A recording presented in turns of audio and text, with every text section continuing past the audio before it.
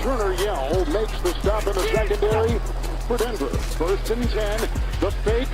Good block in there, and down it goes. Caught at the 30. Welcome to the Fins tailgate. It's where we elevate. Miami Dolphins talk, yeah, we never hesitate. Breaking news, hot takes, we keep it up to date. And when the fans speak up, the panel resonates. We live that aqua and orange from the field to the mic. Breaking down the plays, man, we talk it every night. From Tua to the defense, you know we keep it tight. NFL moves, you know we got the insight. We open up the floor, yeah, it's your time to shine. Fans drop the heat with opinions realigned. You got concerns, bring them, we're gonna chime. The Fins tailgates, where we keep it prime. Welcome to the Fins tailgate, it's where we elevate. Miami Dolphins talk, yeah, we never hesitate. Breaking news, hot takes, we keep it up to date. And when the fans speak up, the panel resonates. The NFL's changing, but we stay on the grind. Latest breaking stories, we don't waste no time. From the trades to the rumors, we make them all align. At the Fins tailgate, we always on the climb. We're repping the Dolphins, but it's NFL-wide. From South Beach to the league, we keep it worldwide. Got the fans engaged with the energy supplied. Come kick it at the tailgate, we're riding high tide. Welcome to the Fins tailgate, it's where we elevate. Miami Dolphins talk, yeah, we never hesitate. Breaking news, hot takes, we keep it up to date. And when the fans speak up, the panel resonates. So if you love the game, you know we got the gate. Tune in, speak out, don't wait, it's your fate. This is the Fins tailgate, now watch us dominate. Miami Dolphins, NFL, yeah, we integrate.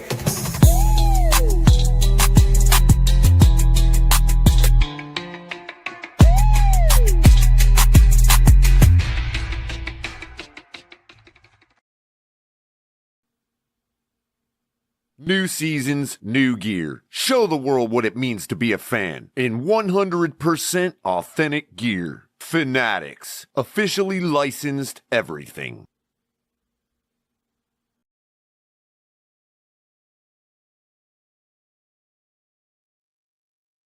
Good flipping afternoon / evening, everybody. This is another episode of the Fins Tailgate. We're calling the Dolphins versus Patriots.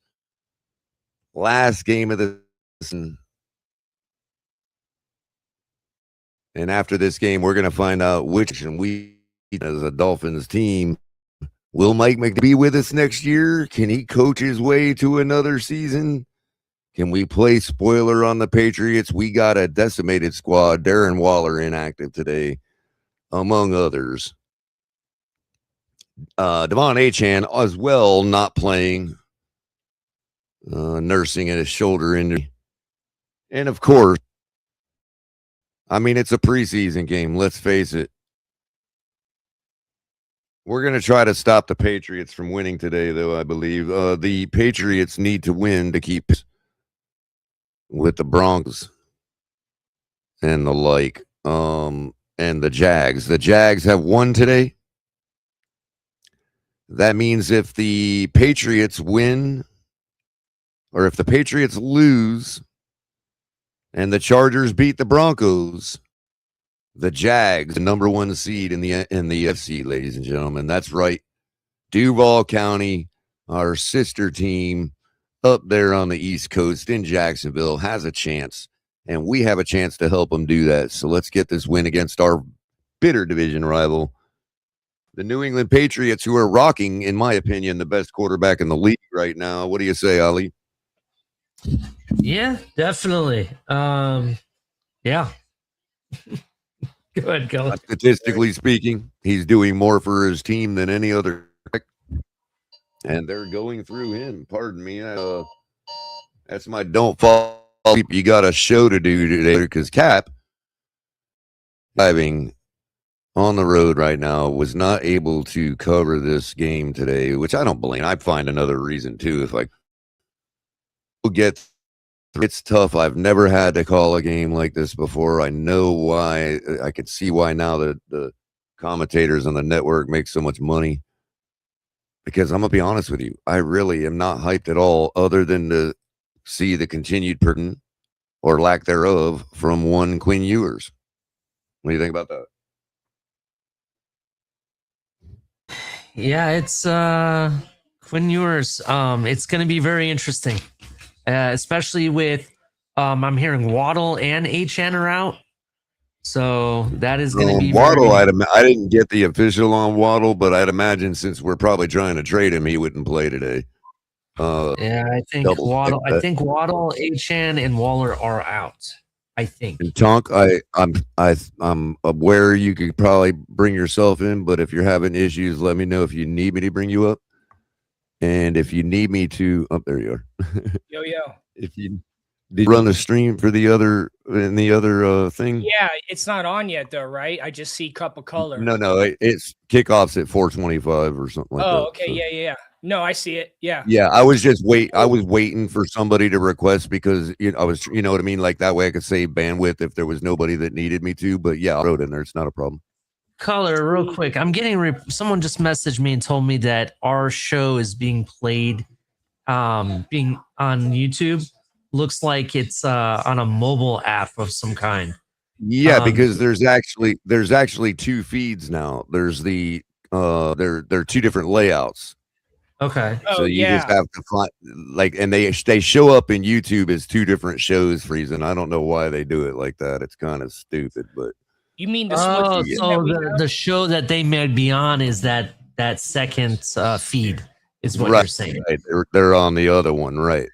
Okay, because I'm sitting here really like dumb why they do that. I don't know why they don't just unify the so you can just say, hey, I'm on a mobile switch automatically. But now there's two different shows actually on YouTube. So when we look at now we have to add them together between those two shows.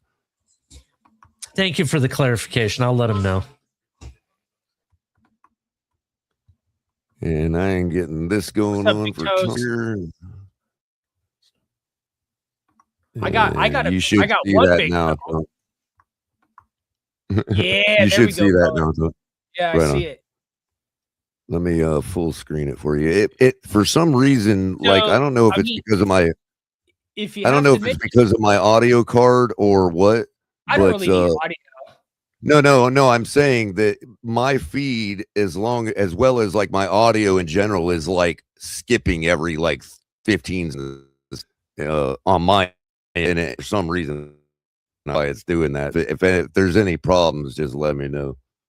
It might be because you're streaming so much. It doesn't seem to be manifesting any other way, but clipping out on my end every 15 seconds. Hey, you know what, Mikey K? You know what's funny about you mentioning pickleball is it was invented out here. It's invented on Bainbridge Island, I think.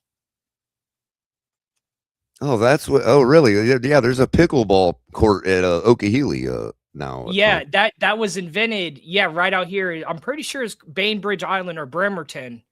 I know it was one of those two. I think it might be Bremerton where it originated, but yeah.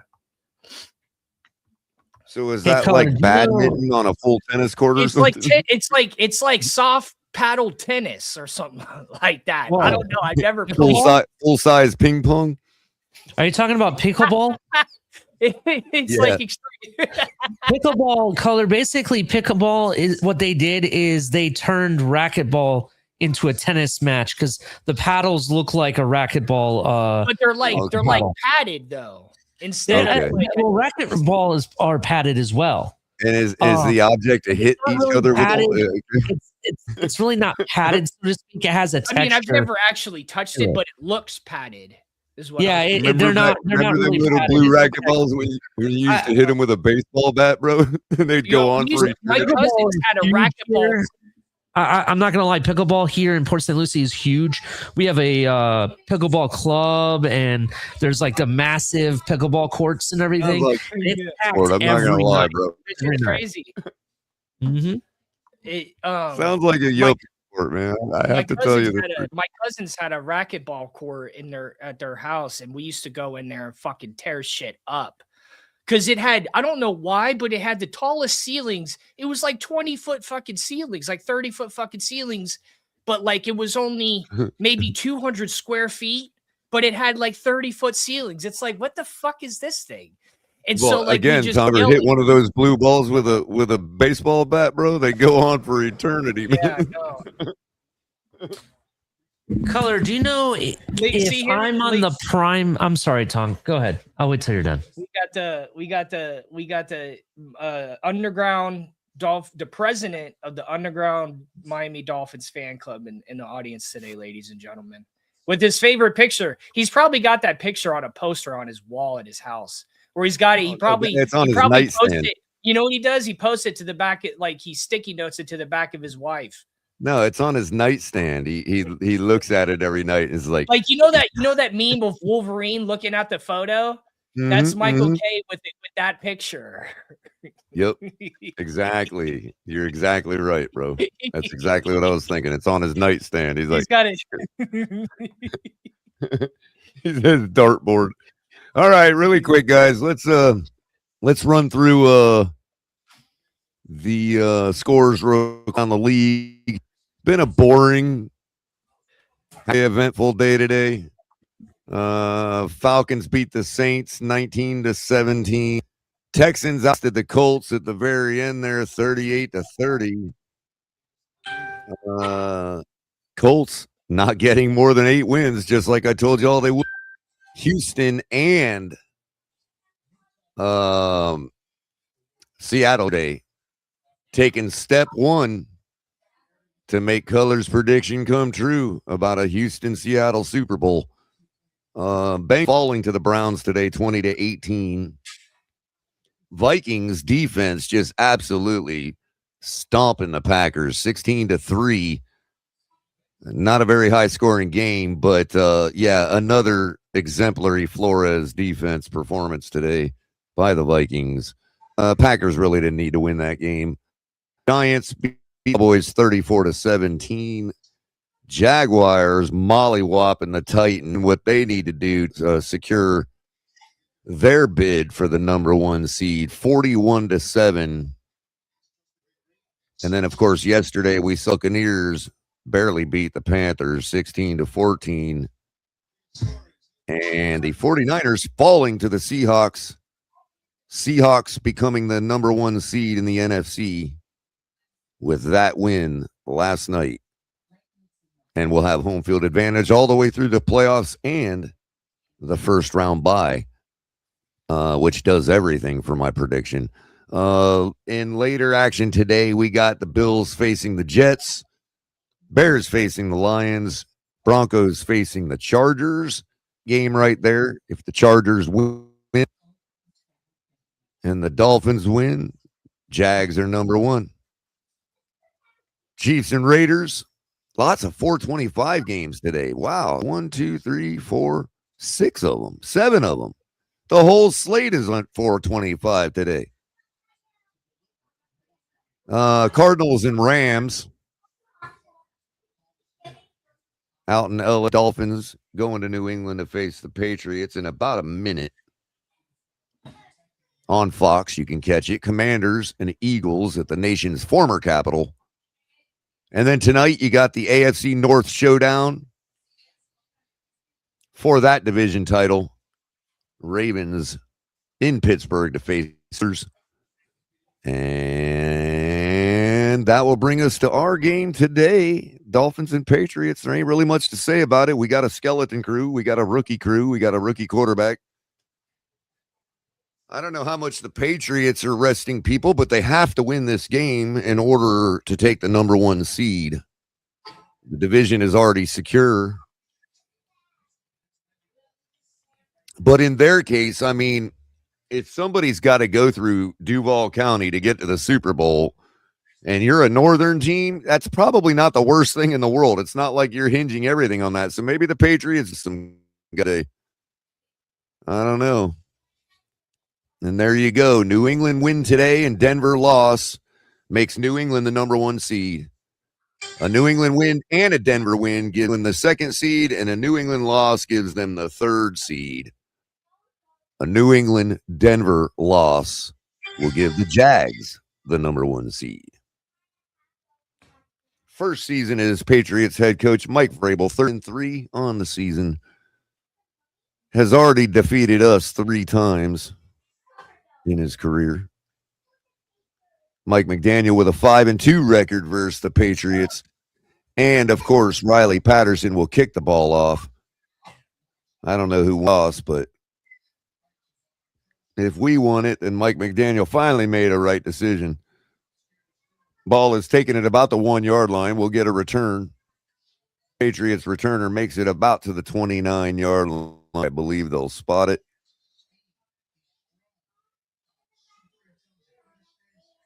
Drake May. 5 touchdowns last week against the Jets. Unbelievable.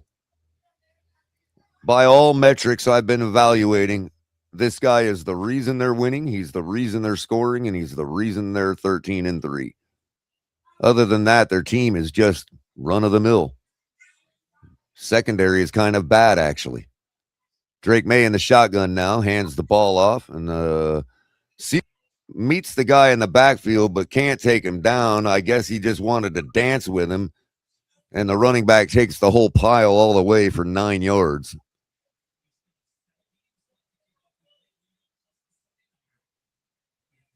%72 completion record, leading the NFL. Leads the NFL in yards per attempt.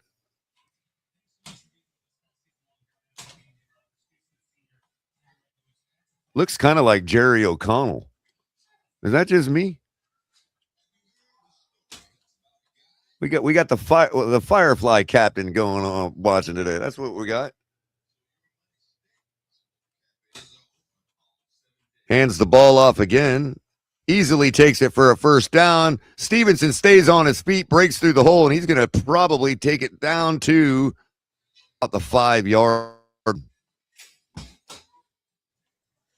Damn, Broke color. one tackle, got tripped up and stayed on his feet and took it all the way down. What's up, Ollie? I hate betting against my own team, bro. I hate it. What else are you supposed to do? I mean, I took teams on the bench today. First. Well, I got to move my antenna around.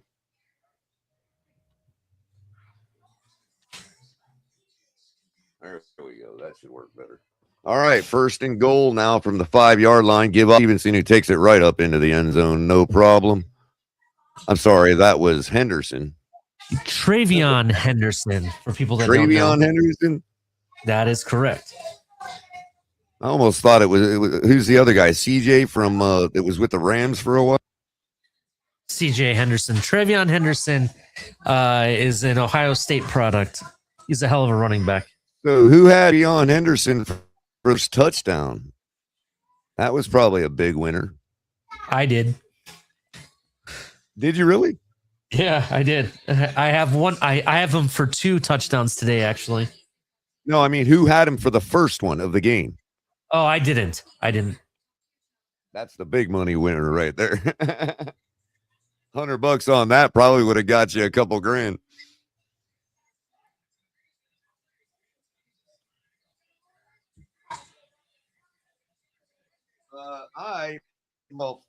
I took one $1 bonus Hard Rock gave me, and that's all I've bet this week. I'm totally fading this whole week. I can't stand betting this week. My modeling metrics model is completely off because God knows what amount of snaps and who's even playing and all that. And so I'm just fading this week altogether. I'm getting my model going and ready for the playoffs, reset everything. Adjust my metrics because we're obviously not going to have any sample size going into the playoffs. We're going to have to rely that's from the probably incorporate with some players their historical playoff performances. Maybe, I don't know, figure out something. But I do have that. There was that fun parlay that they put front page, Ollie, like 4 first touchdowns of the game, 4 different players. I took that one for $1. That'll win me 100 or something. But I think it's already blown anyway because CJ Ham, right before halftime, or maybe even in the third quarter, I have to look at the box score again. But it took CJ Ham most way through the game to get down in that Vikings Packers game. So if you had CJ Ham for the first touchdown in that game, you made a good penny. The irony is, if you're in Minnesota and you're following them, or if you even the NFC North, apparently everybody and their mother knew CJ Ham was going to get down today. So the Falcons won. So the There's some kind of sob story involving him. What was that, Tom? Falcons won, so the Bucks are out the playoffs. Oh, wow. So that got Carolina back in, basically? So Carolina wins the division? Actually. Let's see. Because the Bucks beat Carolina yesterday. Yeah, so it says a Z next to Carolina. Yeah, they clinched. Wow. Yeah, they won the division. Wow. Yeah, the Bucks are eliminated. That game did kind of mean something. Yeah, that game they lost against them 2 weeks ago or 3 weeks ago.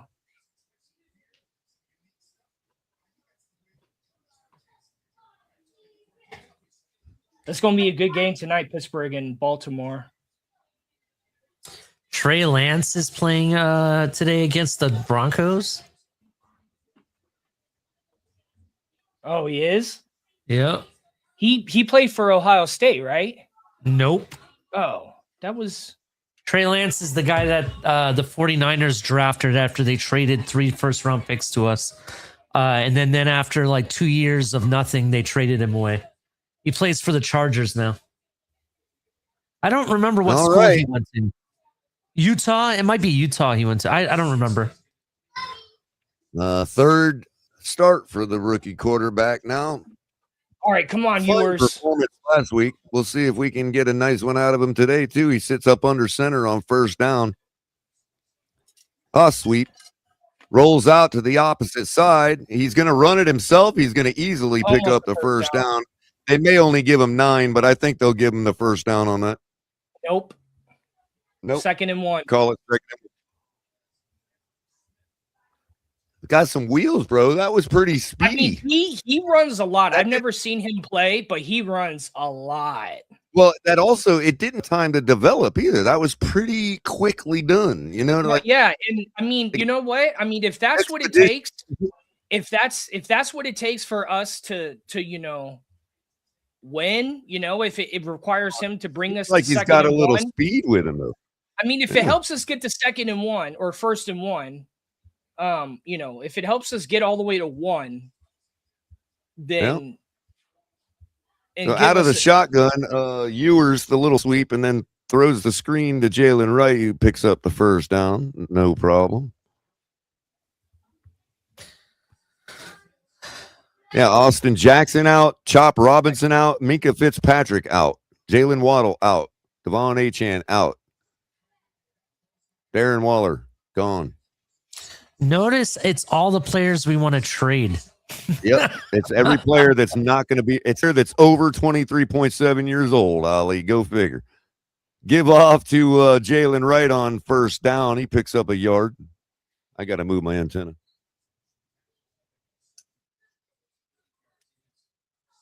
Boogers all kinds of messing up on y'all.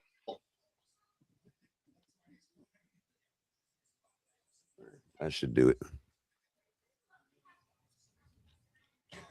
Now, Christian Gonzalez is a good one to take for overs on his tackle. Can see. All right, 2nd and 10 now. Ewers up under center. Ingle goes in motion out to the screen to the 10. Ingle, the lead blocker. Tight end picks up about 4 yards. Dulcich on the catch. That kid needs to be a must re-sign at the end of this season. Oh, he's definitely a lock, bro. His hand so soft, bro, and inviting of the football, bro. Yeah, he's a lock for sure. Definitely. I think we've seen him drop like one legit, But beyond that, he's like, he was 5 for 5 last week. 5 for 5 last week, Ali. Damn. Ewers in the shotgun now on 3rd and 6. Balls at the Patriots 48.5-yard line. Drops back to throw. Good pocket. Throws across the middle to number 81 for the catch. Weiss, I believe, Jr. Big time play, gashes the defense for about 15, 20 yards, picks up the first down, and keeps moving. Look at this, dude. 19 pocket without Austin Jackson today. Just delivers a strike with a flick of the wrist, man. Gotta love it. We've been missing that for so long, dude. Oh, my God. What have we been waiting for, man?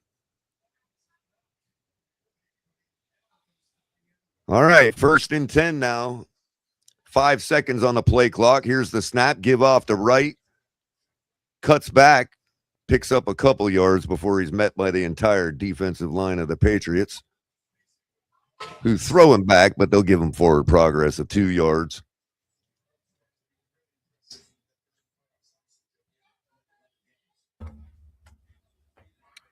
All right, come on, Ewers. That'll bring up 2nd and 8.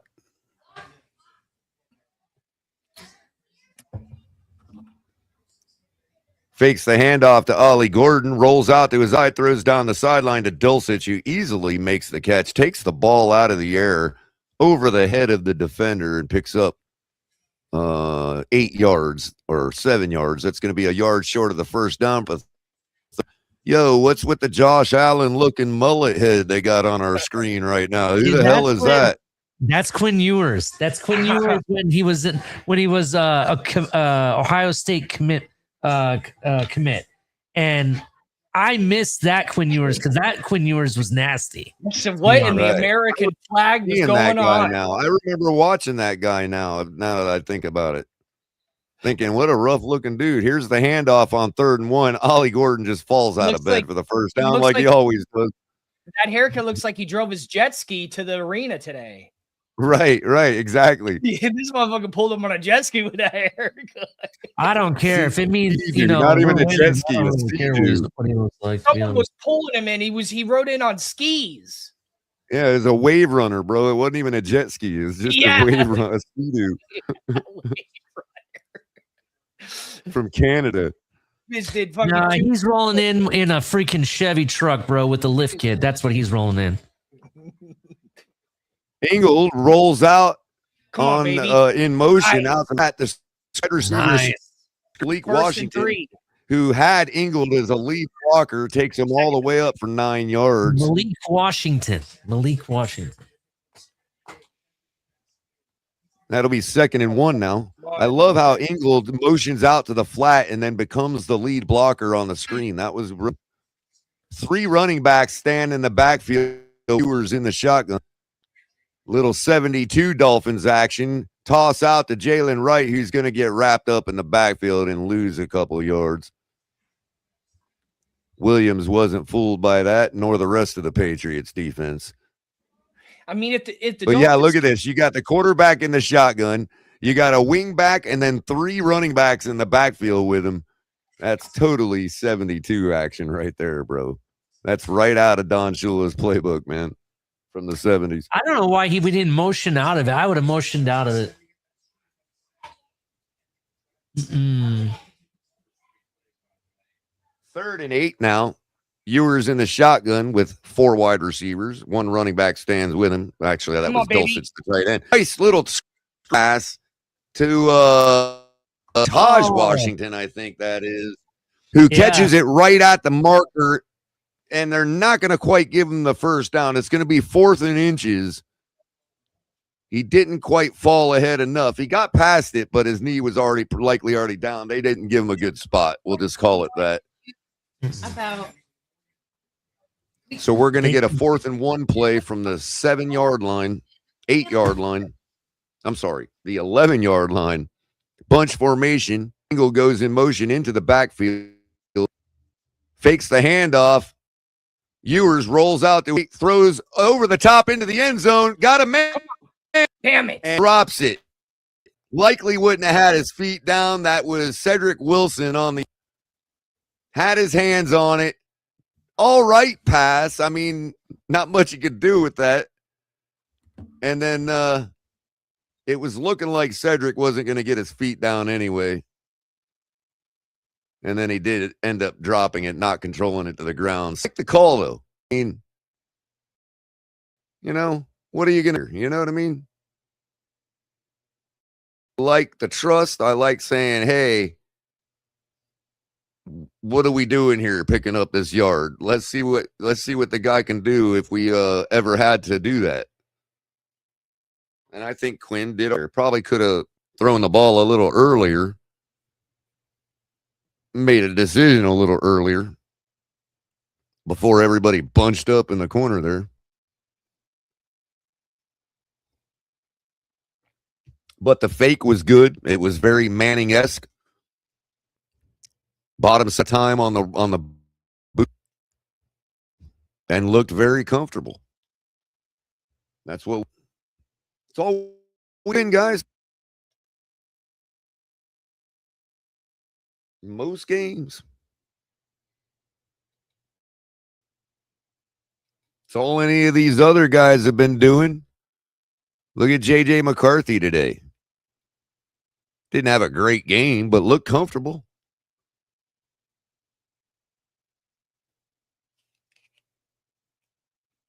Oh, yeah. Wilson catches that all day long, Adam. I mean, that's why I've been hyping up Garrett Wilson. I think he's a great wide receiver in general.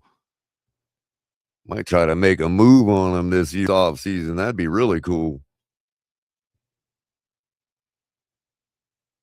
Yeah, really well maintained drive too, Daniel Taylor. Good point there.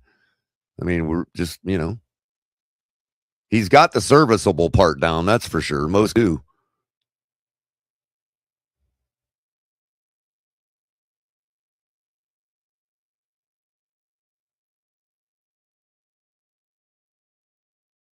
And to be honest with you, I think the way that bootleg just developed on fourth down, you run that 10 times, he's getting a touchdown 6 of them. I mean,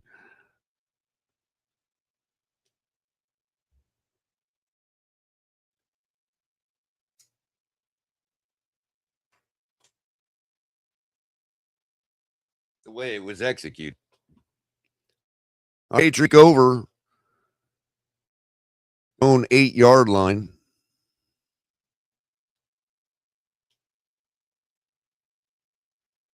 By the way, are liking the vocals today. Shout out to the DBX 286. Very nice preamp effects process. Not very expensive either.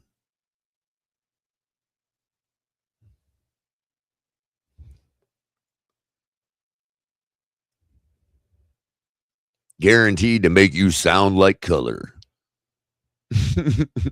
Drake May in the shotgun now on 2nd and 3. First play was a short gain. Throw flat to the sideline. I'm sorry, to boot.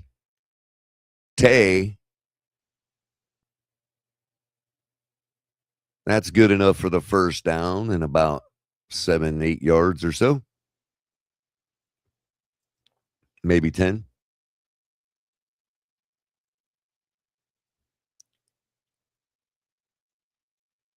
Nearing the 440 mark in the first quarter of the game. Patriots leading 7-0 as Josh McDaniels looks on. Fakes the handoff, gives it on the end around to the wide receiver who takes it up about 5 or 6. Number 8. I'm not sure who it is. Williams is the name.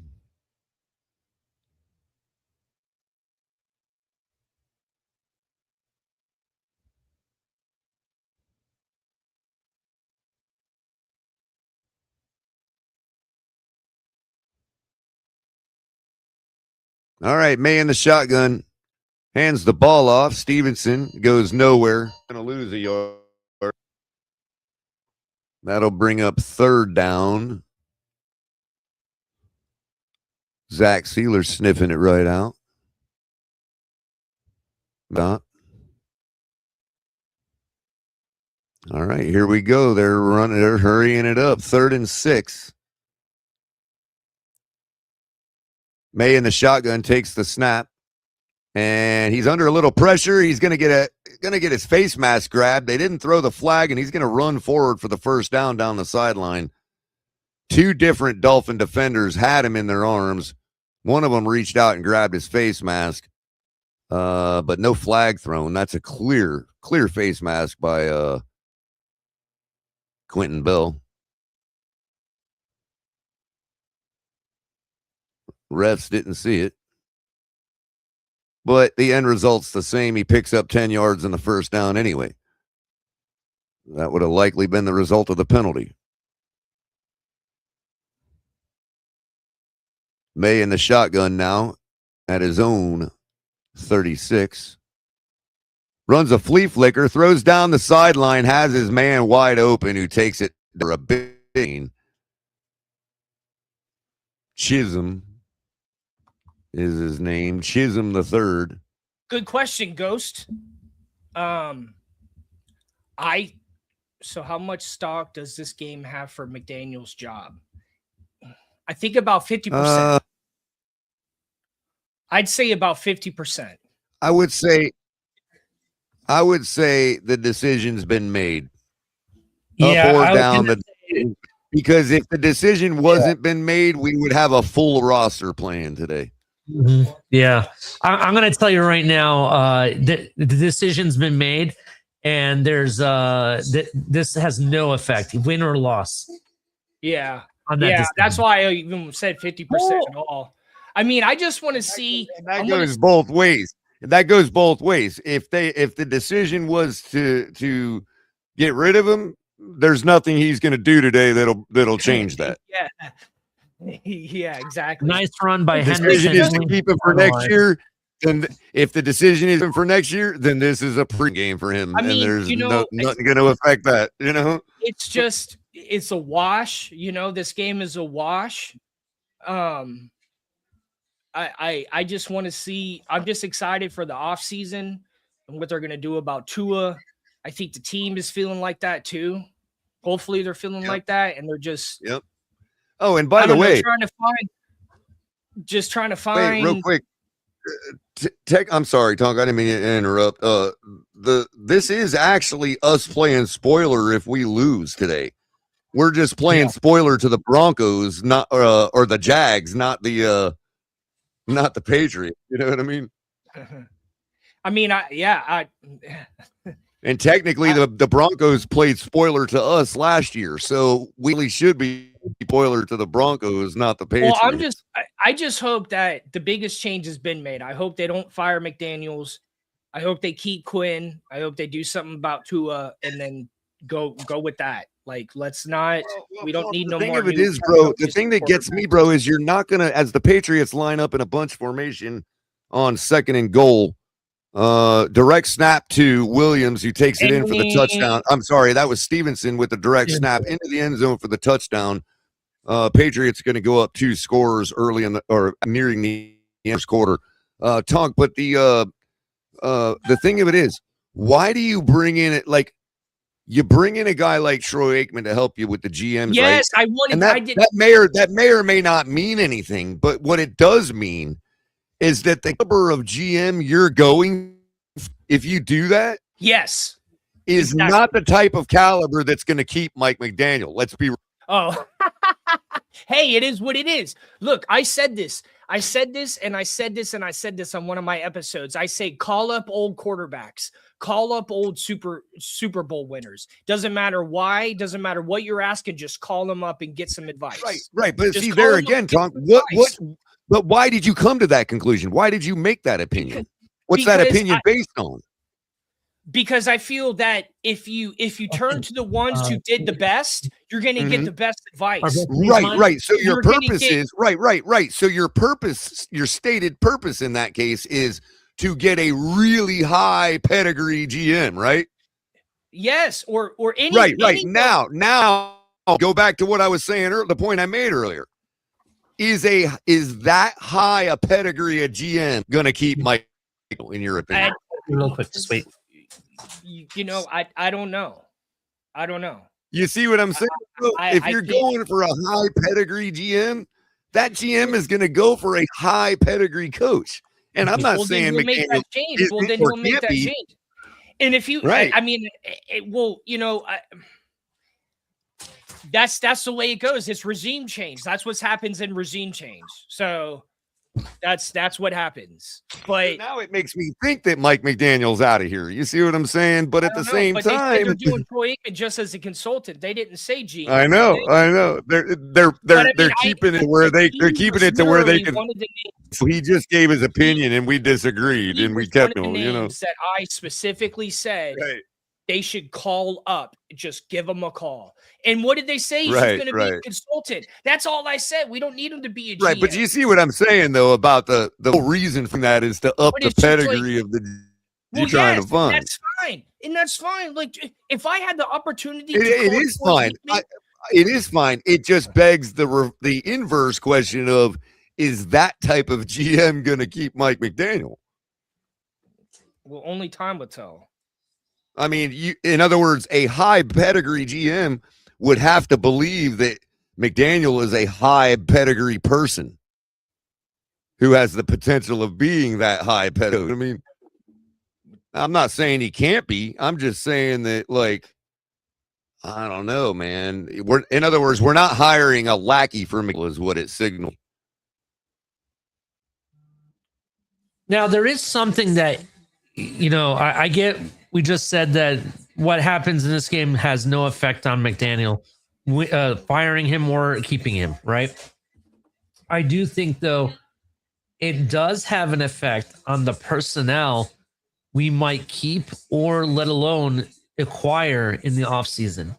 And the reason I say that is look all the guys that we mentioned that are out today are pretty much starters or players that play on the regular. Right? Trade bait. Yeah, trade bait. Well, you're giving all this youth a tryout to see what they got. So their status with the team is on the line with this game. You know what I'm saying? Yeah. We were right. You're specifying that before we were just speaking from the perspective of Mike McDaniel, not the other players. The other players, this game is everything. Think about it like this, okay? When I was in college, and after I graduated college, and I had to for my career that I have, I had to get certifications. Like I got the job, but I had to get certified. Quinn Ewers slip on first down with 49 seconds left in the first quarter. Sorry about that, Tonk. Going across midfield on first down. Big play. Ewers to Taj Washington. Go ahead, Tonk. So when I was in college and after college and getting certifications, it's basically still learning. Whenever I was confused about something or I needed help, I asked every person I could that was good at what I was doing. Sometimes I'd ask different people the same question, and that's what got me through a lot of college and post grad with getting certifications and stuff, is because my willingness to ask so many people, and a lot of those people that I consulted with were professions in this area, and it's done me really, really good. And that's why I said for the Dolphins to just give calls to all these successful, retired players, because I've seen that work for myself. Right. And regardless of what their role is, they have knowledge that you can still use, even if it's, hey, Quinn, try this, try this, or something like that. Dolphins give the ball off to Jalen Wright, who meets his first tackler at the 5-yard gain mark and then fights his way for a couple more on first down, second and 5 or so. And we're at commercial break, so you got the floor. Yeah, sorry, I'm not.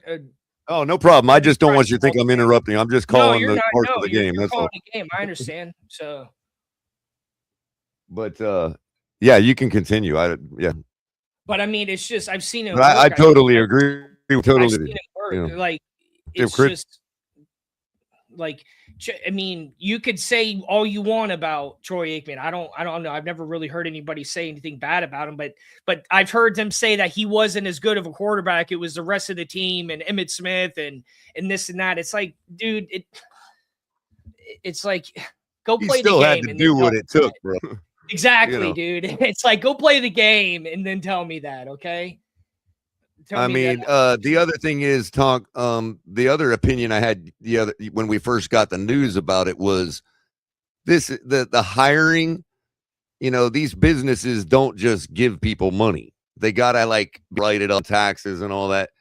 So the hiring of him is, for a paycheck, and that paycheck is standing in the place of some cash for giving us Jimmy Johnson's phone number. You know what I mean? Well, it's like, and it's not like he hasn't still been locked in. The guy's been on TV for what, 20 years now? Right. 25 Right. years. But what's Troy Aikman going to advise us to do? Interview Jimmy Johnson. Well, how do we do that? We need the frequency to his radio on his yacht that he's fishing out off. You know what I mean? Yeah, exactly. So we just paid Troy to get in contact with Jimmy. Exactly.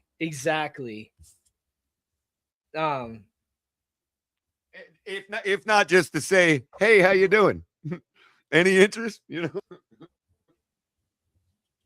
And it's like and that doesn't just when your networking becomes that's when your networking talk becomes lucrative. You know what I mean?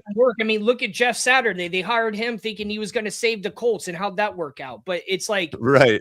All I'm saying is just call somebody. I'm not saying you have to hire them as the head coach or GM. Ooh, sneaky little quick handoff to Malik Washington after the snap, and he takes it up the hash mark for about 15 yards. Number 5 was clearing the way for him. Oh, yeah, that's Jalen Wright on the lead block. Jalen Wright, yeah.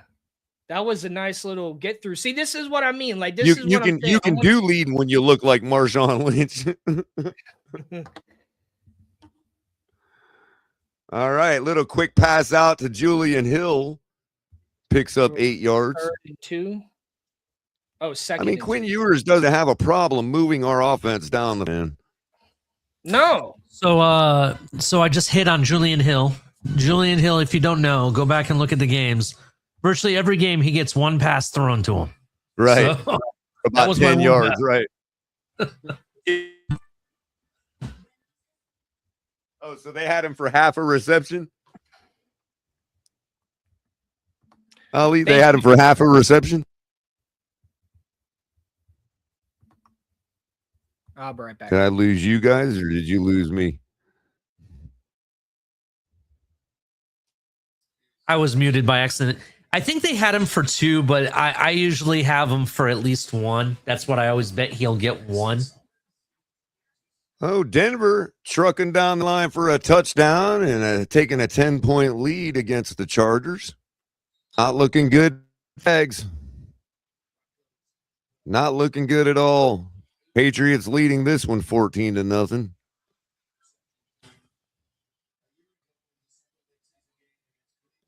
Ewers in the shotgun now has Ingle to his left. Jalen Wright stands behind him. Give off is to Wright with Ingle ahead of him. Wright takes it off tackle, fights his way for a bunch of yardage, 6 or so. I think he dropped the ball. Dolphins got it back, but I'm not sure if he wasn't already down first anyway. No harm, no foul. Dolphins get it regardless. Bring up 2nd down and 3. So we can get another first down before the touchdown. Ball's at the 5.5 yard. No, I'm sorry. 5.5 yard line. Ewers tosses to Wright, who takes it up for the first down to about the 3.5 yard line. Depending on where his knee fell, they're going to call that 1st and goal for the time being. Jalen Wright putting in some work. He'll check out of the game. Ollie Gordon comes in. Time for the Ollie Gordon and touchdown. 2nd for the play act. He's going to give him a zone delayed handoff out of the shotgun. There it is. And Ollie Gordon takes it down into the end zone, slides on his back down the defender without any part of his body hitting the ground, and the ball is the first thing to hit the ground in the end zone. That's going to be a touchdown. They're going to call it 1st and goal, but yeah, we're going to see this here. Look, does any part of his body ever touch? Look, his shoulder goes down right before the end zone. All right.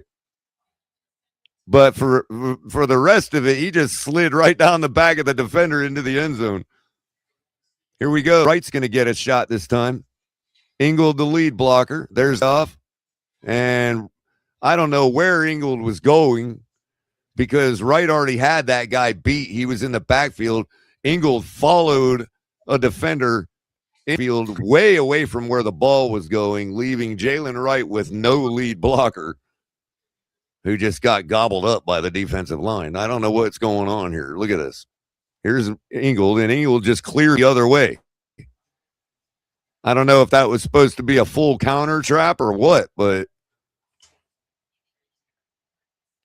Someone didn't know the play. there's the corner pass for the touchdown to Malik Washington as the feed skipped out for a moment. My apologies, everyone.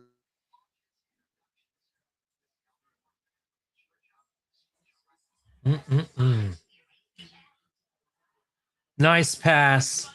Overall, I like what I'm seeing from viewers. Malik Washington is Malik Washington. Everybody hit the like button. Subscribe if you're brand new. Turn on the notification bell.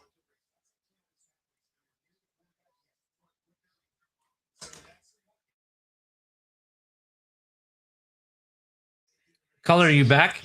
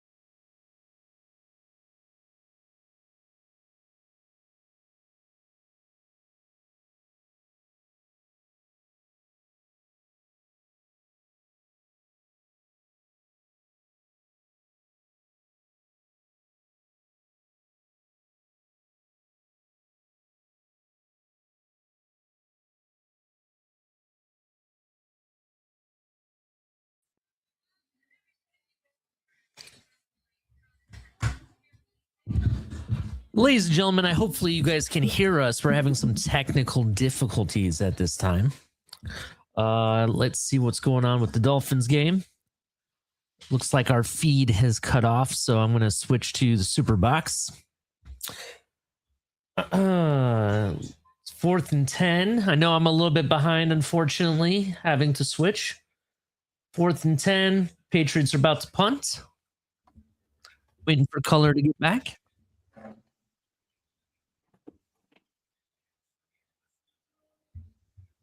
Malik Washington for the return, and he doesn't really go anywhere.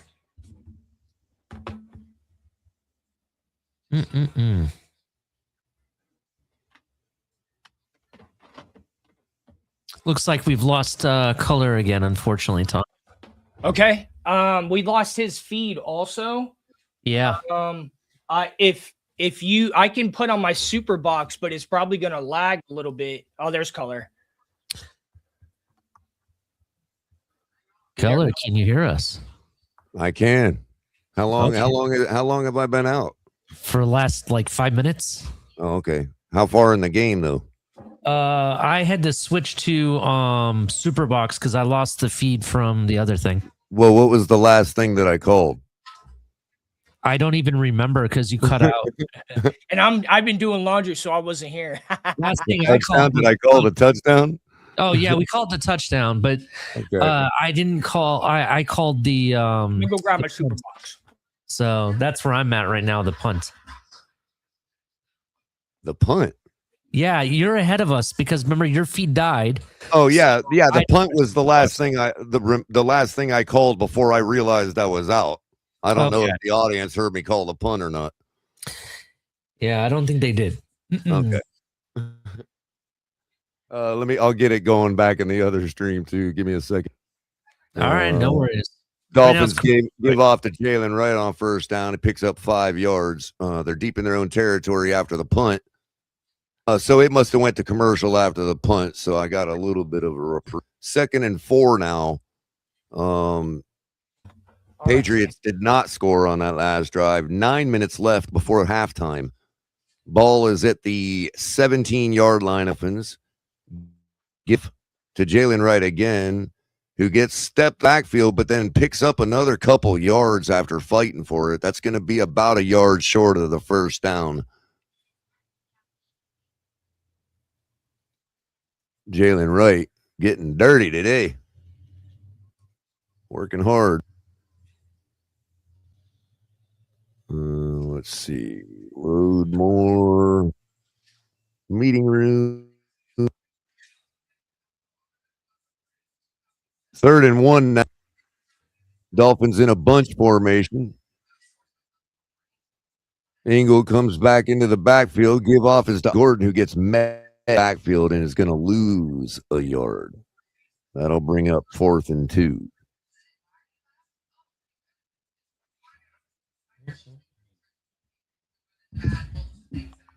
I tell you what, I love the Super Box.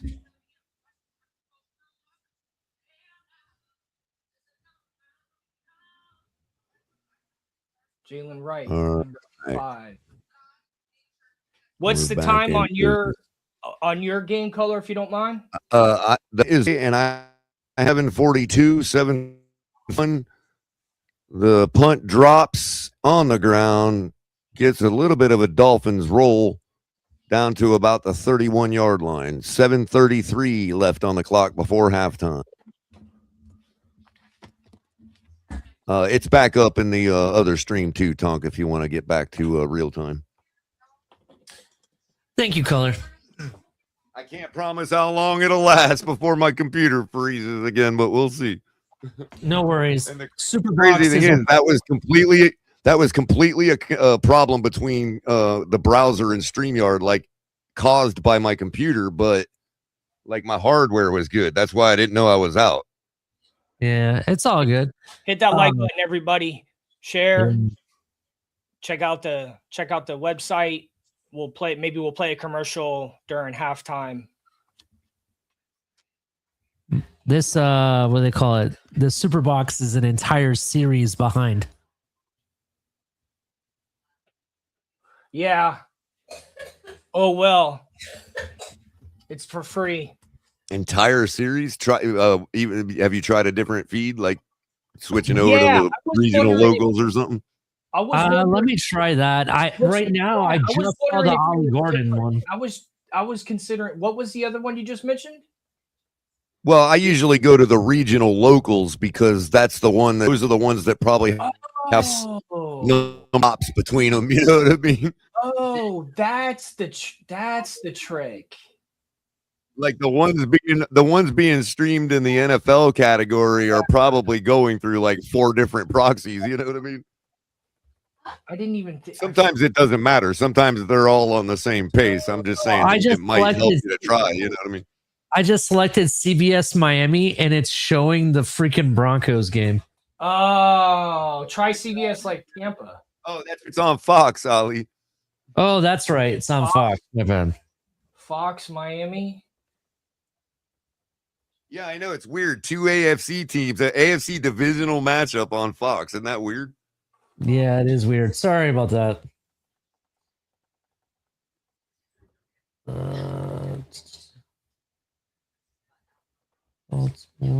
Fox is like all these cheap games laying around that none of the other networks wanted to buy. We'll pick them up. Why not?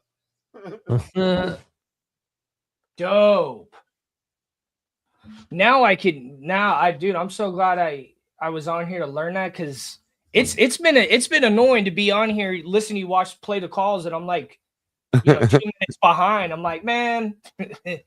It doesn't always make a difference, but sometimes it try just going to the different types of channels. You know what I mean? Yeah, this Super Bowl. I'm gonna buy a second one soon. This Super Box is the shit, man. What they need is a super box that's just on a bowl that can feed into your computer. I'm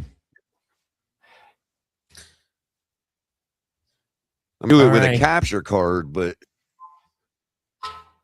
that kind of defeats the purpose.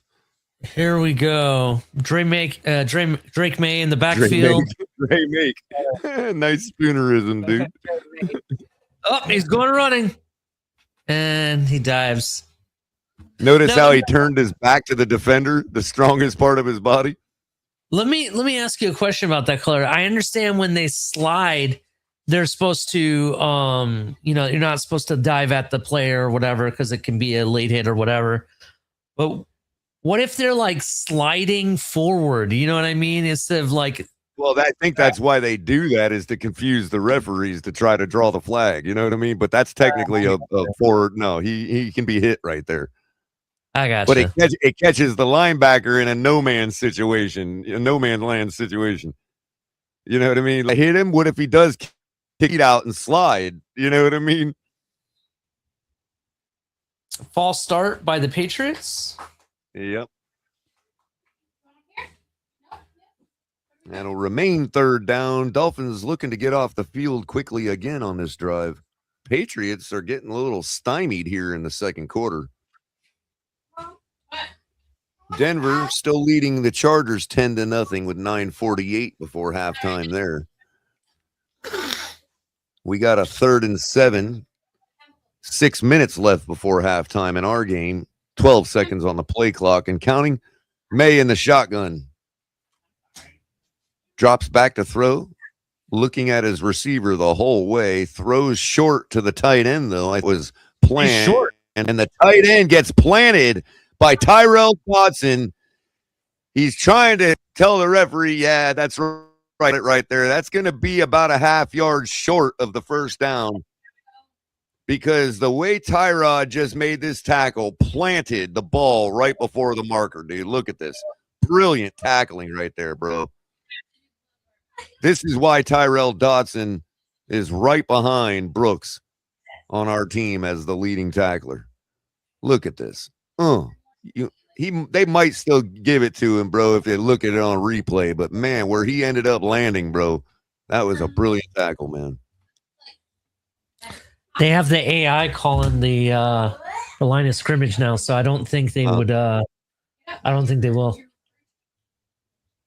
It looks like I think Vrabel might have thrown the red flag. Oh, did he? Okay. And how did we get from 6 minutes to 50 seconds left? Oh, these networks this year, Lee, are just terrible with the graphics, dude. Yeah. All year long, bro. Either not putting stuff up or taking like 3 plays to do it or incorrect information. Like, really? Yeah. Get on the ball, man. They must have AI controlling that now, too. Yeah, AI doesn't like it. And Like We don't 55 need seconds left before the half from 6 minutes. Like, really? All right, 4th and 1. Bunched up here. They snap the ball, quick give off, and that's going to be stopped backfield by Tyrell Dodson. What an absolute beast of a stop right there. Not once forward. Was that Dodson or Brooks? Dodson. Brooks. That was Brooks. Nope, that Oh, was was? Dodson, dude. Look No, at it that. was both of them. It was Brooks both hit of him them. first and cleaned it up and Oh, it was landed him Davis. right where he stood, bro. Oh, Not okay. even, he might have lost the yard. Wow, what a And that stop, was their dude. tight end. Lock him up, bro. Tyrell See, this is- Dodson, man. see, this Lock one him, said- dude. You know, it's setting us up for next season. Both players. Brooks makes the hit. Dodson just plants him right where he stands, dude. Oh, just beautiful. Boom, boom. And lost the yard. I mean, God, that is so beautiful, dude. I've never seen anything that beautiful in my life, bro, in football, man. That's just like how it's done right there. Look at Vrabel. Vrabel's got to respect that. He's like, how do I not have those dudes on my defense? Damn it.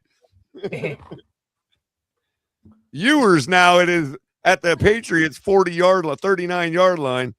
Hands the ball off to right cut, makes another cut, finds a hole, takes it about 9 yards down to the 31-yard line. We're probably going to get a holding penalty on that. Flag is out. If it's on Julian Hill, I'm going to revolt. Well, too many holes opened up late. That usually signals holding. There it is right there. That's Patrick Paul, yeah. Yep, can't pull him towards you, that's for sure. God, I love Tyrell Dodson, man. What a beast, dude.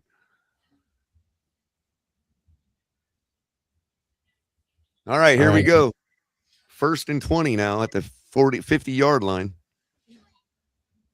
Moving backwards. Ewers in the shotgun. Hands the ball off to right. Right takes it around the corner, almost outflanks the defense.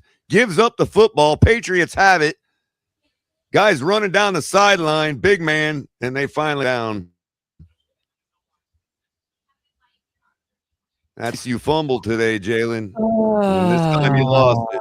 God damn it. Oh, yeah. Second guy came in and put his hat right up from behind. Yeah. Got to go 2 hands there, Jalen. You got to do, I mean, it is what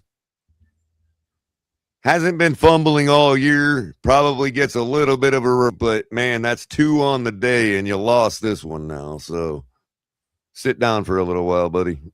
If you looked at that play prior to him getting hit, it looked like he had a lane to cut into and take off, but then he bounced out of it and went around. It was weird. Yep, I thought the same thing. I thought he was going to take it for a big gain when the play was happening. Yeah. May up under center now. He's trying to dance and he doesn't need to. Yep. Give off to Stevenson.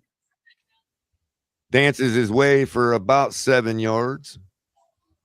Henderson this time, I'm sorry. Travion Henderson. Avius or Travion? Travion. Travion, all right. I don't want to add an actual Davis in his name, you know, if it ain't there. He might hate Davids. All right. 2nd and 3 now. May gives off again to Henderson, who takes it up for the first down easily and yards more. Taking 2 of his own guys and Butler with him to the ground.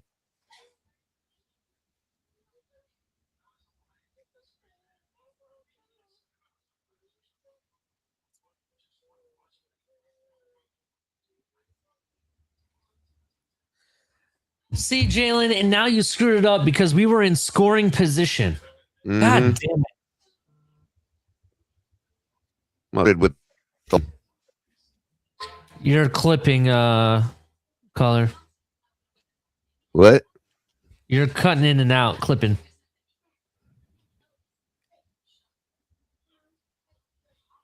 May throws out to the flat to 38. Who takes it up the sideline for a few yards.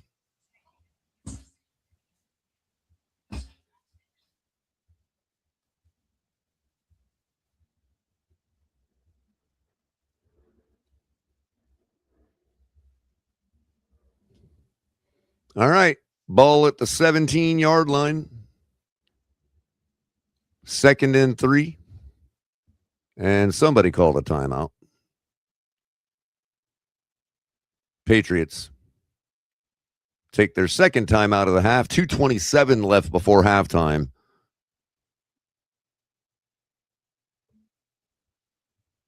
The coach is not liking what they're seeing on the defense, so they take a timeout. I was going to say he looked like he was pissed at somebody.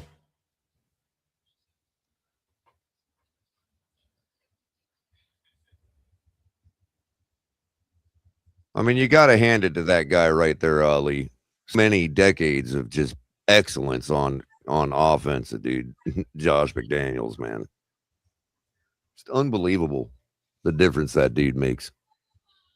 It's odd how he was such a great offensive coordinator, but he can't make it as a head coach. Well, You know what I mean? same thing about Flores, dude. And you and I weren't really privy to what was going on in Denver like we are mine. You know what I mean? Yeah. Henderson up for a first down and drags the pile for about another 5 yards. Flag on the play. Maybe we can get a holding penalty, Patriots here. Maybe.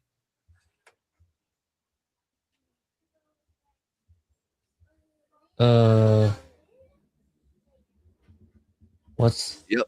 Holding on the offense.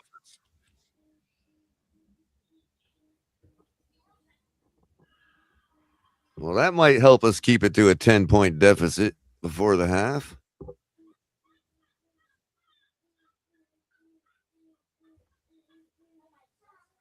Austin Hooper guilty of the hold.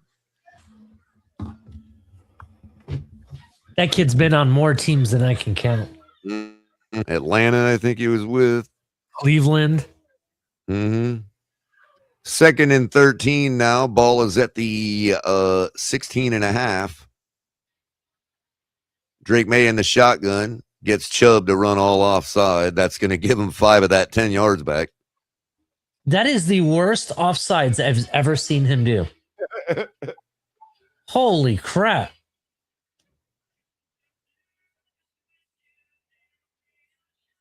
Yeah, that's the one that's motivated to the quarterback. That's when they have to stop the play. They can't give him a free play out of protection of the quarterback.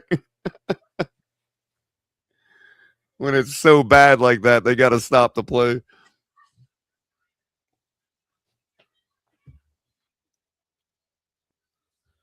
Otherwise, May's going to the end zone, right?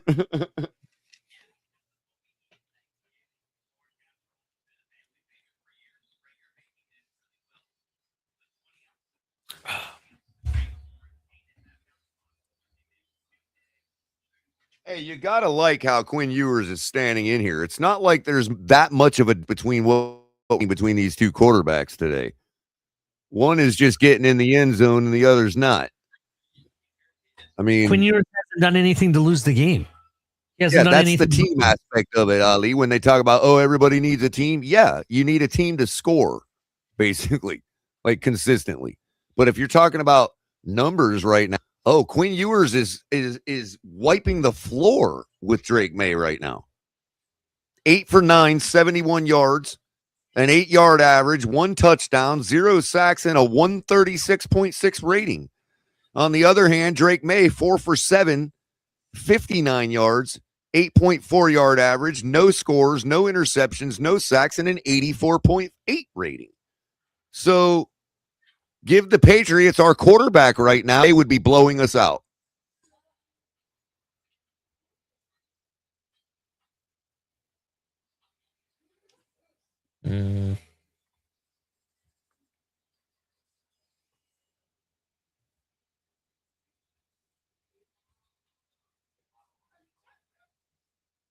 Given how their running game is performing. Yeah. So, I mean, but Drake May is doing what he needs to do to get the scores. And not many more, just one more. But again, you can't lose the game if you have more point opponent.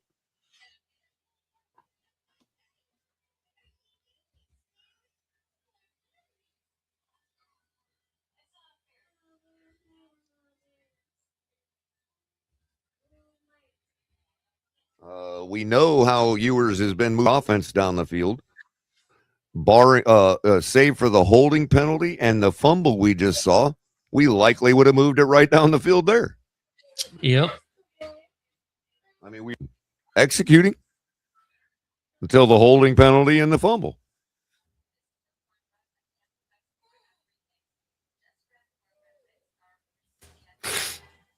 May's tasted more success, so he's a little more fearless right now. Time. As he stands in the shotgun on 2nd and 8, takes the snap, in his face, dumps the ball off. He's going to pick up about 4 or 5 of that 8. That'll bring up 3rd and short. 3rd and 5, they'll call it. So midway manageable for a modern NFL offense. 3rd and 5 to be 3rd and short, 3rd and man. If you can't pick up 5 yards in the NFL, you don't belong in the NFL. Just all there is to it. I mean, yeah, sometimes you can tell, okay, that was an extra special performance on defense, but most of the time, 5 yards is ridiculously easy to get. Go down on the field, go to a football game and a live one, and you'll see just how short 5 yards really is. So the Dolphins need to hold him to a field goal here. May in the shotgun stands by himself, 5 receivers, drops back to throw, throws out to the flat. I didn't see the result of the play, but there is a flag on the play. Pass interference on the offense. It'd be a nice penalty and remain 3rd down, 3rd and now. Why didn't they let us see the whole thing? What happened there? Well, it skipped out. I think they picked up the first for the yardage, but then it was a pick play, basically.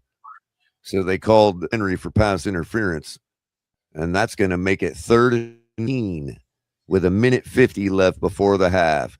Vrabel throwing his gum on the ground in disgust. In the shotgun now, 4 wide receivers plus a drops back.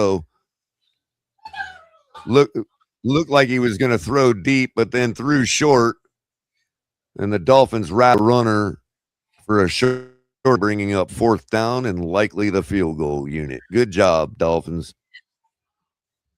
If this game mattered, that would be a critical stop right there. Gave us enough time to run down the field and score a touchdown and make it a close game. And even if not, only a 10-point lead, and we get the ball back to start the second half. So you got what you're doing is you're loosening the pressure on what you're talking about. This comeback drive right here. We don't have to be under pressure because we're getting the ball back. It's only going to be a 10-point deficit.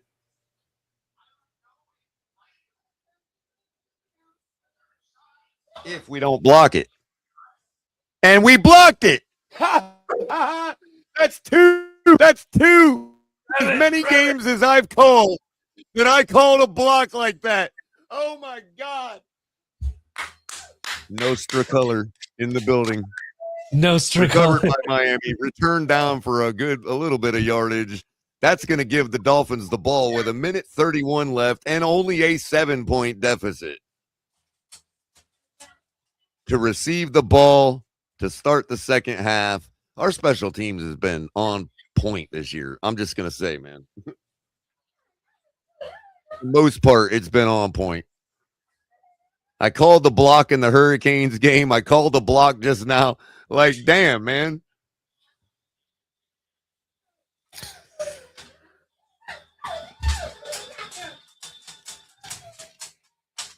Jesus, man. That's good defense right there, guys. Good defense, good special teams. I mean, for real, people want to blow this up?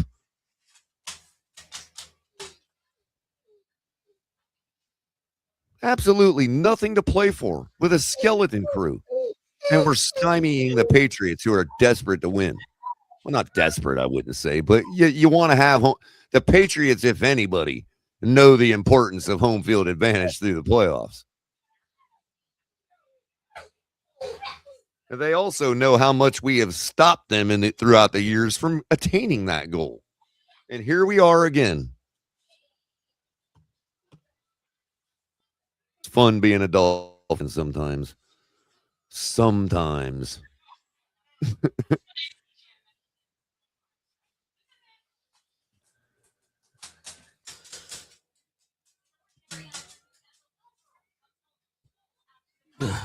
What you got for that game coming up, Ali? Hurricane. What's even Ole Miss's mascot, dude? A rebel. The Rebels. That's right. I am rooting for the Canes. I need and want the Canes to win. However, to be honest, Ole Miss kind of feels like a Cinderella team at this point.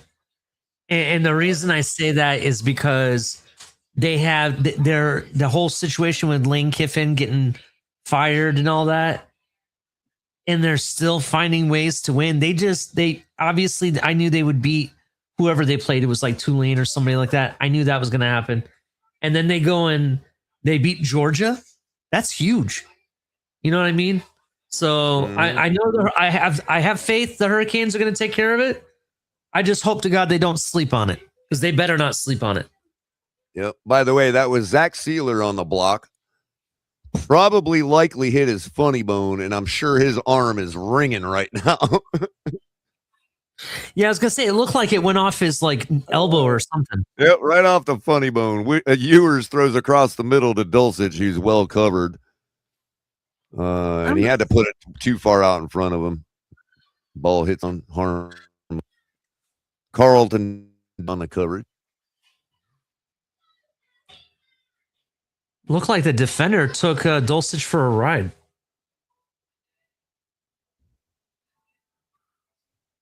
All right, Ewers in the shotgun, 2nd and 10, minute 28 left before the half. Drops back to throw.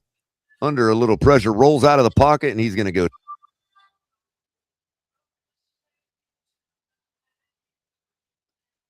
All right, so these defenses trading blows now before the halftime. I don't know what Quinn Ewers thought he was doing standing there like that, but you're not Cam Ward.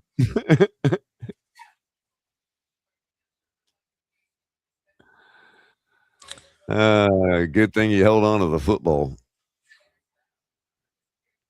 Well, so far he doesn't fumble.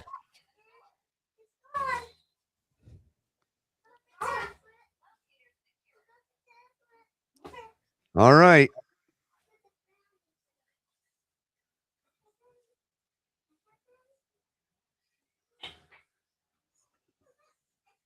Yeah, that I'm looking at the replay of the pass before this last play.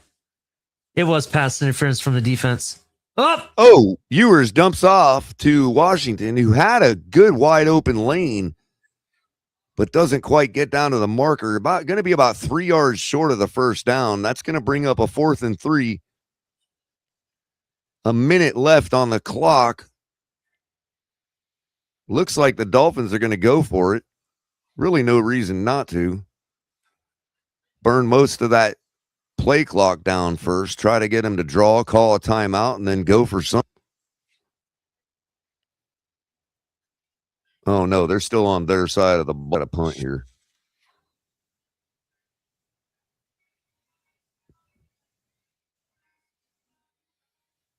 They're all patting Jalen Wright on the shoulder like he's about to get the call. No, they're just going to take the delay of game. Nope. Nope, they called the timeout. So that's going to be 30 seconds left before the half.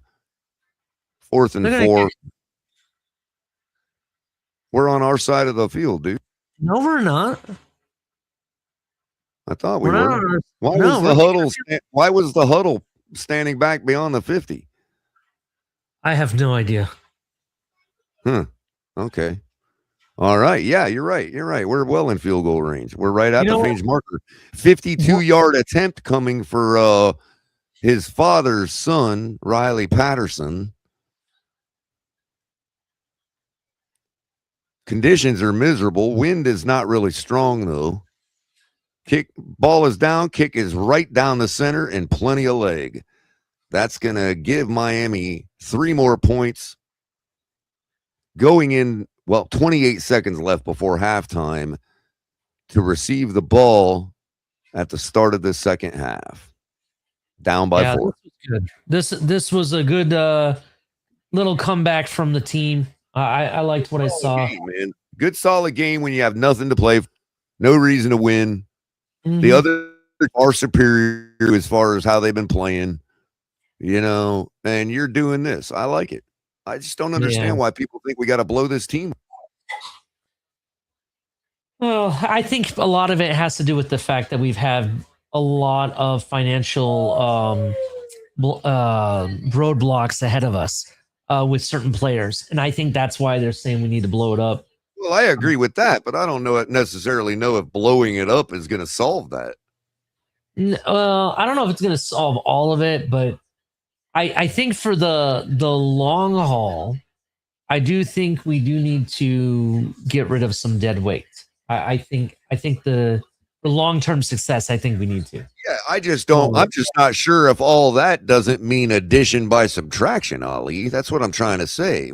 Everybody's talking about like blowing it up, like firing the janitor and everything. And it's like, really? I mean, are we watching the same game? You know what I mean? I think people are just being what do you say? How do you say that, Color? Like they're just over exaggerating. I hear you. Knee jerking, Exactly. But the irony of it, Ali, like you pointed out earlier with the guys that are not playing today, we obviously haven't missed them. And those are all the dead weight you're talking about.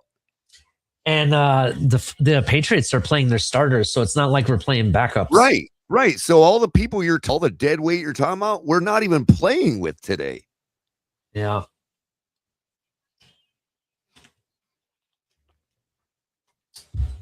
Not even Austin Jackson. Yeah. I'll say it, Color. Right. It's very interesting how you take out certain players, right? And all of a sudden our team kind of looks like a different team altogether. Exactly. Yeah. You know what I'm saying? That's exactly. Literally what they call addition by subtraction. And we've been there you go. That's a good way to say it. That's a really good way to say it. I like that. Yes, we haven't missed a single one of them today. We're watching the same game that we've watched all year long, and none of those guys are on the field today. Yeah. And it's just really interesting. It's almost like someone, like, let's say our team hypothetically had cancer and you've just been cured of cancer. And it's a revival. We might have a little bit of a revival now. Things are changing. Things are on the different swing, and let's go with it. Let's stick together. So what would the only would be lack of pressure on to perform today, because the game means nothing, right, Ali? So what does that say? That all those guys are choke artists? Obviously it does. Tua, Waddle, all of them, choke artists. People like to say, oh, well, all Tua's fault in Kansas City. Well, you're right. All of those guys that choked are not playing today.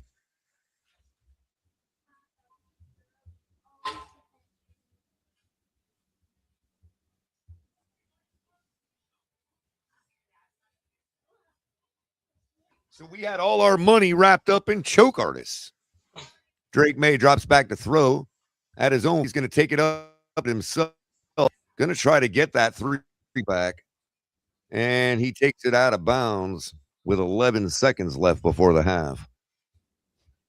At about the Dolphins 45 or so.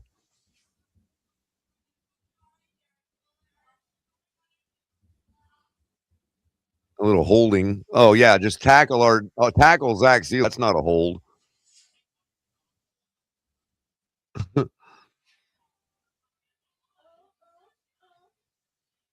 So they'll make up for it likely on this next play and knock him out of field goal range with a holding penalty. Looks like they're going to go for the end zone with a Hail Mary. May standing all alone to the sideline, nowhere.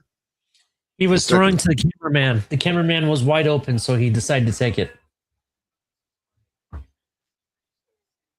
This is going to be a long field goal if they hit it. Mm-hmm. 3 seconds left. Ball is at the 41-yard line. And Borregales with the 59-yard attempt. This would have been good for third place back in Stojanovic's day. Ball's down. Kick is up. Got the accuracy, and it's got the leg. He made it. Wow. Got 3 points back. 17-10 now. Before the half. Unbelievable, dude. Plenty of distance, too. Look at this. That's good from 62.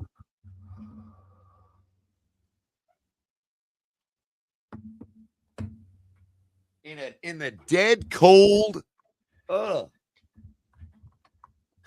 wet air of Massachusetts, bro. No wind, but still.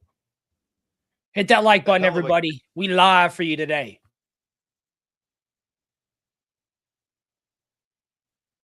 That is one hell of a kick right there, man. Especially after having the last one blocked.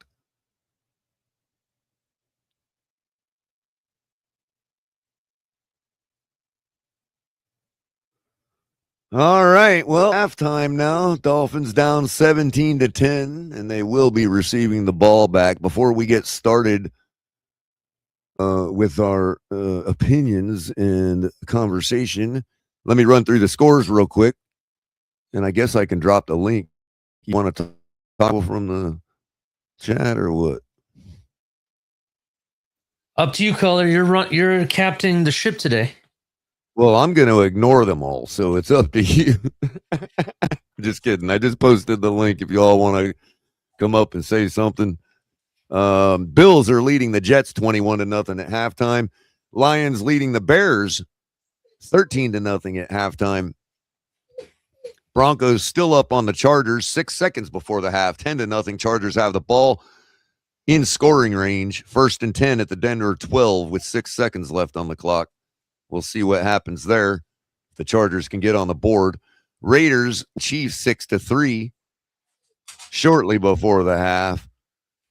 Halftime in LA, Rams leading the Cardinals 16-6. Halftime in New England, Patriots leading Dolphins 17-10. The Eagles down to the Commanders 10-7 at the half. In earlier action, we saw the Falcons defeat the Saints 19-17. Bengals fall to the Browns 20-8.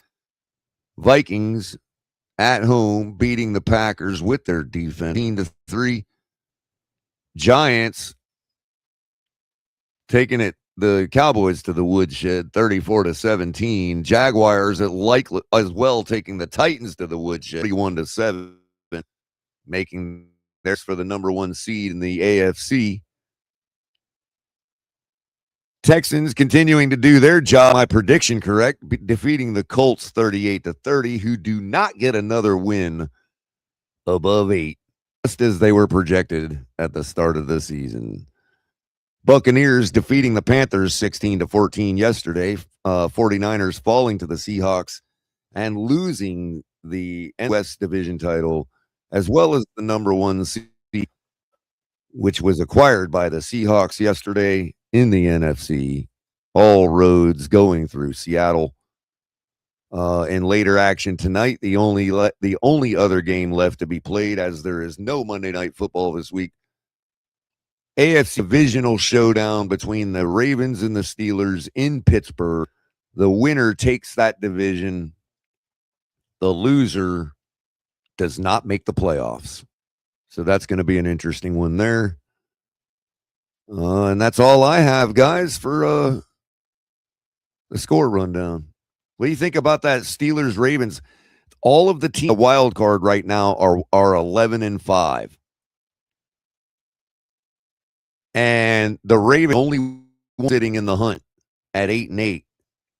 And the Steelers are like, what are they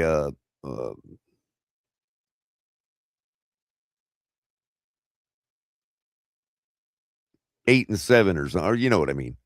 And so basically those two teams, neither one of them can make the playoffs if they lose, because neither one of them are 11-5.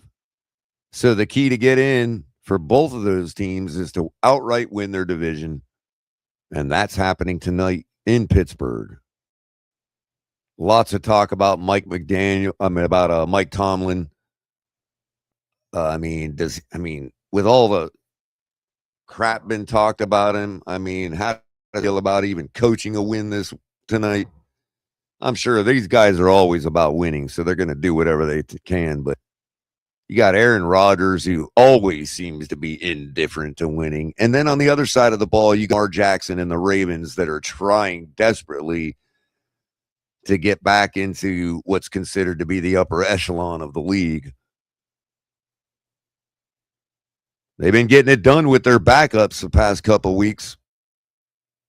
And I don't know if Lamar's playing tonight, but it's about time for them to get off the snide and take that division or go home. And then send your quarterback to Miami.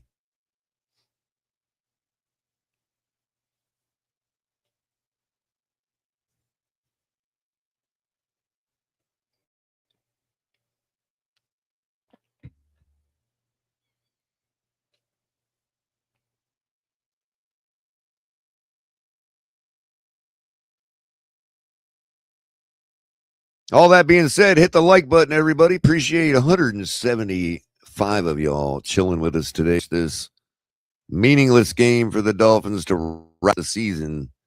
And we got plenty of stuff to chomp on for this offseason. It's probably going to quick this year because I don't think there's going to be a lot of days where there ain't much to talk about. Because there's a lot of questions that need to be answered this offseason. A lot of moves that need to be made.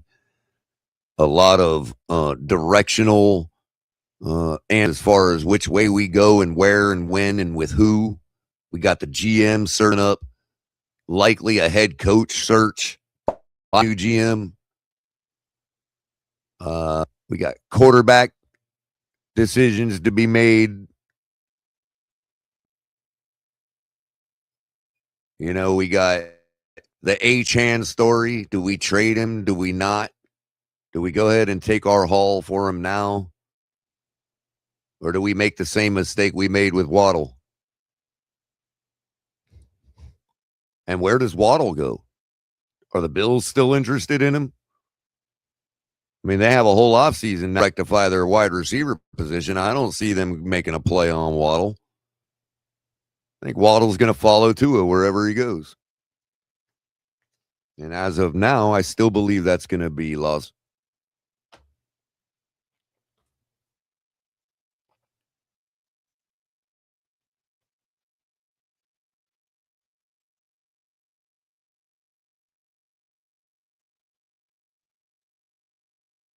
In the meantime, Color's going to take 5.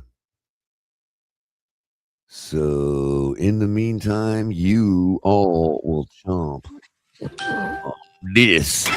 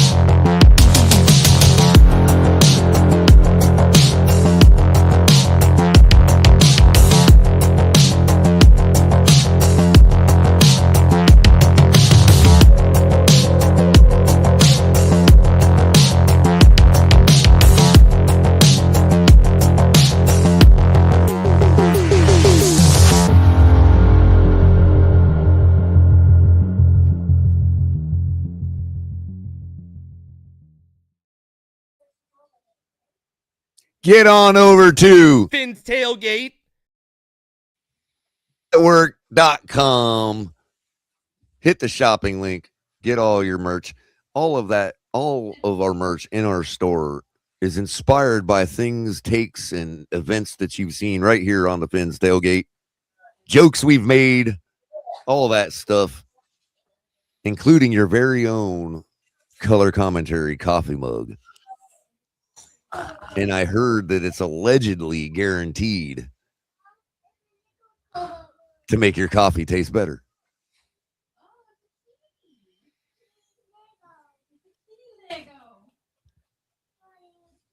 Of that being said, hit the like button, everybody.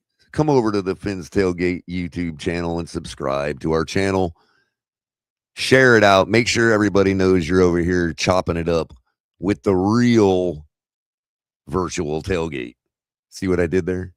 The real virtual tailgate. The only virtual tailgate. And mainly for the Miami Dolphins. But we appreciate you all coming by. Michael K., the Buffalo fan. Everybody loves throwing darts at him.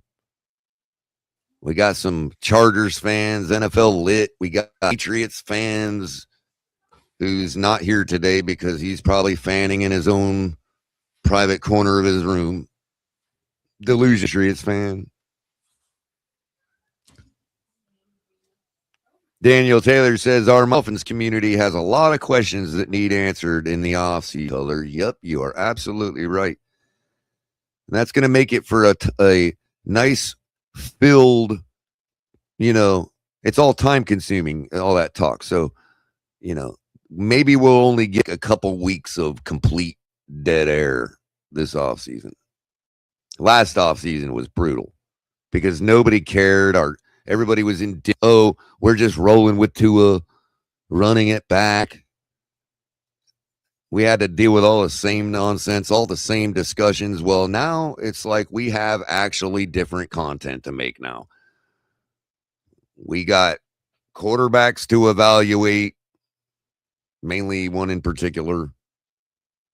We got to decide who's worthy of being a Miami Dolphin. That's the perspective we need to start looking at it in. No more, who are we worthy to have play for us? No, worthy to be a Miami Dolphin. If you're not Tyrell Dodson, Jordan Brooks, Minka Fitzpatrick, Rasul Douglas, you're not one types. You're not worthy of being a Miami Dolphin. End of story. I don't care if you're going to be good in 5 years. None of that. I'm tired of all of that.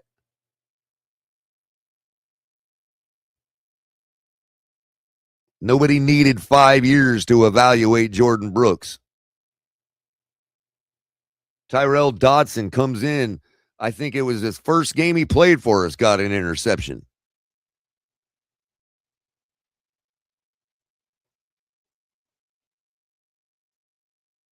And then two dudes have been leading our defense ever since.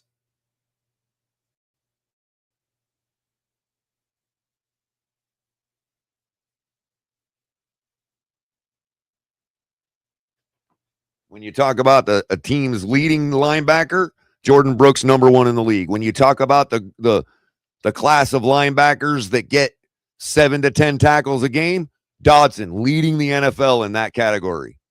You're talking about the corners and safeties that get their overs every week in tackles. They're 6 or 7 a week. That's Minka Fitzpatrick. All three of our guys leading the league in their respective scaled categories because they like to loop all the tacklers into one list. It's not fair to say a DB who only gets 4 a game is not as good as this guy over there when the average DB only gets 3 per game, So when it comes to scale, all three of our guys are leading the league. Jordan Brooks, Tyrell Dodson, Minka Fitzpatrick. Look it up.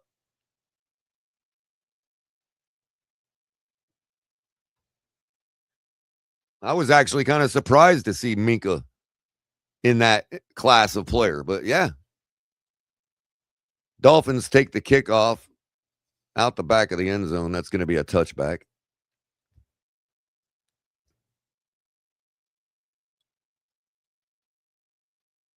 Start the second half.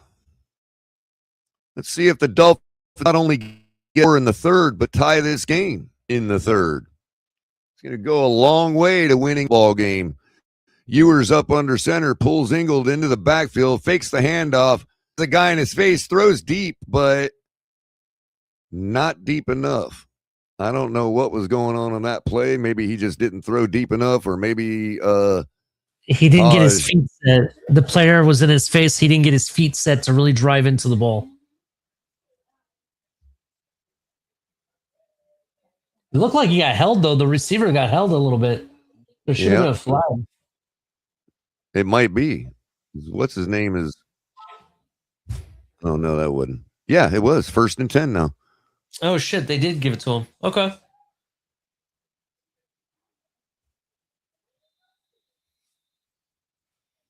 Ewers up under center now at the Patriots 38-yard line. All kinds of crazy stuff just happened on that. That's going to probably be a false start. Was that on Patrick Paul again? No, I think Ewers was tapping himself like it was on him. But I guess they called it on Patrick Paul. Ewers is taking the no, it was number 18 that was saying, or number 19 or 18 that was saying it was on him. I think that's Cedric, ain't it? Looked like two people went in motion at the same time. Oh, just fucking great. Jalen Wright got stopped. Big time loss in the backfield there. Patriots defense all over that.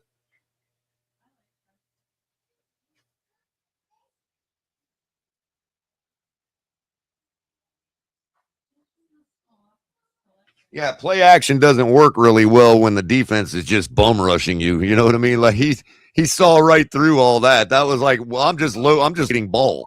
You know what I mean? That's all that defender's doing right there is locating ball. I want to know who lost their assignment. What's that? I want to know who lost their assignment because it looked like they let everybody in. Yeah, it's a 12-yard loss. Now he throws the screen across the field. I don't know what the hell play that is. Gains 5 yards, but not before risking a big-time disaster.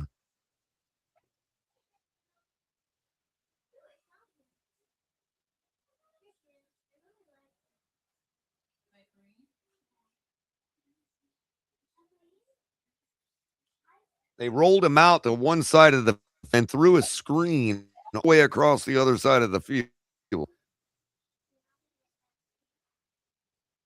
Wow. Ewers in the shotgun now on 3rd and 17, standing at the 50-yard line. Takes the snap. Throws short to Dulcich, who takes it up. He's going to get the first down and much more. Still, gets tripped up. Rolls down to about the 24-yard line. Wide open, and that's what you got to do. How many times do we see other teams just dump it off to their tight end for 1 billion yards on a long 3rd down just to pick it up and suck the wind right out of the defense? Great job. Again, no catching the ball, putting it right in his possession, taking care of it, and then just heading upfield. We need a Jerry Maguire meme added to this so I can do the show me the money because every time he touches the ball, this is money almost. Holy crap. I know, right? Handoff off tackle to Ollie Gordon, takes it up for 9 yards. Oh, almost shit. Gets a first down. And that is injured New England Patriot Chison, number 44.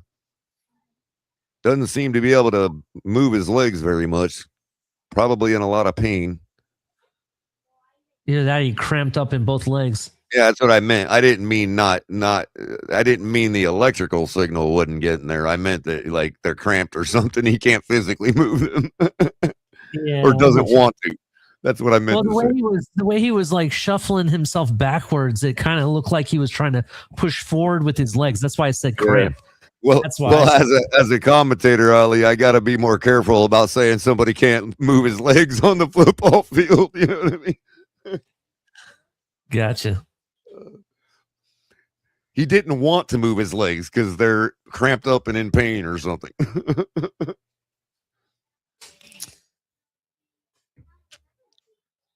I have to remember sometimes, like the sport you're talking about. It's like, oh yeah, let's say somebody can't feel their legs.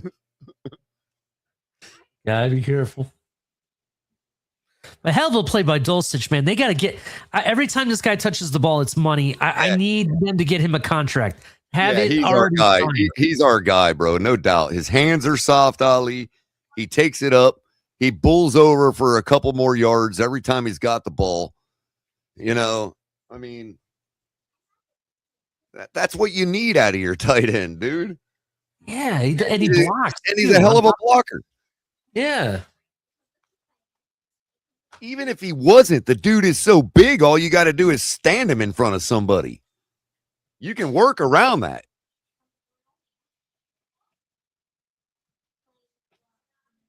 He's going to take up to a tackler, even if he's not a good blocker.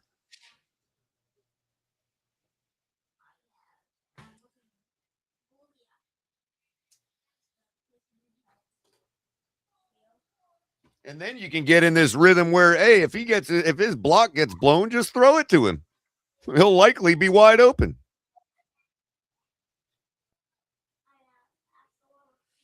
I don't know about you, Color, but there's only been very few tight ends in this league that I would love to buy their jersey. Dulcich, if he ends his Dolphin career, actually I take that back. If he ends his NFL career with the performance he's giving me, he might convince me to buy it. And it's not because he's not a type of guy who's going to score you a bunch of touchdowns. He just gets it done. You need you can give it to him. You need him 10 yards. Exactly. Give it to you. Exactly. You know what I mean? What you're saying is this type of play is what I buy jerseys for. Yeah. Keep it going and I'll buy his jersey, you know? Yeah. I really like what I see. That's 2nd and 1 now.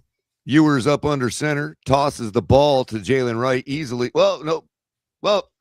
Almost easily picked it up, and then easily picked it up with his second move. Got stood right up at the sticks, and then just like curled around and got the yardage he needed. I want to comment on Jalen Wright real quick. From the beginning this season to now, you can definitely see improvement. My only issue is that he is volatile, though, bro. Sometimes he overthinks it. Like that one move where he could have cut a lane, but he cut it out. I don't like that. You need to be more decisive. Play action to Wright. Ewers throws an interception in the end. I'm sorry. There's a flag on the play. I'm not. Washington was supposed to break off there. Late hit.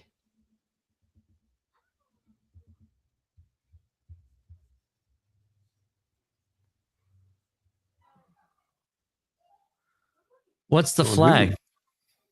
No late hit, but what's the flag? Do we know? It's on us. Damn it. We were about to tie that game up, man. That right there, bro. You simply chalk that up as it's the third game these guys have been playing together because he literally guessed wrong. He thought Washington was going to stay put. Washington broke off. The ball was already thrown. So who do you put that on? That comes with playing with each other over time. That's what's going to solve that right there. So there's really no one to blame. They just need more time together, is what you're saying. Well, I mean, there is somebody to blame, but it's like blame in a meaningless game where the reason it's meaningless is the same reason you're playing a rook third start. You know what I mean? Yeah. I wouldn't expect these guys to have, history together. Stuff like that's going to happen. I'm not trying to excuse it, just saying that if everybody's already running out there going CC, That's the first. What's that? The first one he's thrown since his first start. Yeah. No. His first start, it wasn't that he was throwing interceptions. They kept getting tipped and intercepted. Well, yeah, Right. I mean, just technically, if we're not gonna, if we're not gonna Great cherry, interception. Yes, this is one of the Right, first right. ones. I wanna say. statistically speaking, right? Yeah. Damn, man. I would have expected something like that already by now in the last 3 games. You know what I mean? Like, Yeah. and to your point, it kind of did the first game. That's why the balls get tipped. Oh.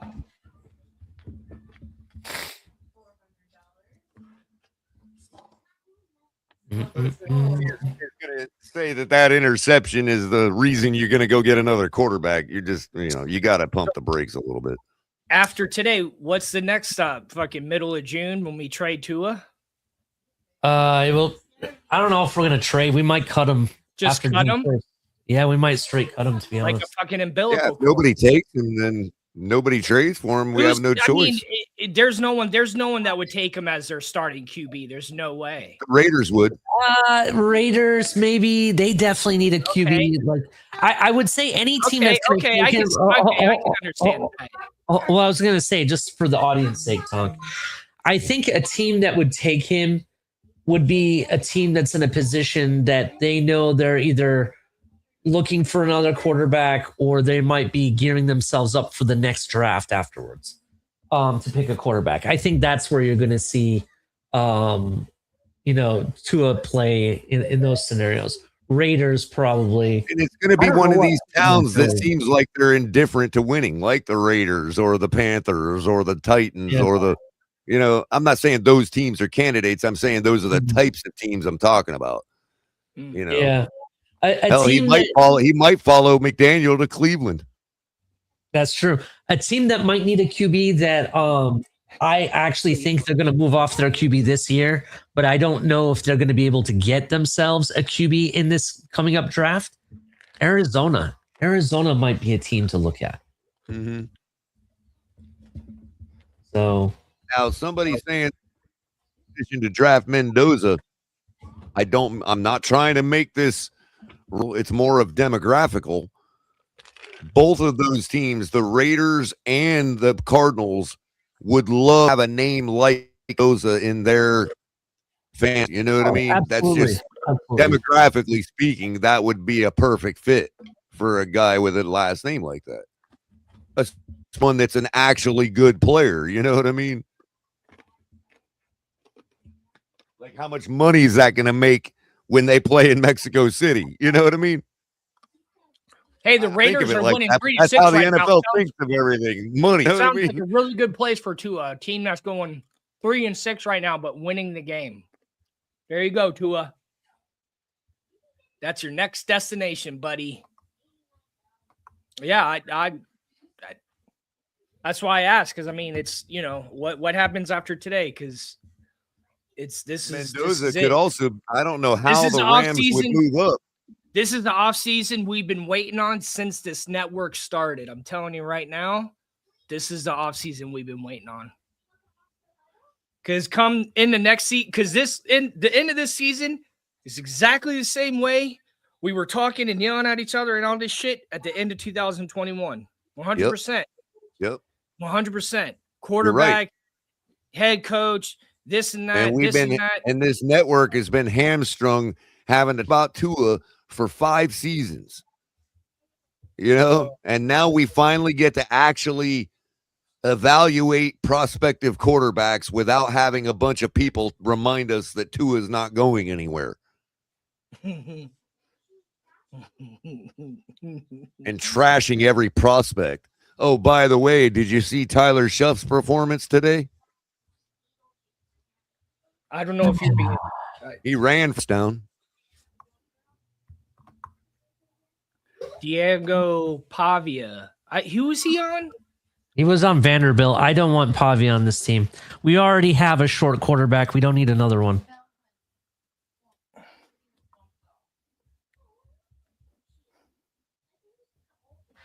Hey, on Let's the just other To be token, as 100% much as we honest, go to with yours for Spain, now. Let's as much just as stick we with go to yours for Spain, now. the NFL would love men in Miami too. Yeah, I mean, here's the reality for me. To be 100% honest, this draft only has maybe 2 names on it that are bona fide starters in the NFL at this point. Not to say that that there can't be another name that come out of the woodwork or whatever, but as of right now, New England's run away now. Drake May just throws an easy touchdown to Stevenson in the corner of the end zone, uncontested to the back. Rasul Douglas on the blown coverage on 3rd and 2. Hit that like button, everybody. We got 199 viewers right now. We're calling the game. We live for you today. Cap is on the road. That's why he couldn't be here today. He's doing his thing. He's handling Family his business. duties. He's got family duties, and he hit us up. Thank you, Color, for running the show today. I've been on and off, but I've been doing laundry, or I would have, but I just can't call the game the way y'all can. So that's why I was like, I don't know how much I can help. Especially if I'm not on the same string, time. But at least Color is within fucking rabbit ears of the game. Yeah, and I just got my internet back at the last second too, and got my I thought I got my computer problems fixed, but apparently I didn't. So I got to work on that a little more. Ooh. It is bad. It has been the past couple of weeks. Like we only had that one cutout, and that was it. Miami Kid J, give us one reason why. Just give one reason. what did he say? Fire McDaniels. I just want to hear his biggest reason. What is it?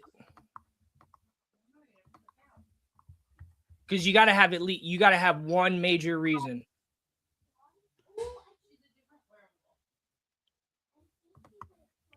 Yeah. I mean, we probably are gonna lose. It's 10-23. Yeah, this ain't looking good for the Jags. And we got, let's see, Broncos are still leading the Chargers 10-3. They have the ball. Yeah, not looking good for the Jags at all. Bills extending their lead to 29 against the scoreless Jets. Lions and the Bears still 13-0. Chiefs are still trying to give each other the game 6-3. Okay, I don't fully disagree with that. And I believe that he gets figured out pretty easily. I don't know if that's more on him or the defensive coordinator. Yeah, it's situational play calling that's trash too, man. Like it's and I've said it since he's been here, and it still seems to be a problem. He calls plays indiscriminately, like regardless of what the defense is doing to him. He doesn't plays to counter what the defense is doing. He calls plays just to call plays. Yeah, okay. You know what I mean? CCRR. A Dolphins win is always devastating to you. Okay. Always. Okay. You're literally the vice president of the Underground Dolphins fan club. Okay. You probably log in half the time as Mikey K. The way this game is getting out of hand makes me think McDaniel is here, and they're like in another game. We want to preserve our draft spot. What you need? We CCR. It's just you and Mikey K. What are you talking about? Malik takes the ball at about the 5-yard line, gets his normal 25 yards return out to about. Did what you do? Take me for someone who cares? Tookie.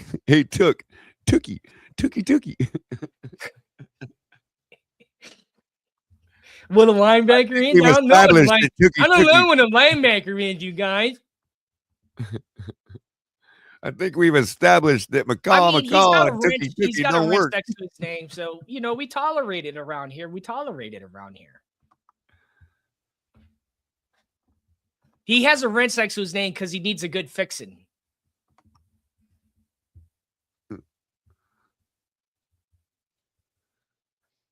Zone is back out onto the field. Must have been cramps, Ali. Seems like you were right. 2nd and 9, Dolphins. Yep. After our gain on first down. To kick a field goal. I mean, where's the rationale in that? It's called second term vibes. Give off to Ollie Gordon. Takes it off tackle for a yard or two.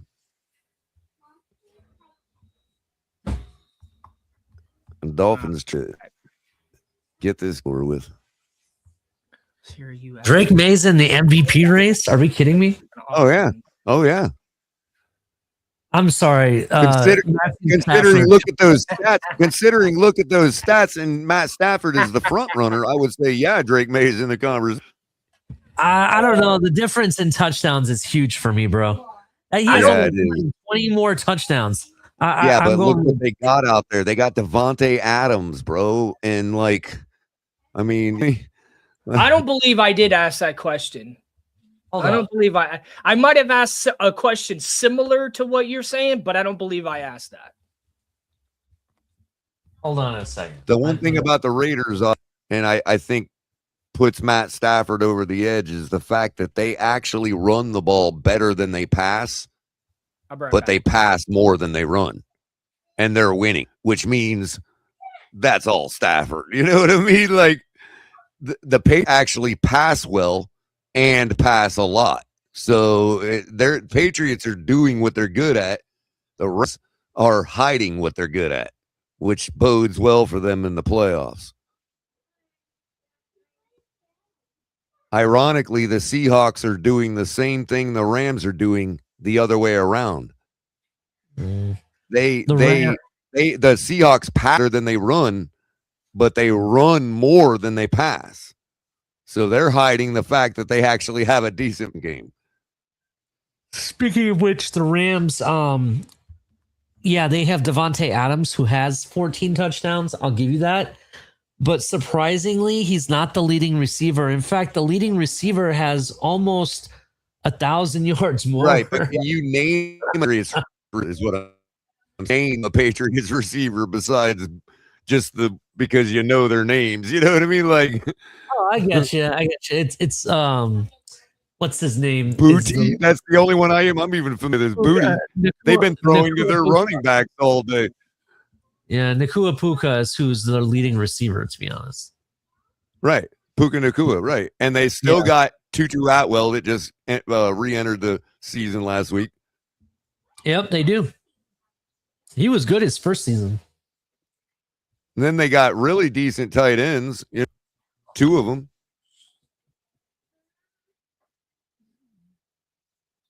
All right, here we go. 3rd and 10. All right, Ewers on 3rd and 10. Dancing around the pocket, and he's going to be sacked. So that our offensive line is just showing it's class right now. You got, our guy's not even Austin Jackson's not in there.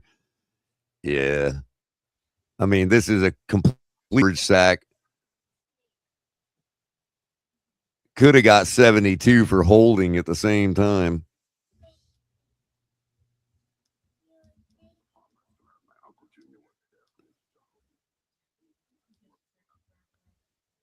I mean, now you're just looking at a defensive that's going to the playoffs and likely winning the AFC, and against a offensive line doesn't have half its starters.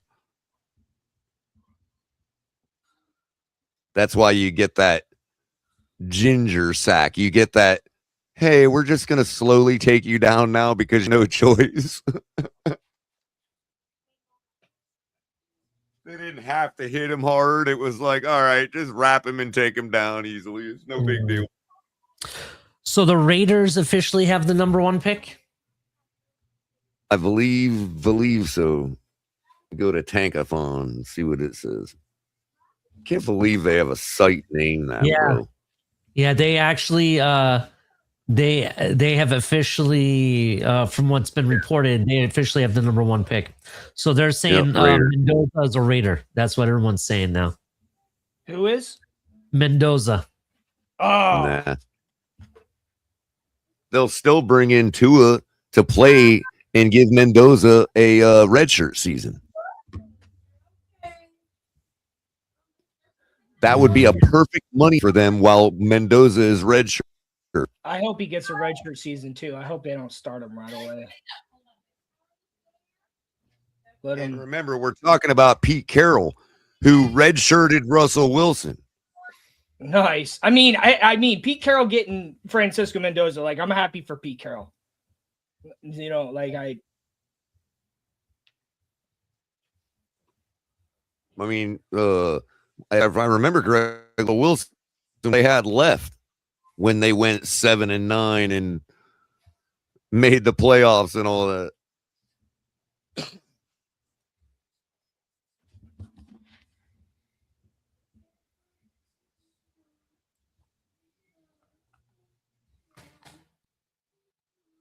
Who were they right before Russell Wilson? I forget now. Was it still Hasselbeck? I want to say yes. I want to say yes. I don't know. That was well before I moved out here, Or an in-between guy, like a nobody in-between guy between Hasselbeck and like it was right after Hasselbeck, I think. Yeah, it wasn't too long. Yeah, Carroll put him in because there was nobody left. It's like, all right, I guess we can take the red shirt off now.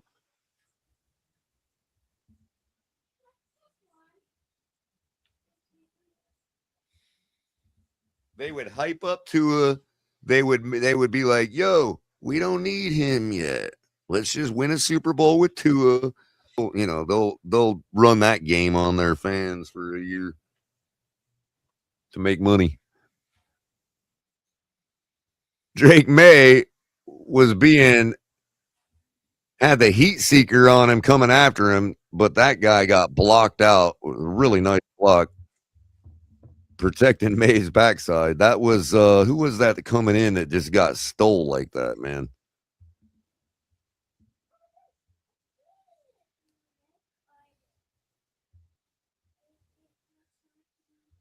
Sir Henry doing his best man impression, or was that Hooper?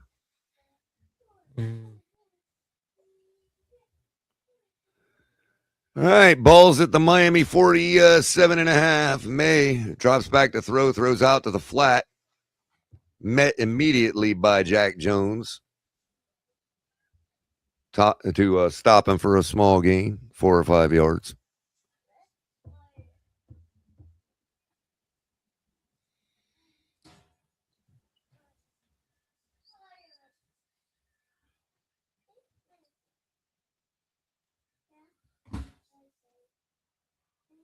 I mean, it's so routine already for the guy, bro.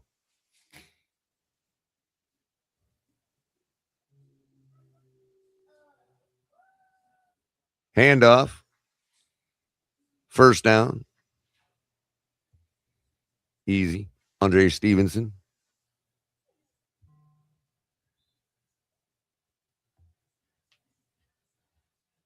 God, we're not even in the fourth quarter yet. Oh, my God.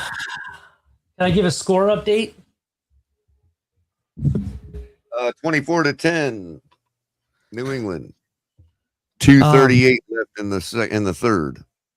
Yeah, Kansas City has tied the game with the Raiders.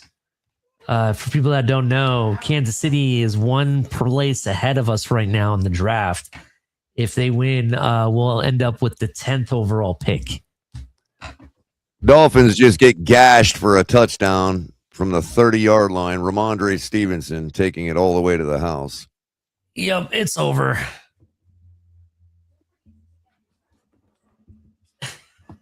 New England finally decided to play a football game, pouring it on the Dolphins now.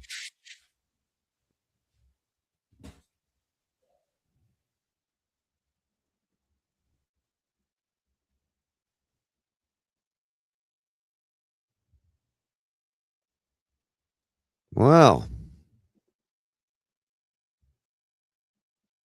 Extra points good. 31-10. Patriots leading the Finns.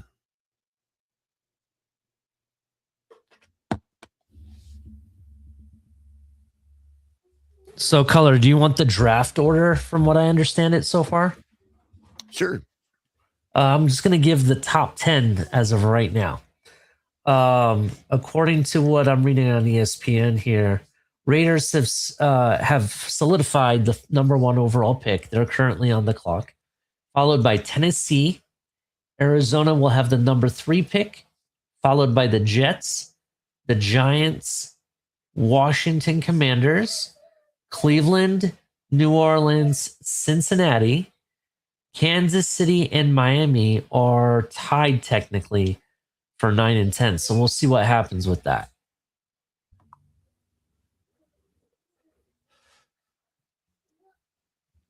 No, I'm sorry, 10 and 11, they're tied. So if Kansas City wins, I think that puts them over us. So we'll be left with the number 10 pick.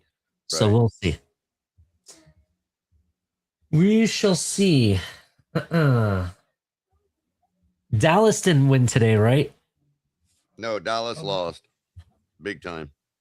Oh, but they have a tie. So they have a tiebreaker with us. Okay.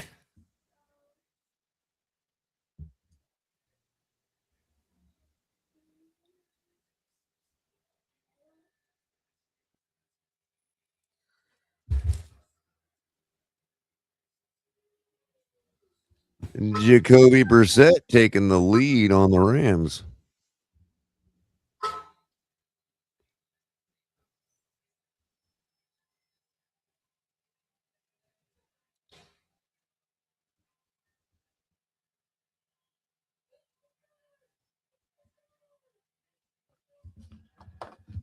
All right, Ewers up under center now. Fakes the handoff. Throwing deep down the center of the field. Man gets tripped by the defender. No contact, so they're not going to throw the flag.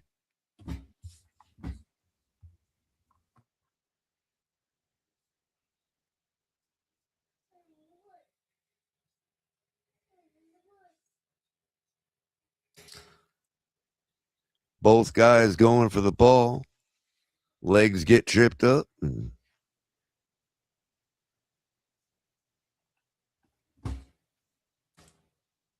Don't throw your hands up, Malik.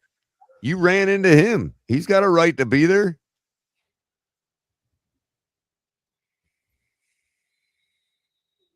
Fake again. Dumps off into Ollie Gordon, who tries to dance for something. He breaks free and ends up getting a couple yards. If I'm Mike McDaniel, Nobody seeming to want to push the guy they're blocking up the field. You know what I mean? Everybody just standing around dancing with the guy they're blocking. If I'm Mike McDaniel, I'm going to go yank Ewers by his ears and ask him, why the hell are you passing across his body? Because he just did it again. I don't know if you saw that. Those are designed counter screens, dude. Irritating the hell out of me. That's the point. It's that play calling, dude. It's like, what is it? Like, what are you doing with counter screens, bro? Ewers pump fakes and then goes to take it up and doesn't get it. Don't even get back to the line of scrimmage. That's going to be recorded as a sack.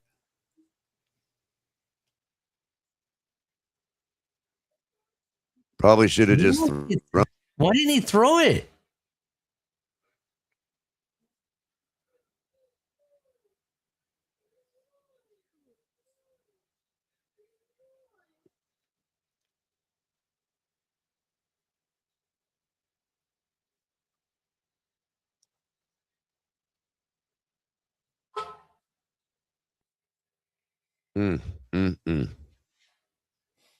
So, Caller, do you think, because this is potentially Aaron Rodgers' last game, do you think Aaron Rodgers puts it all out on the field? No. Not at all. Nope. Interesting. I just figured since your last game, why not go put it all out on the field? You know? What I think is happening, though, in the North is the same thing that happened with the bus to the Ravens. Like, I think they're trying to get Derrick Henry a championship. Like, I think the league is. Well, we got a long way to go.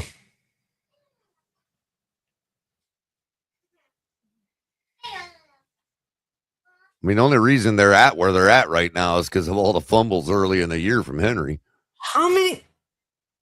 Drake May doing his best Lamar Jackson impression.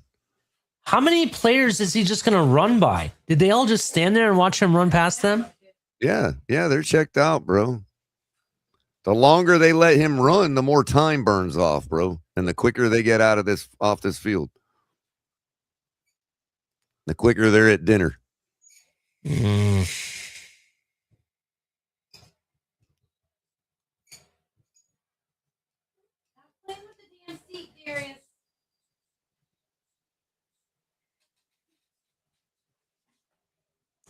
Yeah, got Higgs a pass. Him Pat is. Stop it. This is ridiculous.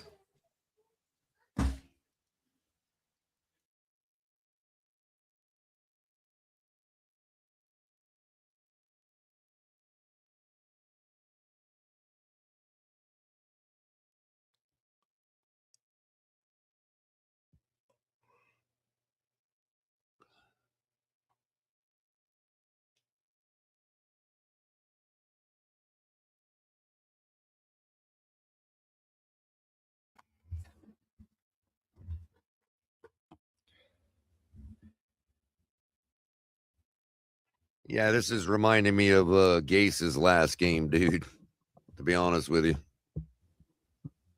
I don't think Mike McDaniel's our coach next year.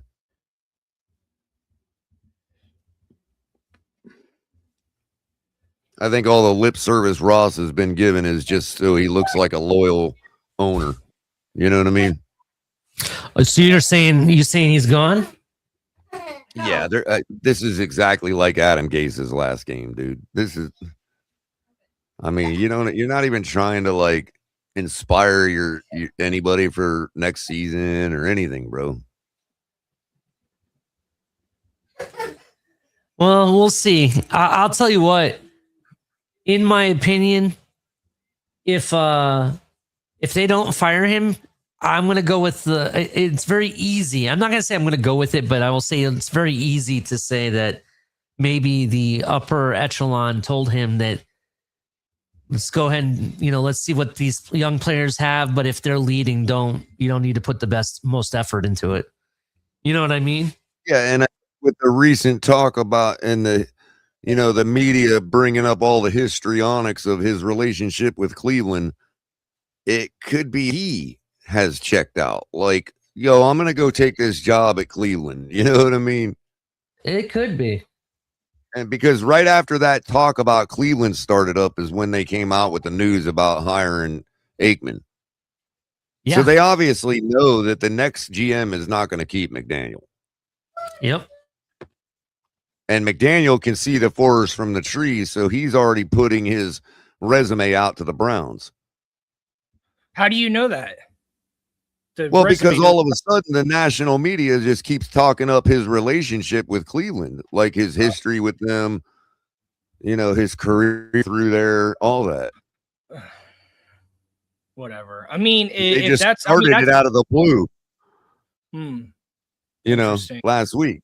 And then right after they started that, we come out with the news we hired Troy Aikman for our GM search. I mean, it is what it is, like if that's the route we go. When it comes to the analytics aspect of McDaniel's game, Tonk, that's what Cleveland wants. So they're the ones that hired that guy that's like Billy Bean to do if a team really remember when wants, Baker got there? Remember when Baker Mayfield got drafted and all that? They had the guy, this mathematician that used to work in baseball, oh, okay. come try to put the Moneyball scheme on Cleveland, and it didn't work. They went 0-16, and they squandered Baker Mayfield and all that. Well, that guy, that mathematician, got hired by the Dolphins, and he's been with us through the whole McDaniel regime. And now there's talk about McDaniel's history with Cleveland. Yeah. Go ahead, Mike. Go to Cleveland and take your stinking Billy Bean with you. You know? Yeah. Yeah, no, I mean, if like I look at it this way, if another team really wants our head coach, then I'll be okay with that. Like, I don't necessarily have an issue with that. If what, if our new GM wants to do this and this, at this point, a total change, we're already halfway there. So I just don't want us just to continue down the road of new head coach every 5 years. It's just like, come on, I'm with man. you. I'm with you. It's just like, but hey, if it's a complete total change, that's different than just changing out the head coach, just changing out the quarterback. It's, oh my God, that's man. another touchdown for Travion Henderson on the day. Look at Green Bay right now. They have another quarterback in there since Jordan Love is out, and he's doing a good job. And he didn't even play today. And it's probably for a reason. And it's, I don't know. It's just like they understand what it takes to get a good quarterback and keep that quarterback and develop him. And so when the one quarterback goes down, he's ready to go. Yep. And Malik got a little hurt last week, re-injured last week. So I can see why they sat him. If they think that he's got any goods, then that's why they played Tune today, because they're like, no, we don't want to keep. Right. He did. Malik, you know what I mean? No, he got injured on the last game. Yeah, that's what I'm saying. That was a reoccurrence of his injury. And he was kicking ass. Yep. Like I that was the first time I saw him play. It was against the Ravens, and I went back and watched that game again. I was like, damn, man, these two quarterbacks. Whether they think he could compete with Love or not, they obviously think another team would want him after the way he's been performing. You know what I mean?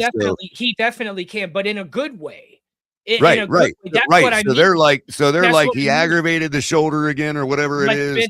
Let's not play him this week. You know what I mean? No, he's a good quarterback, and he's a perfect backup. He's a good starter, but where they have him now as a backup to Jordan Love, I think that's how they should keep going it. Yeah, he's going to be exactly like Tyler Huntley and them we guys. Got a super chat today. Thank you for the donation, Craig. I don't know if we've gotten a lot of those today. Bye, Mike. If that's the way it goes, then that's the way it goes, man. I'm going to have to agree with you today, Craig. I told you I needed to see what happened, how this all plays out, and I think I'm in agreement with you now. Bro. Yeah, tomorrow was Black Monday. I forgot about that. Dang, did Troy Aikman come in there with the guillotine? We'll see. I can't rile the type of GM that Troy Aikman is going to point us towards. Is just not the type of GM that has respect for a guy like McDaniel. No, I'm excited, man. I'm so excited that they gave Troy Aikman a call. It's like call every person, call them all, give them all a call. He And it really could just be for Jimmy's phone number. Mike McCarthy. I've mentioned that, and Cap didn't like it because McCarthy's already won a Super Bowl, and he understands. And does he have? And who did Mike McCarthy have ties to? Oh, I don't know who. The Dallas Cowboys. He was just their head coach. Oh yeah, right. Hey, and so if you needed, look, I'll take Mike McCarthy. I'll take him. If you needed Mike, right? So if you needed Mike's phone number and you didn't have it in your ex, who would you call? I would. I'll take Mike McCarthy. I'll do it. I'll take him. I'll take him. And so when they called that guy, Troy Aikman, Give him. he said, because- yeah. He said, because, yeah, look, I've got his number in my Rolodex, McCarthy, but my Rolodex is for hire. he took the Cowboys to the playoffs. And how often have you been able to say Jerry Jones's teams recently have been able to do that? He took. Well, the other thing, Tonk, is I know that Jerry Jones and his son, I think his name is Steve. I know those guys have control, like GM wise, like they help pick players. I get that. Oh yeah. But there is a certain amount of they probably trusted Mike McCarthy, and Mike McCarthy likely built most of that team. Oh well, their head coach. I think And they just so- didn't, yeah. Hopefully they just didn't give him enough, and we will. Oh shit! I forgot I, mean- didn't have my thing come out. Is my microphone? Well, what it better is, Tonk, Mike McCarthy built the whole team for the special guys that the Joneses wanted to pick. You know what I mean? now? Exactly. And he So still had success. over here, Ross is not going to get involved. So over here, I mean, McCarthy would have full control as the But GM and think build about the it like whole this. team. He won a Super Bowl with Green Bay. He still made it to the playoffs, and I don't know if he got a playoff win with the Cowboys. I want to say he And did. again, he's the type of coach that likely had full in Green Bay too, for all Give him intents full and purposes. control. All right, Aikman will give him full control of the team, and let it be. Just let it be. Help the GM will help get the players. They'll yeah. I like it. I like He's it. also gonna likely hire a coach that is just like him. Yeah. I like it, man. And so when Mike McCarthy brings home the groceries, or coach he hires is going to be like exactly what, bro. Like, hell yeah, you got SpaghettiOs and fucking beefaroni. Yep. Oh, you even got the brand name paper towels, man. God, wow. Bro, keep it here with You some got the brownie Vivas. towels, dog. Right, Brawny or Vivas. You all got the made Vivas, brand. man. He went to Publix and got Boar's Head. Fuck out Yep. here. And for whatever we couldn't afford, you got Publix brand. Smart. Exactly. No, I like it. I'm there for it. And I, and as much as I don't want new head coaches and new quarterbacks, I support it, especially if McDaniels goes to a place where they want him, then so be it. Yeah, we're never Flores back as a coach. Teams No. do that, people. Mm-mm. Okay, it would be, I guess it Dolphins we did, but I could see making Flores GM. What do you mean we're racist? We just hired him as our GM. It's being yo, dude, you were in here trolling on some people earlier. Welcome to the show.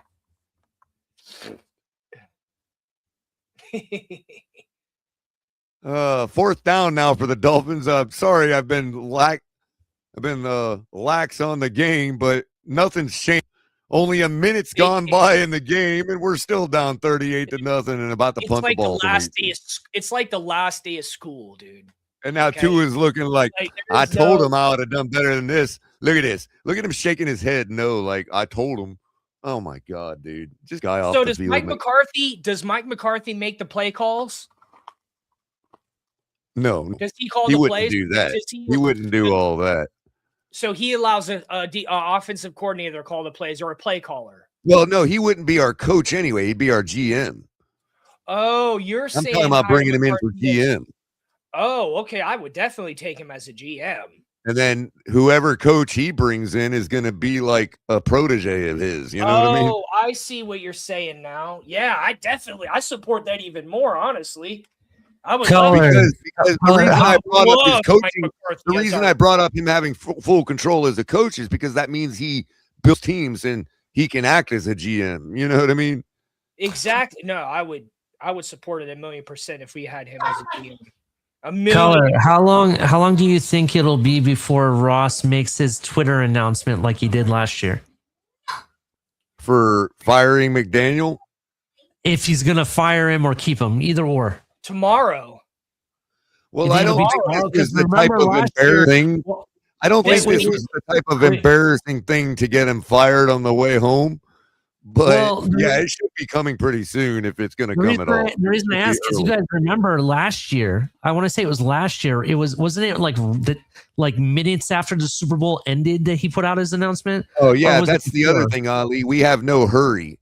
So in other words, there's no reason to fight tomorrow or not wait till Friday because we don't have another game coming up. So they can literally take their time with all that now. Black Monday doesn't need to be Black Monday yet. Right. I get right. you. I get you. Yeah. Okay. Because right, we don't. It's not like we're trying to get up for another game. 10-4. Look, I don't know if they're gonna fire him or not. I don't know why all that stuff was said about him earlier on in the season, how they wanted to keep him, even though we were like 0-5 or 0-6 or whatever. So I don't know what's gonna happen. It'll be very interesting. Well, here's the thing, Ali.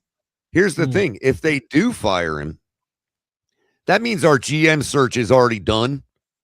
And GM search presented to us is just going to be for the sake of the audience and the fan and to be a show. So here's the thing. What's come out is that the reason I say that is because if they already know who the next GM is, that GM has already told them yes or no on McDaniel.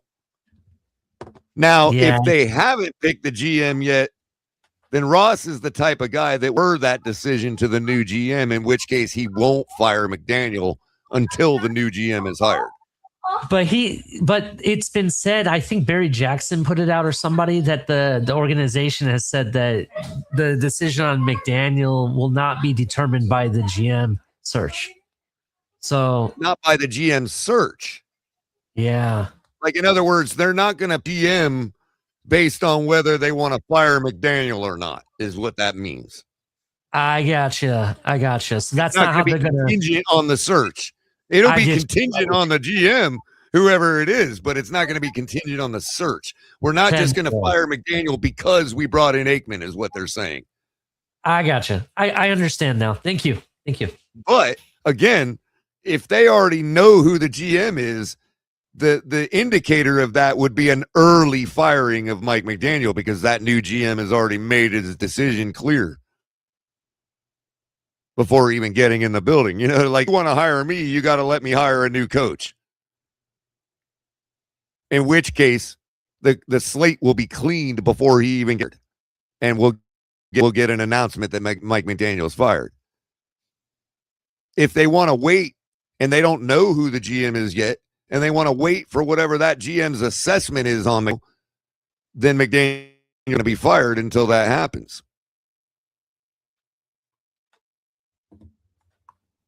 An indicator that they already know who it is McDaniel getting fired tomorrow. Because why would they fire the coach? What if the new GM likes him? What if the new GM rehires him? That's true. So you can't take that decision away from the potential new GM unless that potential new GM has already said, hey, I'm going to hire a new guy. How I see it, Color, is if they fire him tomorrow, right, or tonight, whichever, or then at that point, they already know who the new GM is, right? And if they keep him, I think so. Because why would you hold on, let me just land here. If the new GM wants him? Let me just land here real quick. But then if they fire him after we get a new GM, then it was always up to the GM no matter what. Correct. That's how I see it. That's how I see it. And it may be, and it may not be that way. But what I'm saying is, if we fire him right away, then obviously we know one of two things. Yeah. We either know who the GM is going to be, or we know what type of GM the new GM is going to be that's not going to want McDaniel. We can already surmise that. You know what I mean? Anybody else, we would have to wait till the GM decides, because the new GM might love McDaniel.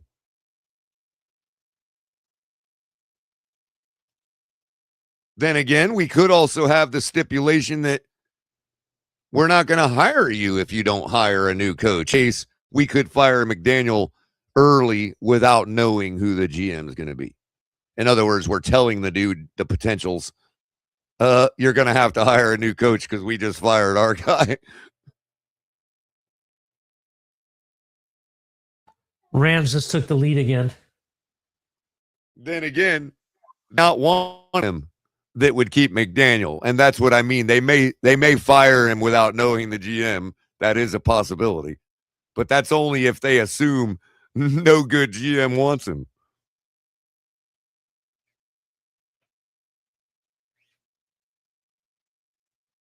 That's exactly what I meant. Back it up, Benj.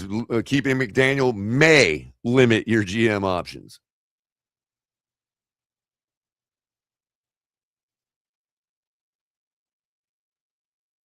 I'm just concerned that they do the you don't have to take McDaniel, but we'd really like you with him like they did with Tua and McDaniel.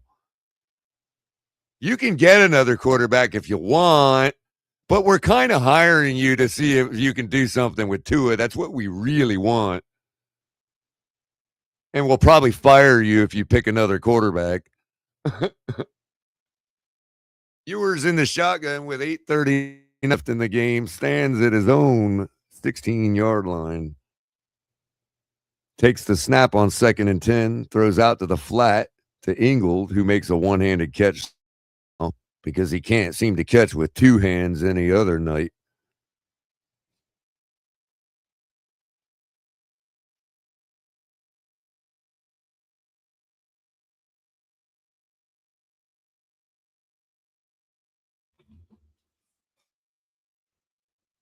The hands crew check the game with Ollie Gordon on 3rd and 7. For your comment, back it up, bring it podcast. Keeping McDaniel limits your GM options. Why would you take the job if he's still the head coach? Exactly. It's crazy. Exactly. He's going to take a sack when he could have just dumped the ball away. Falls right on his knee. Probably just you be like cracking me up with the shit you say. Oh man, really? Right on his patella, dude. That's probably like a that could be anything from a fractured patella to let's run it, but a stretched ACL, or dude, look at this, man. But I'm gonna say it. But I'm gonna say it now. This is one of the few times I'm ever really rolling with this. And accepting it as a practice, but I don't want to hear nothing 4 years from now. If it ain't working, like we're not doing it again. So, right. Exactly. We're not waiting 7 years to find out. Yeah, exactly. So right here is the exact reason I think that it's a travesty that all these guys stop wearing real knee pads used to. And there you go. That's what happens. Yeah. Hold on. So look at number 30. Some wide receivers don't even wear knee pads. Sorry, Tom, go ahead. Look at number 30 on the Dolphins. He's got like a thing kind of like what Brian Cox used to have. Mm-hmm. It's like a little the neck roll. Yeah, Ingle with the neck roll, yeah. So why did they take out knee pads? They just because it's a fashion. They all think that I don't know, bro. I really don't, but like a lot of them don't even wear them anymore. Like half of them have their pants all the way up past their knees now. Like their knees are completely exposed. Oh, yeah. I'm still a little bit behind. It looks cleaner. It looks cleaner, I guess. It makes them feel cleaner. I see why you're mentioning that now. Was that yours that got hurt?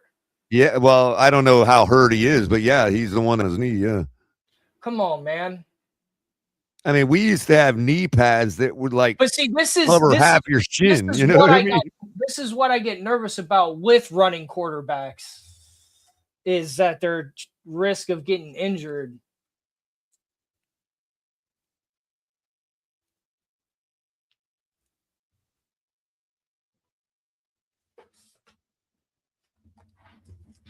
And they were kind of in the ass to the pants. No, see why they gave up on it. Curious color. It takes 20 minutes. Under what we got a question for you, color. Under what circumstances would you interview for the GM with or without McDaniels at hiring time? if I was a GM potential that already liked him for whatever reason. And I just don't know who that would got a high pedigree. Especially since the guy we just hired to help us with the search has already scolded Mike McDaniel on live television. The Bears just get a touchdown with 5:25 left in the fourth and the 2-point conversion to tie the game at 16 against the Detroit Lions. I think Detroit is one of those teams that wanted to make a statement but really doesn't want to win.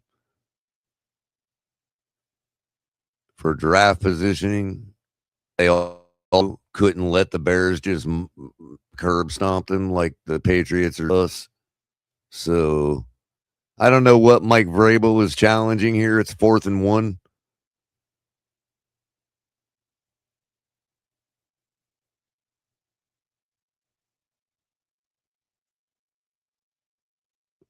The spot of the football, his foot was still in bounds when the ball crossed. Yep, they're gonna review that and give him the first down, I'm pretty sure. It's wherever the ball is when you step out of bounds.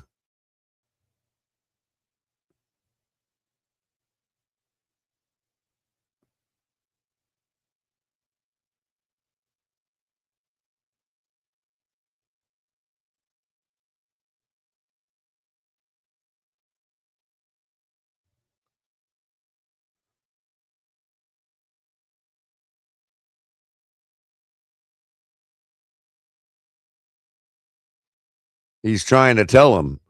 They're all stupid. They don't realize the line to gain goes all the way around the earth. It goes on to infinity. If you're in bounds, you're in bounds. They're not going to give it to him. Wow.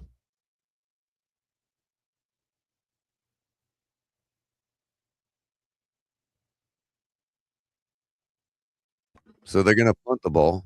I don't know why they don't go for it. You just end the game right here by getting the first down. It's not like what are we going to do? Come back and score 4? Come on. Fair catch called for. Ball bounces on the ground. Bounces sideways out of bounds at about the 16-yard line.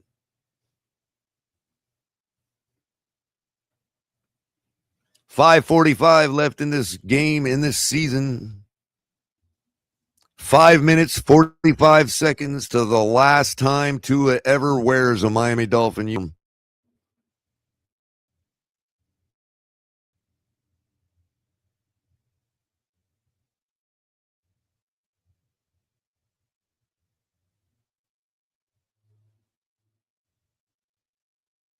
.5 minutes, 45 seconds away from the dark side, the cloud of the dark side being lifted off the Miami Dolphins.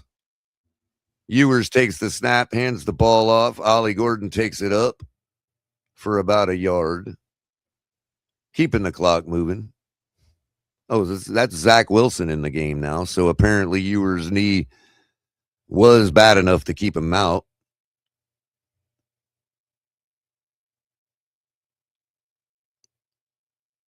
Wilson's like, do I get to throw a pass?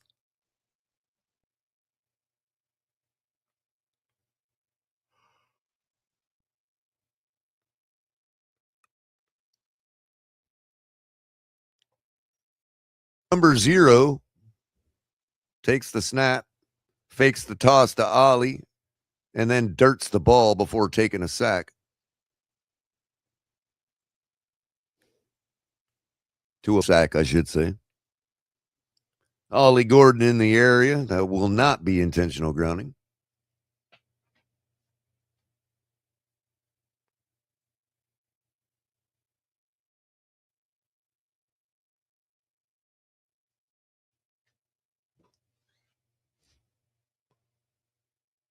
.50 left.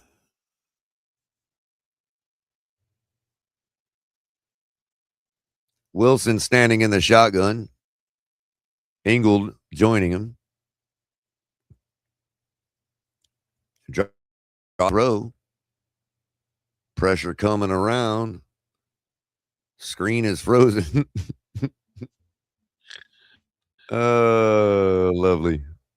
Philadelphia tying the score against Washington. It's now 17-7 in that one with 5 minutes, 20 seconds left. Dolphins did not get the first down. We will be punting the ball, and is away. Fair catch called for, not taken. Ball takes a Miami roll down to the 36-yard line, where it is downed by Westbrook.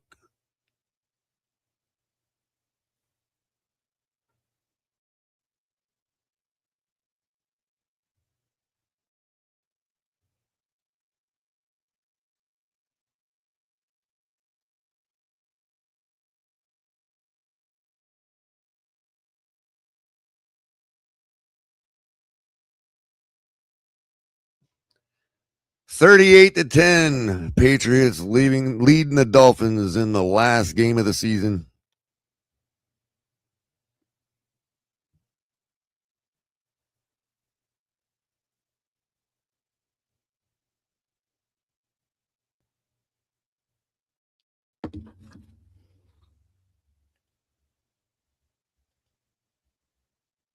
Drake May hands the ball off. Running back is met in the backfield, swarmed up by the defense, still carrying them along for a couple of yards. Ty Johnson on the carry, I believe that is. Is that who that is? Ty Johnson?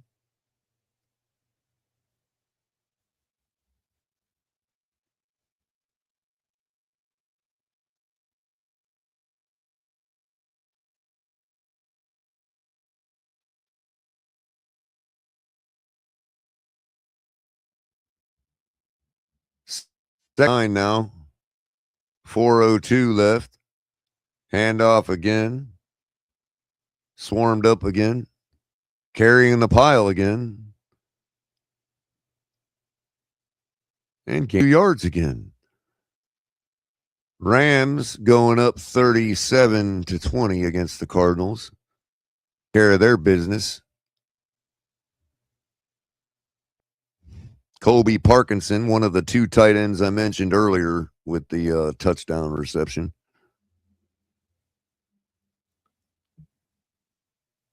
Third and 5 for the Patriots. 3:25 and counting, up 38-10.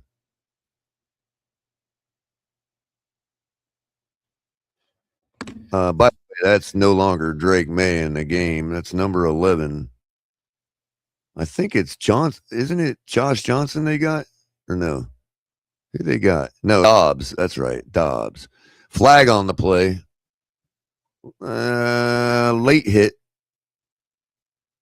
Roughing the passer on the Dolphins. Butler trying to get his name inked onto the new roster.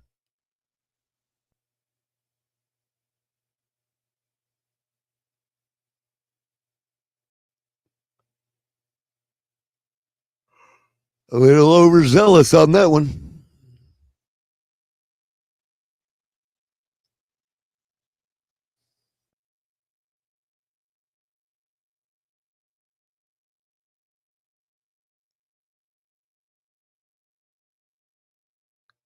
Dobbs up under center, hands the ball off. Running back takes it up for a couple yards, maybe one. Keeps the clock moving. Patriots nor the Dolphins have any desire to stop this clock.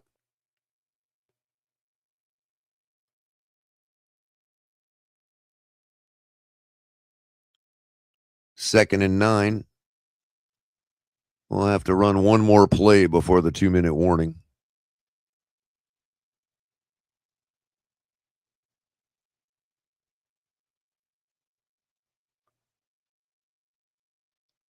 And here comes that play.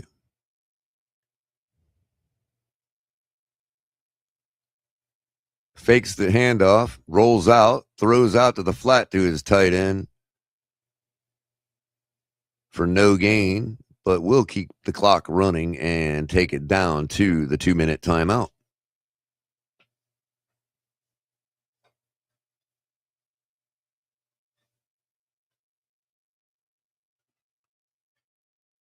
Question is, You got the best performing quarterback in the league right now. You got a terrible secondary. You got a decent running game. How are you going to get through the Houston Texans defense? Playoff game. That's what every team has to ask themselves right now, because the Houston Texans defense is the best in the league, and defense wins championships. I guarantee you, if these teams do not find a way to get through that Houston Texans defense, Houston will be facing Seattle in the Super Bowl.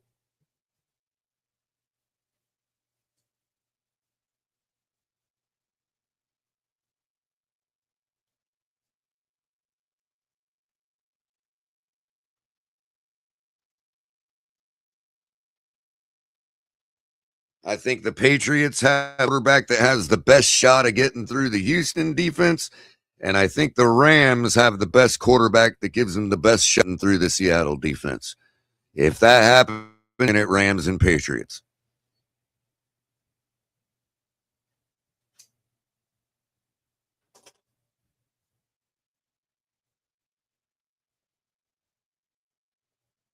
Everybody else is just waiting to exhale.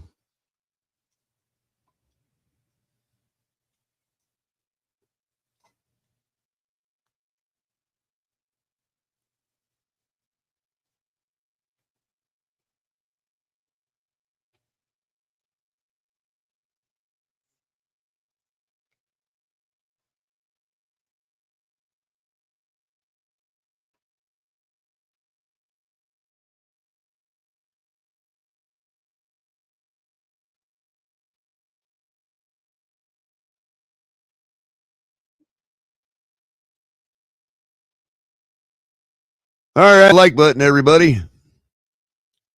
To 60 of you watching now, get over to YouTube, hit the like button, subscribe to the Fins Tailgate, so you're all ready for the off-season talk already. Come up and give your opinion, and you're all ready for next year's tailgates. There you go, Pittsburgh and Baltimore. The loser goes home.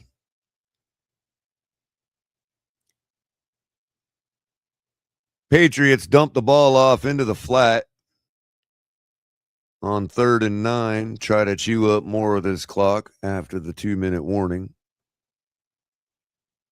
They did pick up the first down. Clock continues to run. This will likely do it. Couple kneel downs.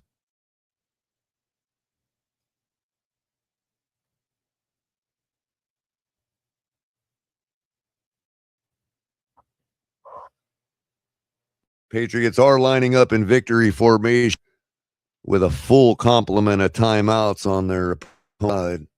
Mike McDaniel conceding the game, obviously. There's the kneel down. Should have to get one more of those, maybe two. No, we should only have to do one more.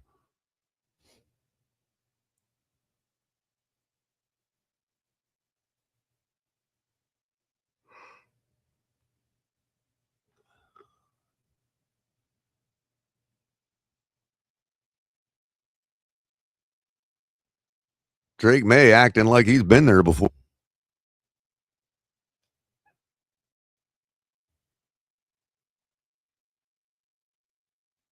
You notice that? He had a big smile on his face, high-fived a couple guys, and then he wiped the smile right off his face and had a laser focus on his face. You notice that? That's somebody acting like they've been there before.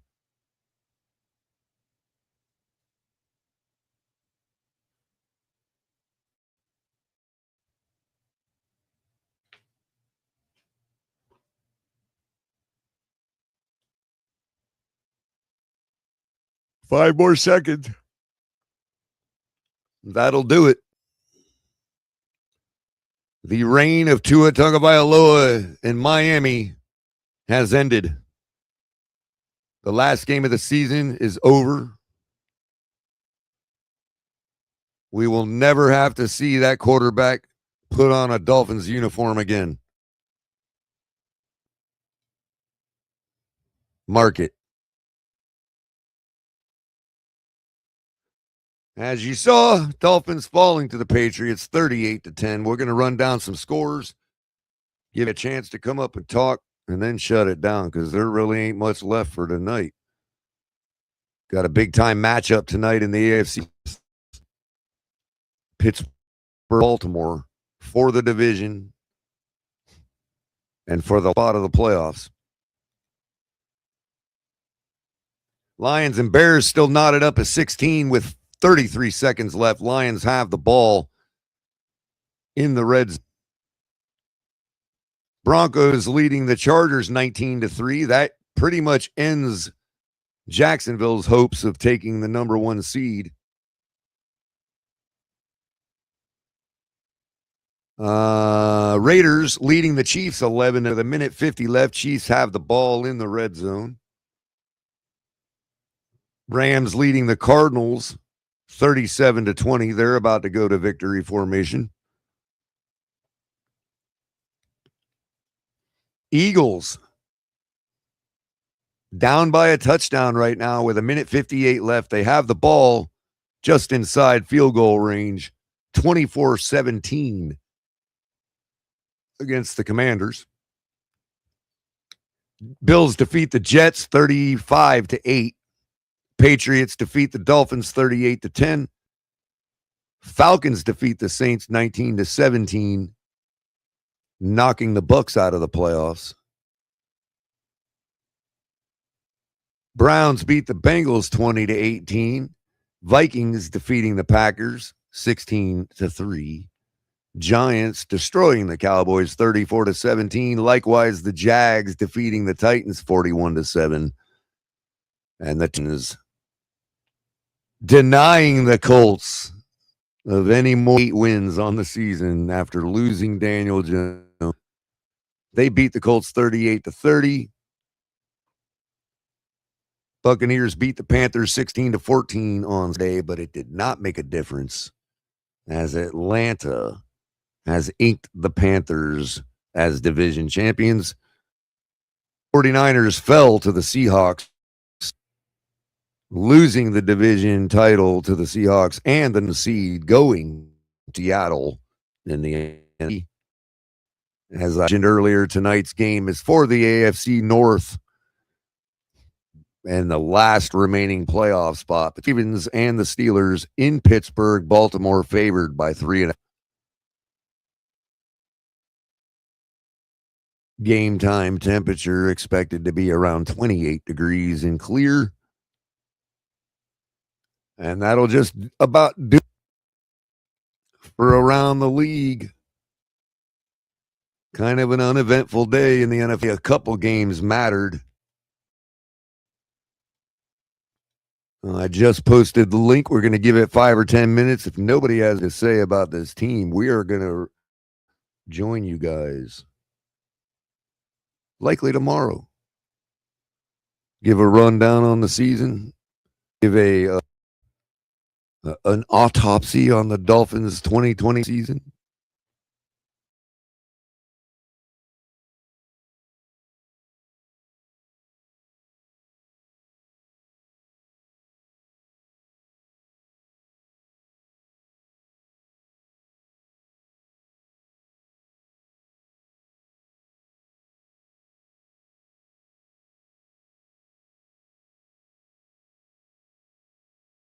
Is anyone talking?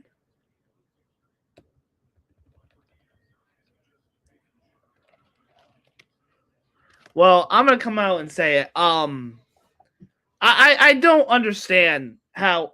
I don't give a shit if you're a 2-and-air, not a 2-and-air, Dolphins fan, not a Dolphins fan. I don't know how any of you can sit there and defend this fucking shit coach. I don't give a fuck if his offense is number 1 in fucking whatever category you want to make. He looks like Adam Gase 2.0. This team fucking sucks. They are a bunch of fucking quitters. bunch of soft fucking pussies, can't fucking tackle, can't wrap the quarterback up, and I've had enough of this shit. I don't know how no one has had enough of this shit. I'm fucking sick and tired of sitting my happy ass on fucking Sundays getting ready to watch my favorite team, and they come out and shit the bed week in and week out. I'm fucking fed up. Stephen Ross, fire this motherfucker! Dude. You just trying to go viral. You just trying to go viral with the trash out. Look, You just trying to be a meme. Hire Vic Joseph. Nobody believes you. If you hire Vic Joseph, I don't No have one any believes shit you. hire. You can fire him after the year. The Patriots did it with Gerard Mayer. They fired his fucking candy ass after 1 year. I don't give a fuck. This team needs a fucking reboot. Stop doing the same thing year in and fucking year out. I have to sit here 23 years watching the fucking Patriots go to the Super Bowl, win that shit 6 times, and then Tom Brady retires, and I get fucking Tua shit in the bed, and now I gotta live through Drake May. Fuck this team. Reboot it. Fucking trade whoever. Get them all out. This team fucking sucks. Nobody believes you. You're not going to be a meme. You're not going to be featured on some fan crashing out over the Dolphins. Everybody knew it. By the end of the day, we were going to be 7-10. This wasn't some shit that just came from around the corner. Thank you, Big We've Nick. been terrible all year. Stop with the overhyping the shit. You don't really believe that. Nobody believes you. I was just about to say I got disconnected. I come back and Greg is yelling, Greg, we knew what the end result of this game was gonna be, bro. Yeah, but Color, it's the fucking Patriots. I fucking hate this team. I know. And I know you're in their neck of the woods. It's really I gotta tough. go to I know, work. bro. I gotta go to work and listen to this shit. We kicked their ass for 6 years, 4 years, whatever it was. I get people telling me I picked the wrong team after they just got back. They played a shit schedule. I'm just frustrated. This team sucks. Blow it up. I mean, you just sat up there and watched the game and heard those announcers say the Patriots have played the easiest schedule in NFL history this year. So fuck them. They're not going to make it out the first round. Who gives a shit? You tripping. You act like you more upset about the Patriots than you are about the Dolphins. That's why I know it's fake. No, I'm upset about this team. This team pisses me off. It's time to fire this clown. Anyway, fellas. There's no receivers, no tight ends. The running backs always take the day off. The running backs that are backed up always fumble. I mean, the defensive coordinator right now, I don't know what's going on with him. I mean, let me tell you something. At this point in time, there's nothing to keep right now. If we were to blow it up, this would be the perfect time. And you just start over. Hey, I got something to say, man.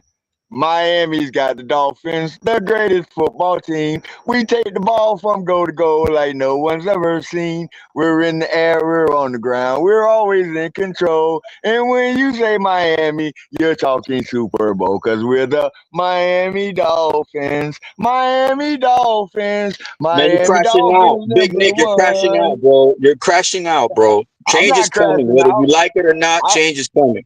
I love my team. If Greg could come on here screaming all like that, Big Nick can sing too. No, I'm saying he can sing all he wants, but he's crashing out, bro. Like, why are you singing right now in a time when you're not supposed to be singing? What the fuck could I do to change the situation? What could you do to change the situation? Exactly. You tripping. Exactly. That's kind of Only thing I disturbing, can do is love my team, whether we're 0-17 or whether we're 20-0. I don't give a damn. I'm just saying, dude, you gotta read the room right now. It's not the time to be singing. I don't have to read the room. Y'all choose to be that way. Daddy. You're going to be right back doing the same thing in 8 months. So cut this shit out. Daddy. Nah, because change is coming, bro.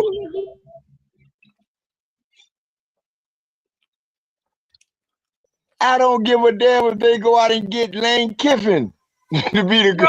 I'm going to be the I don't want same way. that with 10-foot pole, bro. No. I'm going to be the same way. Look, let me show y'all something. Hold on, let me show y'all something, man. This is a 7-10. This is a 7-10 year. You know how I watch the game at home. I love it. Baby. Baby, come on, There you man. go. Come There you on, go. man. Come on, man. I got ain't new to this. baby. I'm true to this. I ain't new to this. I'm true to this. Y'all sit up there and act like you lost your goddamn child. It was a game of a season. I love my team. I don't give a damn what the outcome is. I'm in love with the Dolphins. Period. You in love with mediocrity, huh? I'm in love with the Dolphins. You can do how you want to do with it. It ain't got nothing to do with me. I think we can do better, bro. I think we can bring in some light into that darkness you got right now, because I can't see nothing right now. We can do better. We can go the next 5 years undefeated and win the Super Bowl every year. It always can do better. That's what I'm saying, bro. I don't understand why we have to settle for less and think it's okay. It's not. I don't think Big Nick is settling, man. He's just. I don't take it as settling. I came here at week 6 when we was 1-5. And I said, if anybody is still watching this season, hoping that we achieve some great goal, you're a damn fool. The beauty of it is just getting to turn your TV every week and watch your favorite team play football. That's the beauty of it. We knew we weren't going to go anywhere. We knew we weren't going to go win the Super Bowl. So why y'all so upset right now? I watched 17 so you want to games lie of to my yourself. favorite team. You basically want to lie to yourself, is what you're saying. No. I mean, your interpretation is your interpretation. You know why I'm upset? It's because these reporters saying how much Ross likes McGeek, but I don't know how we can sit here. You really think that? Hey, look, you believe everything that they say, right? They were saying that Greer was still going to be here and that Tua was still going to be the starter. After this, what do you think's going to happen? I hope he gets fired, but I'm just saying. I mean, if Ross don't believe everything, bro. You know what? Everything you've been through the past 6 years, bro. You don't believe everything. I can't, especially the media, bro. If Stephen Ross himself come down and coach the team, I'm gonna still buy me a badass hat with the Miami Dolphins on it. I like it. I don't always be on the same side as Big Nick, but I like it. What a game, my people. What a game.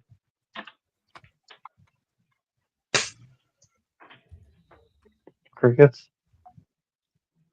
You're being sarcastic, right? It is cricket. It's exactly. It is cricket. Hey, at least you guys can say, you're not the Jets. You're not the Jets. No, we going to make some changes. Look, I called it out on my show. I don't know, maybe one of the last episodes I had. I said start calling up old players that were successful and won Super Bowls. And what they do, they call Troy Aikman. Okay. Oh, bro, Troy Aikman ain't saving your franchise, buddy.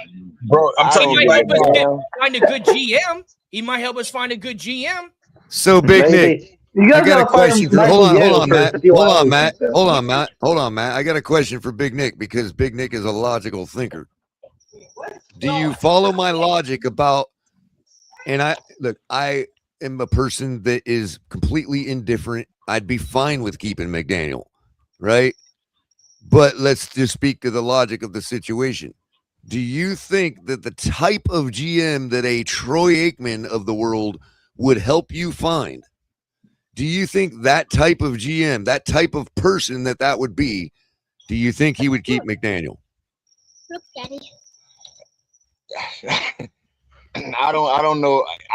I don't know because look, every GM. I mean, you're at least following my logic, right? But I understand where you're coming from, but you also got to look deeper into the logic and understand that every GM got their own style of offense or their philosophy of the team, how they want to see it fit. And if Mike McDaniel fits that type of, if he believes he can make it work with Mike McDaniel because he's seen this type of system work, then maybe I can see him keeping Mike McDaniel. Well, yeah.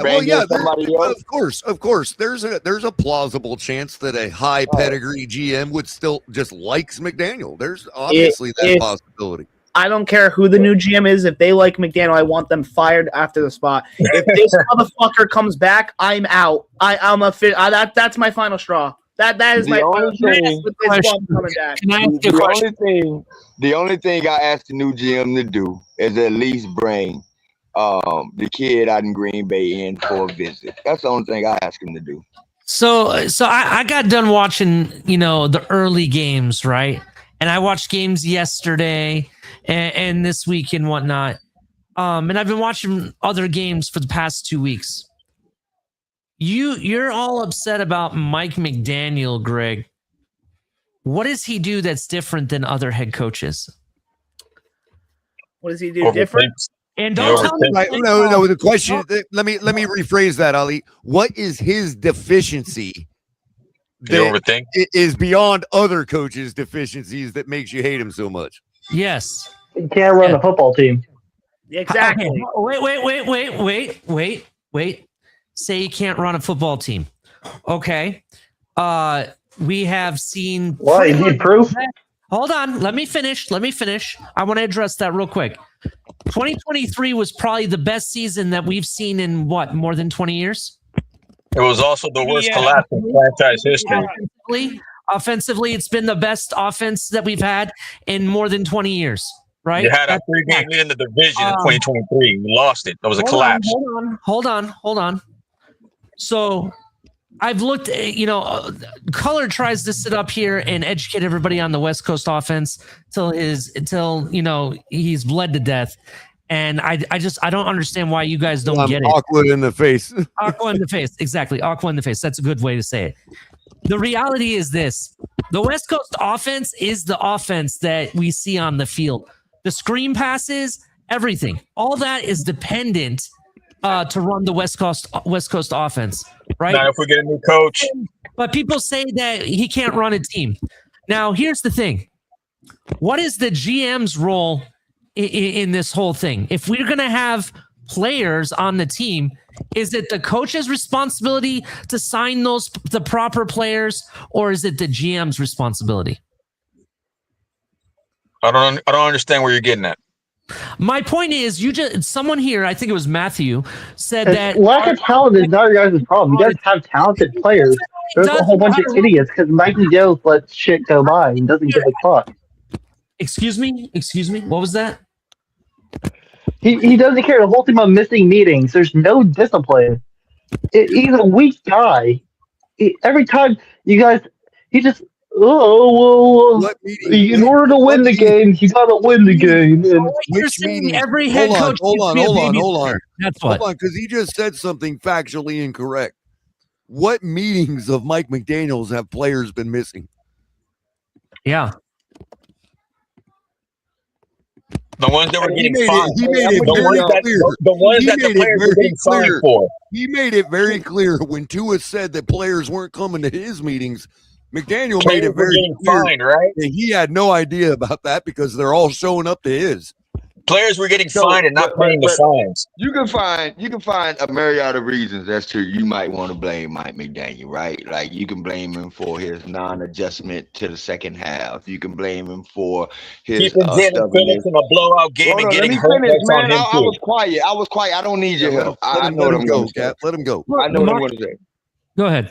You can blame his non-willingness or his ability to adjust to what other teams are doing to him. You can blame his stubbornness on running the ball until he was forced to with that Tyreek.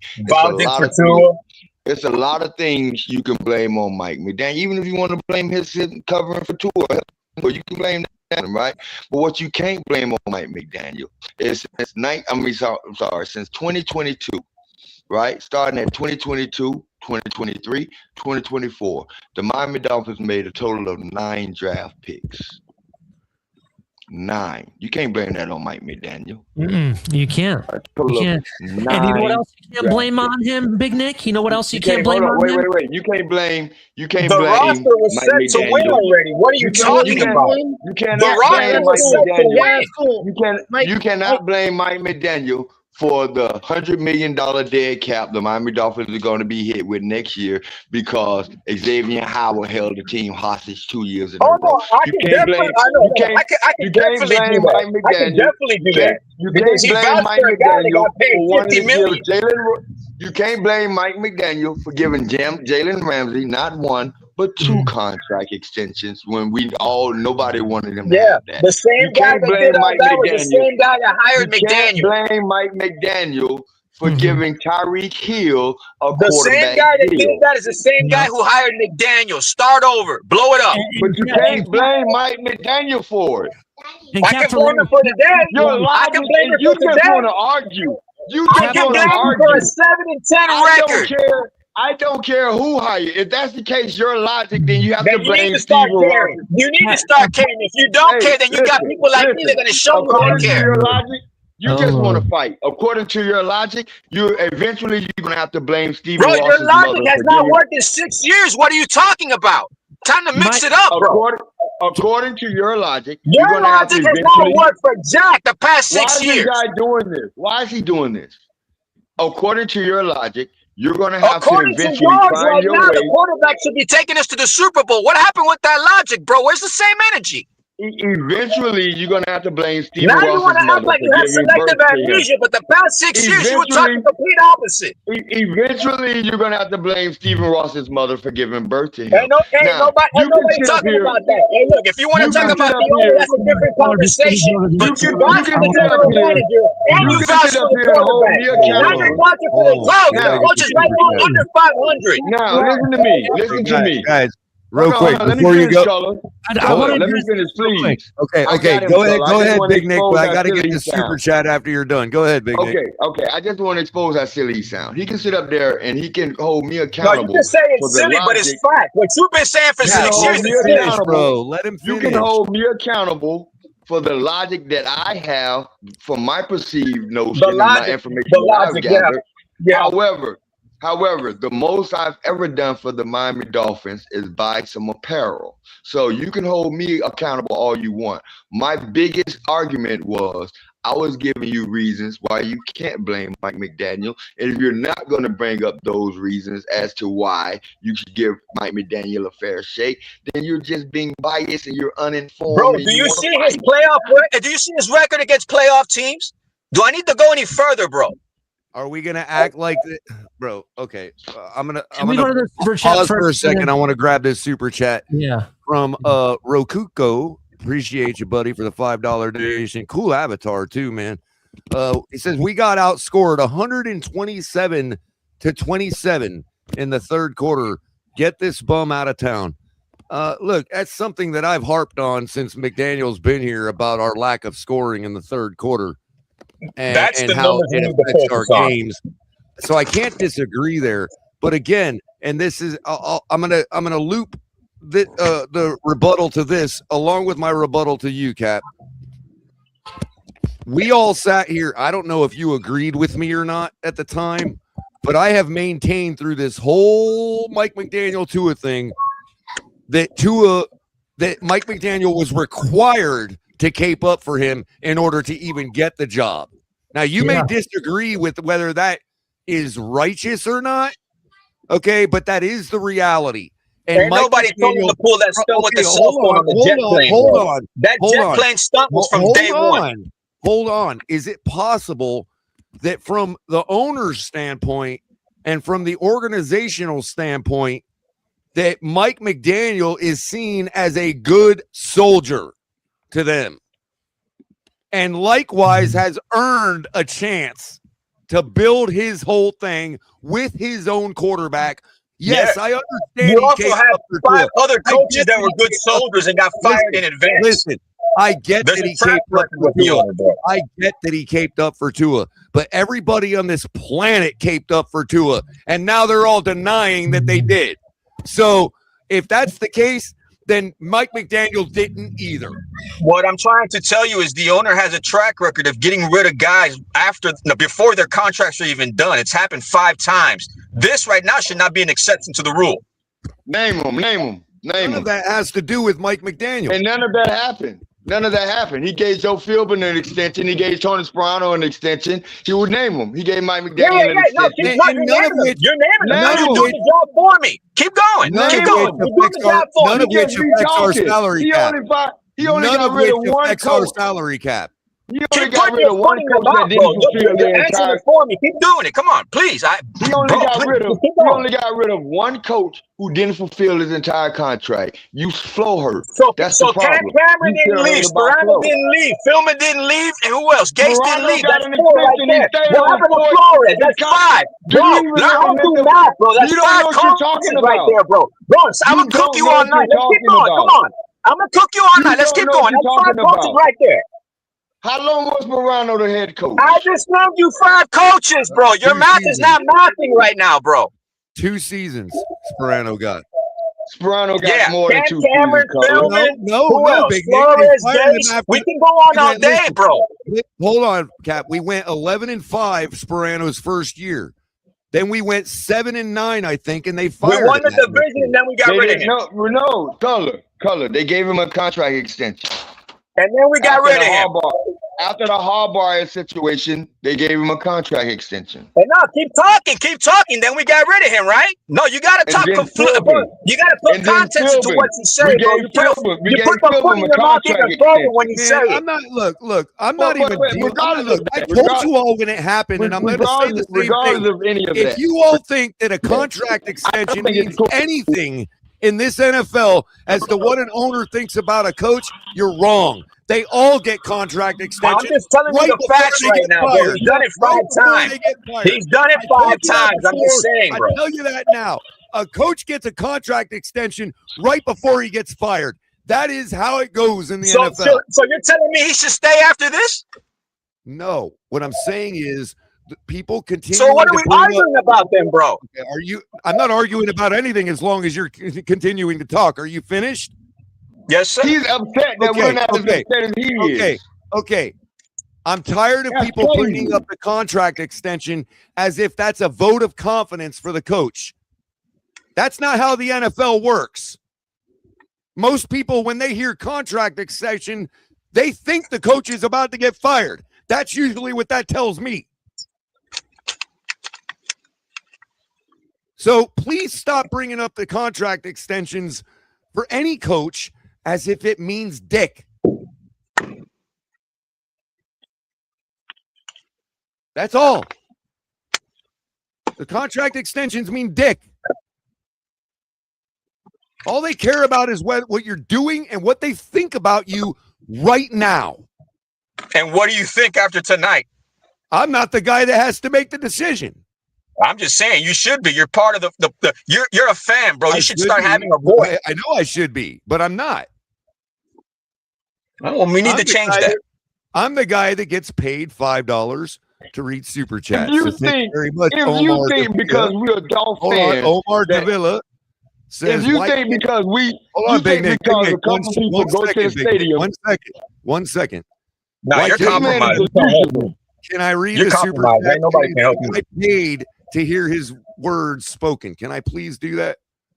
Go ahead, my friend. Go ahead. Omar Davila says, why can't he get a 3rd and 1? I thought he was a run guru. It is painful to watch us not be able to get a yard. But is he supposed to go down on the field and do it?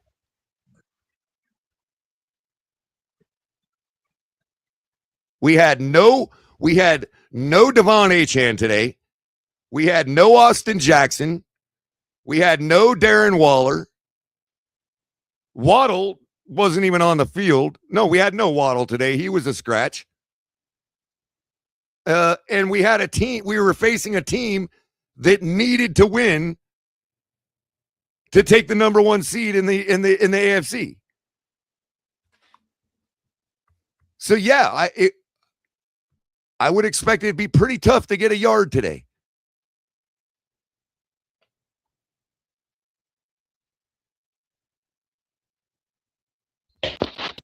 And as soon as they find out, the Miami Dolphins would have picked somewhere between 13 and 16 if they'd have won the game today. They'd have been pissed off about that. Like, these people, man, they weird, man. You all, Big Nick, did you see that stop on 4th down from the tandem of Brooks and Dodson today, bro? Yeah. Being happy about a 7-10 Literally record. got 0 inches. You know what else I saw, Color? You know what else I saw? I saw the Miami Dolphins relying on on 3 wide receivers with about 16 games combined between them. I saw him rely on a running back who just really got his first NFL playing time this year. And these people out here complaining that we didn't get a damn 3rd and 1. And actually, we did. Actually, we did. Ollie Gordon came in at one point of this game and fell out of bed for a first down, like he always does. So I don't know where he can't get a 3rd and 1 comes from anyway. Even Jalen Wright did it today. Also, remember we thought the reason is because the coach wants to throw the ball instead of run it on that short yardage situation. What he's talking about. You're right, Cap. That's what he's asking about. Why does he choose to pass when it's obvious we can easily pick up a yard with our running game? Yeah, so that's what I agree with. I agree with the question. That does need to be answered. Why I addressed McDaniel the way I did in this forum, right? When I finished, Ali, can we get KP in here, bro? He hasn't had a chance yet. Go ahead. Well, no, I never got to finish my point. You guys, I know. I'm asking. I wasn't going to stop you. I was just asking if we could be next in line. Go ahead. Yes, you can definitely be next in line. Sure. I apologize, KP. I just want to get this off real quick. The whole point of why I brought up what I did was to kind of illustrate that not all of the problems we saw today are Mike McDaniel's fault. Not all of them are throughout the season are his fault, right? So just by bringing in a new head coach isn't going to fix everything. There's a lot of other things that are more pressing that I think could cover up some of the deficiencies Mike McDaniel has, right? So whatever this GM decides, so be it. But I don't think all of it is his fault. That's man, all I know is you got like 3 or 4 teams right now in the playoffs that turned it around in less than 1 or 2 years. Now you know why I interrupted you to ask, Ali. No, it's okay. It's all good. Go ahead, KP. Jump in here, bro. Hold on. Before you do, money always talks before everybody. I'm sorry, you know how it is. Omar Davila writes back for $5 donation. Appreciate you, buddy. It's been all season with short yardage. Come on, guys. And this is partly where I'd agree with you. Not because of play calling, though. And not because, let's say, Ollie Gordon or Jalen Wright or somebody doesn't have the ability. But because of personnel. Like, when have we... What you're talking about all season is when he dumps Achane on a halfback dive on 3rd and 1, over and over and over again, instead of just letting Ollie Gordon come in and fall down for it. No, so that's a personnel decision I do hold Mike McDaniel responsible for, and we've seen it all year systemic, long. Right? It's systemic. It ain't just personnel. It's systemic. They've actually done a breakdown of the NFL teams over a certain amount of time. Miami Dolphins every year has steadily decreased all the way down to now we are number 32 in the NFL on short yardage. EPA. Like it's systemic. Right. I'm just saying that we have the ability to do it. We just don't in the play design. It's something in the play design is more than just the personnel. It's something in the play design that's not working on short yardage. Talking about short yardage. I'm specifically talking about 1 yard to gain. Go ahead, KP. We got to let KP get in here, bro. Yeah, that's short yardage, though. That's what he was talking about with short yardage. Yeah, I agree with Nick there that it is systemic, and it's due to the complex blocking schemes employed in this brand of the outside zone offense that we've been running under McDaniel. And for me, again, this is just my opinion. For me, there's been enough time to sort all that out to see whether guys could be trained up to operate that kind of offense that has, a low margin of error. You need all 11 guys working in concert to a certain degree of, that's true to all offenses, right? But in our offense, things are so technically based that it hurts us in those high pressure critical moments. And even if we succeed on 2 out of 4, it's those other 2 out of 4 that are gonna cause us to lose. So I will say this. I want a GM to come in, pick the head coach that he wants to pick. And yes, we got to blow this thing up and start over. So we need to eliminate the system. You're a computer guy or you're a technical guy too, Color. This is we need a whole new system. Clean the overhaul. database. Yup. Yeah, exactly. I completely agree. But as an A+ technician, my first number one step is to identify the problem, is to separate what the symptoms are from the problems, because you and I both know that a symptom and a problem can be interchangeable. Right. And I agree that McDaniel isn't the sole source of the problem. That is definitely true. In fact, I've been on the record multiple times saying that McDaniel's creativity, design ability, and ability to diagnose what play will work in a given situation is there. On the intellectual side of watching a football game and counteracting what a defense is doing, I'm pretty sure McDaniels is in the top tier in being able to diagnose the game. But there are other parts of his job requirement as head coach that have also, over the last 3 or 4 years when he's been here, stymied our ability to win. Right. Oh, and on that note, KP, I kind of misspoke. The number one step, the first step of the scientific method is identify the problem. The first step in the A+ troubleshooting method is check your connections.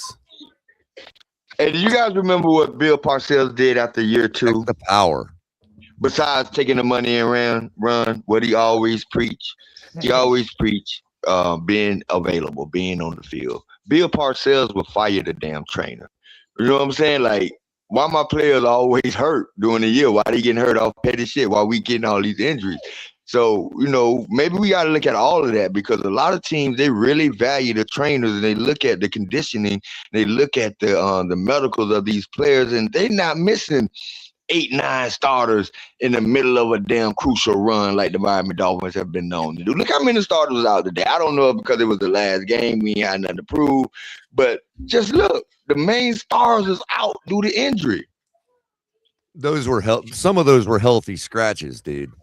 I don't know. Jalen Water always been banged up for the last 2 years. You need to start knowing, bro. Like, right now, everybody knows. He's been banged up the last 2 years. I know. He gets banged up every time he touches the ball. James Daniel was diagnosed with a strain and missed a whole damn year.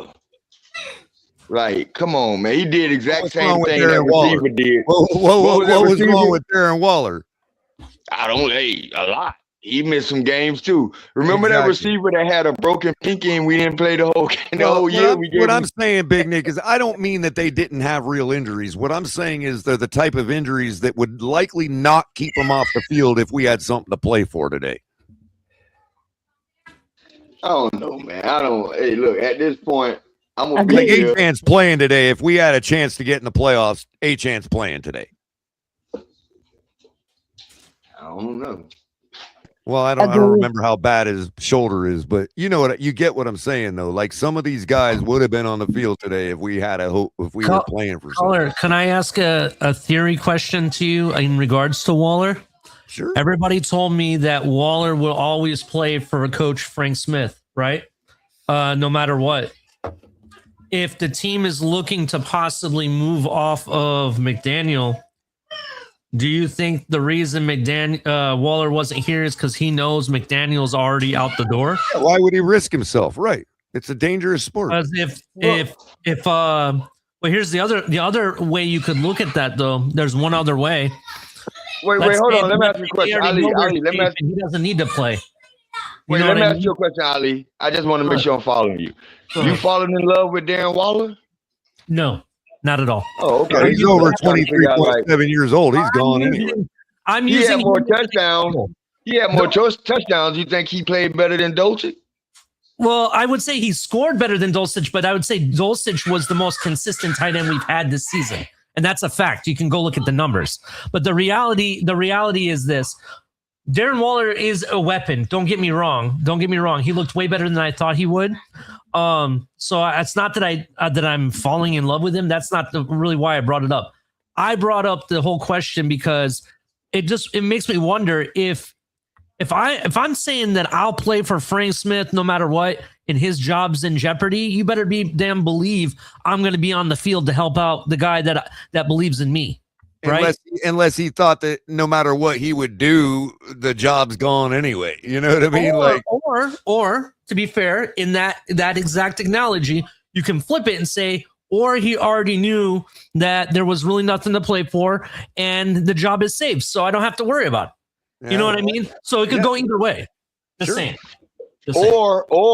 Or being 6'6", 250 pounds, colliding to other grown big ass men could actually hurt you. Right. And there's no value in it. Right. It's a value bet. But again, there's several reasons. I'm the reason I'm indifferent is because while I don't think that it's the worst thing in the world to keep Mike McDaniel, I also can't reconcile that with the logic of why would you get Troy Aikman to find you a GM that would settle for McDaniel? So he's likely gone, even if I not necessarily believe he should be and all that. That they're two separate opinions. You know what I mean? Did you want me to bring you in on that, Tunk? Now we got two Tonks. Yeah, sorry, I was logging on my phone too. Oh, okay. You want me to remove one of them? No. Oh, okay. Yeah, I'll let you take care of it. Thank you. But you see what I'm saying? Like, on one hand, if you're gonna ask me whether I think we should or it's okay to keep McDaniel, I'm fine with it.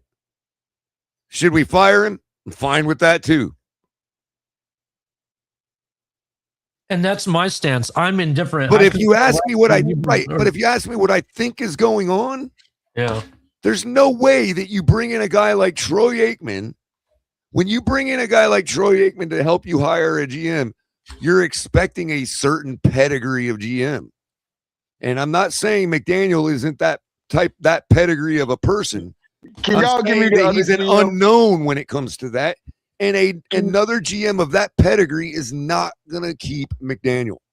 Can y'all give me this a great dynamic GM that Troy Aikman has helped found for another organization? I'm just saying, I'm talking about people, Big Nick. I'm not talking about actual GM. I'm talking about Troy Aikman has standards, bro. You know what I mean? Troy Aikman is not the savior of the Miami Dolphins. No, good he's not. Draft pick. Not trying good draft picks and a good coach is the savior of the Miami Dolphins. I'm not trying to say all that, Big Nick. What I'm trying to say is, if you were to hire me to help you find your GM, that GM is probably going to be the kind of guy that would keep McDaniel. But if you're going to hire Troy Aikman to find your GM, it's probably the type of GM that's not going to want to keep McDaniel. That's all I'm saying. I'm not trying to hype up his ability to pick a GM or anything. Troy Aikman is not picking the GM. He's a consultant along with Dan Marino and other people. I understand. But if you're not going to take his advice, why give him money? Okay, but it doesn't mean that we have to go with Troy Aikman's opinion. No, but I get what you're saying. I get what you're saying, but you're just going. I agree with what you're saying. It's just deeper than the conversation we're having right now. Is what I'm saying, Big Nick. I agree with what you're saying. I just think the Miami Dolphins get attached, especially the fans get attached to names too fucking much. I mean, I don't know. Honestly, I think the payment to Troy is simply for somebody's phone number. I have a rebuttal to this real quick, Big Nick. You said that Troy Aikman is not picking the next GM. While that is valid, definitely true, Barry Jackson put out something today that kind of said that Troy Aikman is the one that is picking who the Dolphins interview. So if he's picking the people that are being interviewed, acting like there's going to be no influence, right? Like Daniel's saying the same thing. Troy Aikman's a consultant, not a GM. I know. No. What I'm saying is, look, I'm agreeing with you, Ali. What I'm saying is, even Ross, Ali's trying to say is, if Troy Aikman wasn't going to have any influence, then why were we giving him money? Nobody says he's not going to have influence. They're going to listen to his advice, but ultimately, Stephen Ross, Garfunkel, whatever his name is, Stephen Ross' son-in-law, and Brandon Shore is going to pick the GM. I agree. Brandon And I'm Shore, telling you that Troy Aikman is not going hold on. to advise them to pick somebody that would keep McDaniel. That's all I'm saying. It was stated today by Barry Jackson that Brandon Shore is not going to be picking the GM, and they also said something to the effect that he may be in the interviews to ask questions, but he's not picking who's being interviewed or anything like that. So I don't know. They say this was all falling on ownership. There are too many hands in the cookie jar, bro. There are too many hands, and that's the problem. No, it's not. No, this is how the NFL is set up. Successful franchises are doing it the way the Miami Dolphins are trying to do it. It's just the way the NFL is set up. Again, what Ali's alluding to is that they were saying that ultimately this is going through the ownership. Yeah, that's how I see it. So no, there are not too many hands in the cookie jar. There's one in the cookie jar. The rest of the hands are just giving him advisement. Look, Troy Aikman has been in and out of locker rooms every fucking year for the last 20 years. He's built some relationships. He's talked to some guys. They're using Troy Aikman for his knowledge of the people they're thinking about interviewing, his accessibility to those people that's going to be interviewed, and if they want to pitch a particular type of scheme that they're interested in running, then he can help eliminate some people. But he's not picking the GM. Agreed, Big Nick. I'm just saying that my logic tells me that none of those people are the type of people that would keep McDaniel. That's all I'm saying. Mm-hmm. But ultimately, the type of person that would keep McDaniel, his name is Stephen Ross. Well, of course. And if Stephen Ross wants a GM to keep McDaniel, then he's going to put the same caveat that he put on McDaniel with Tua. In which case, what do you need Troy Aikman for that for? I'm under the belief that Tua has played his last game for the Miami Dolphins, and he will not be on the roster when the league calendar year starts.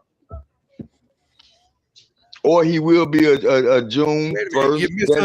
You misunderstood why I understand what you're saying. The reason I'm saying that, Color, is because they're going to keep one of the two, and I don't believe it's going to be Tua. Get rid of them both.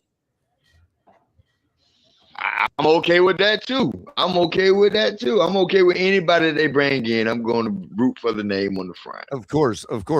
I just don't understand the logic in bringing in a guy like Troy Aikman to advise you when you're just going to put a caveat on the new GM to keep McDaniel anyway. By the way, we have the 11th pick of the NFL draft. I mean, the only reason you would give Troy Aikman that money is because you wanted a phone number from his Rolodex. And that's a plausible reason right there. That was my first take, was that, he's got a phone number in his Rolodex they want. And I hope everyone knows the Jets are about to get their franchise quarterback. So if we keep McGee, we're about to be the fourth best team we're going to be the fourth. Wait. How are they going to get their franchise quarterback when Raiders have the number one pick? And Big Nick, you know as well as I do that Moore is either trash or is going to stay another year. I don't think he declares. Yeah, and Big Nick, you know as well as I do the power of networking. Like if Troy Aikman has somebody's phone number in his Rolodex, that power of networking makes that valuable. That makes that a commodity. Oh yeah, you're going to need to hire me for a week and give me a paycheck if you want my Rolodex. You know what I mean? With the 11th pick, I think the Dolphins are at a good to stay pat to get a player of need that can actually come in and contribute right away. And there's a couple positions that I think that we can fill that with the 11th pick. I think we can get a cornerback. And I definitely think that right tackle from the University of Miami who can play guard or tackle will be available. And that would be my pick right now. And this is 1989 or 1990 right now, Big Nick. We need a right tackle, and we need to get one in the first round of the draft. I'm going to say it for the third straight year in a row. We need to trade back. We need to get picks. To be It's not a draft. fair, I mean, not wrong. you can accumulate picks by drafting by trading back, but I think this draft is And going to be everyone top heavy. wants to cry, I think it's oh, gonna- he only had 9 picks. Well, I've been the guy saying we need to trade back to get more picks. Because we got plenty of picks now. And everybody ain't gonna make the team. But anyway, Yeah. I think this draft is gonna be pretty top heavy. And if you got an opportunity, have you watched that kid play for the University of Miami, the right tackle? Yeah, we have actually. Why would you want to pass him up? I'd like to welcome Hooked Up Joe to the chat, to the panel. Been What's a up, while, Hooked Hooked Up Joe? Joe. How was your Why? holiday?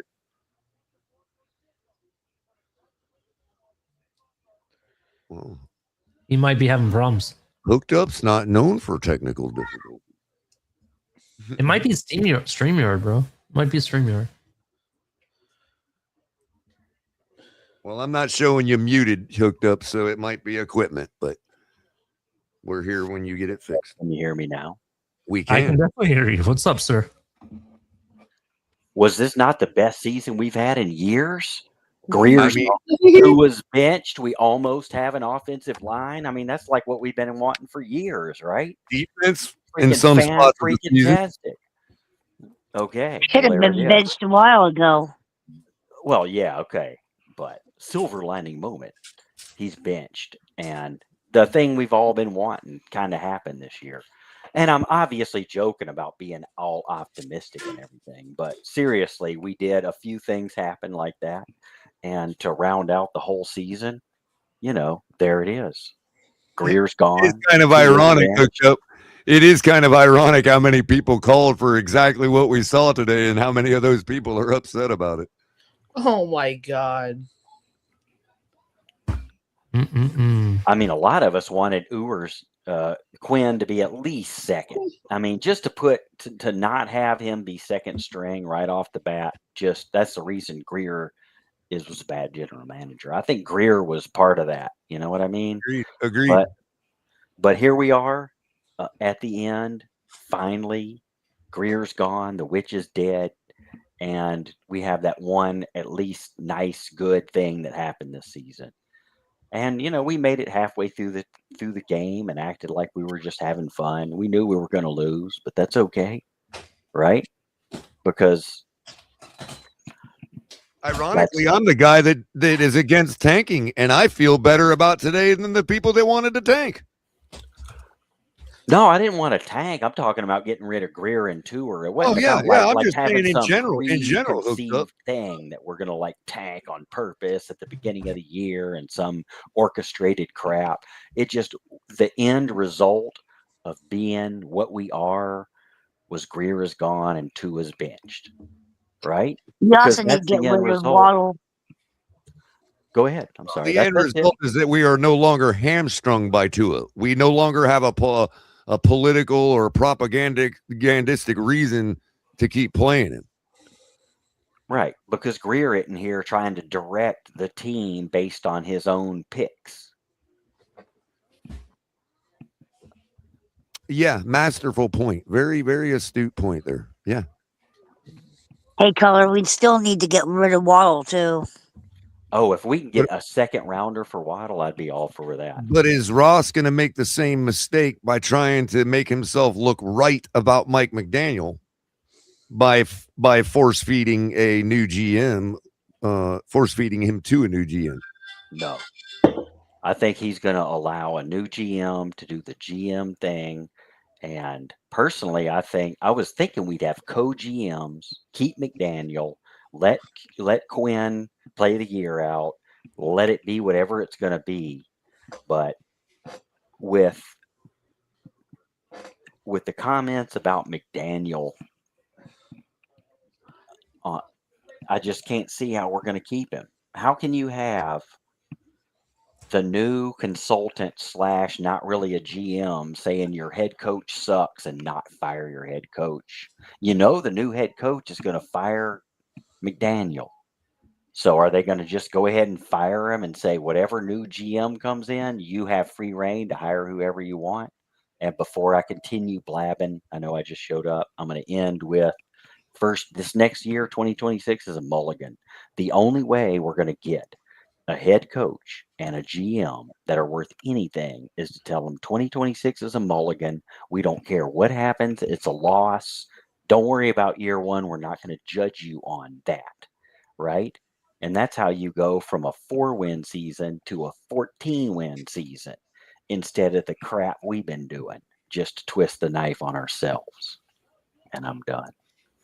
So the only question I have for you, Hooked Up Joe, is how does anybody that's heard what the scenario before trust that it's not going to continue to be like that? In other words, we bring in new people and we say, first year is a goner, just do what you got to do. In Flores's case, we literally had fans calling for the tank to get Tua. And then when it came down to having to slander the man to get him out of here, everybody wanted to hold him responsible for the 5-11 season. And that's the problem with getting a good GM, right? Because you kind of ruined your credibility with that. You know what I mean? Exactly. So it's going to be tough. I mean, Ross Maybe is that's going to what the have Troy to Aikman thing is about, is to bring back some credibility to the situation. Right. Just complete, like add what I call a buffer, right? Or a liaison or a completely abstract interconnection point where Ross says, okay, I'm going to let somebody that knows what they're doing be the intermediary. Not I'm going to hire a GM. I'm going to hire an intermediary to find a GM. And that's exactly what he did. And that is a way to repent. I mean, first of all, if Ross went out and did a survey, what's the one thing we could do to appease our fans today? It would have been fire Greer. And he did it. Right? Appeasing the fans shouldn't be on his list of objections. I totally agree. And that's been the problem with our entire team is the whole exactly. I mean, I'm 100% appeasing the fans is something you are absolutely in the long right. run. That could literally be Greer's undoing to begin with, because who's the one that goes to Twitter? Who's the one that goes to Twitter to look and see what the bots want our team built like? Exactly. Okay, I'm going to differentiate this one though. Because that's marketing. That's marketing bullshit that ended with fucking Greer. And that, but a and lot I'm a of that fan was like, saying that.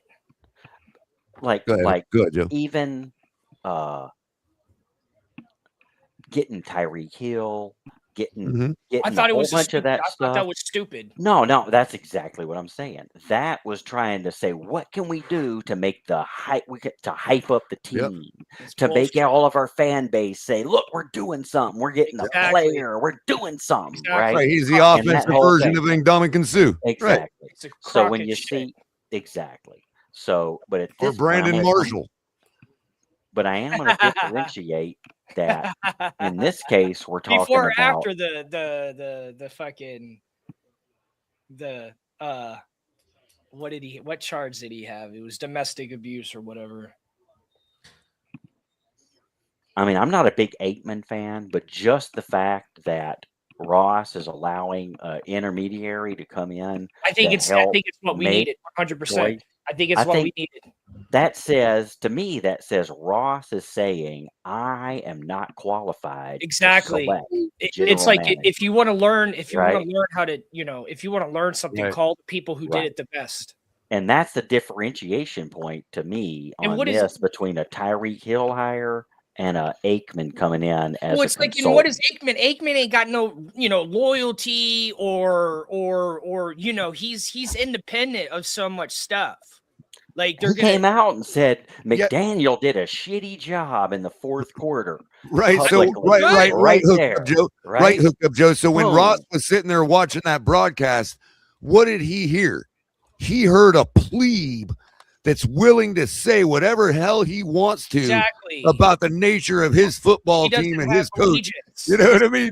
His allegiance is neutral. That's what Ross wants. That's what billionaires want. They have nothing but people telling them everything they want to hear their whole lives. You know what I mean? He wants somebody to say, tell me what's really going on. Oh, I like it. This is a show I want to watch it. You know what I mean? And Troy Aikman's going to come in here and be like, I don't care how many billions you got. I don't care who the heck you are. Hard rock, smart rock. This you is, know what I mean? Your coach sucks. Roko or whatever it might be. You know what I mean? I think that's how you say your name. So Rokuko. He is a I would Super say Bowl winning quarterback. Rukuko. And he's been calling the NFL for the past 20 years. He like Color said, he's been in every fucking locker room. He's still very involved. Yeah, again, it's just credibility. It's the difference between hiring me and hiring Troy Aikman. I mean, like, I'm not sitting here saying Troy Aikman's going to save the team, but what I was requesting the Dolphins to do was call players that have won Super Bowls to help with their decision making, to help bring in people that are going to get interviewed, to help, run ideas back and forth to him. I mean, I would take right Troy when he Aikman's was the advice quarterback of the all Cowboys. day. Talk. This is what I gather what you're saying. He was one of my favorite. When he was the quarterback with the Cowboys for all those years, he saw plenty of players come and go that he knew right away, day one, that guy is never going to be nothing in the NFL. Exactly. Get him out of here. Exactly. I mean, and he got to play with some amazing players. It's about being able to size up your candidates and say, this guy don't even belong. You know what I mean? 3 Super Bowls as a bum quarterback. You don't do it. It's impossible. You can't. It can't be done, especially back in the day when football was probably harder. Hey, Color, I wonder. Sorry, Tonk. They weren't so easy on quarterbacks back then. Right. Go ahead, Liz. Color, I wonder what Aikman is saying about Tua. He said Tua's going to be gone. No, Tua's not even a factor. Yeah. I mean, Tua, I know, but Tua's like vaporware. None of us. As I reported when the clock hit 0 today, as I reported, that is the last time Tua will ever wear a Miami Dolphin uniform. See, there you go. I like that, Ghost. It's just a change. It's just someone else to come in and give their input. That's all it is. Right. And that's all we need. That's all we're looking for at the moment. He's not going to have one bit of decision like power. He's just simply, it's a matter of me giving Ross advice or Troy Aikman giving Ross advice. What if he could give some advice to Quinn Ewers? Would you take advice as a QB from Troy Aikman? Would you? Yes. Fuck it, I would. Are you kidding me? Well, it's obvious. It's obvious the way Ewers runs his play action that he obviously got advice from one of the Mannings because they invented that. Okay, well, I'd take Manning's. I'd take a Manning advice any day of the week. Right. Yeah. And it probably came through osmosis through Arch over at Texas. You know what I mean? Like, he probably didn't get right with Peyton Manning, but one of the brothers, I'm pretty sure Peyton taught his brother the whole stretch handoff, put the whole ball in and take it out. The greatest, you know what I mean? And catch in Super Bowl history. Eli Manning has that with David Tyree. And then Peyton Manning won a Super Bowl with 2 different teams. Well, specifically, Tonk, Peyton Manning himself literally invented a style of play action, dude, where like he takes the risk because of his trust in his own hand strength and his own grip strength. He takes the chance and puts the whole ball in and yanks it out at the very last second. That bought them all kinds of time on a defense when it comes to getting them in a half step, you know what I mean? And was a big part of the reason the Colts offense could just march right down the field. Yeah, I mean, and he literally invented that. And now I'm watching Quinn Ewers like play that way. You know what I mean? Like that has to come through Arch.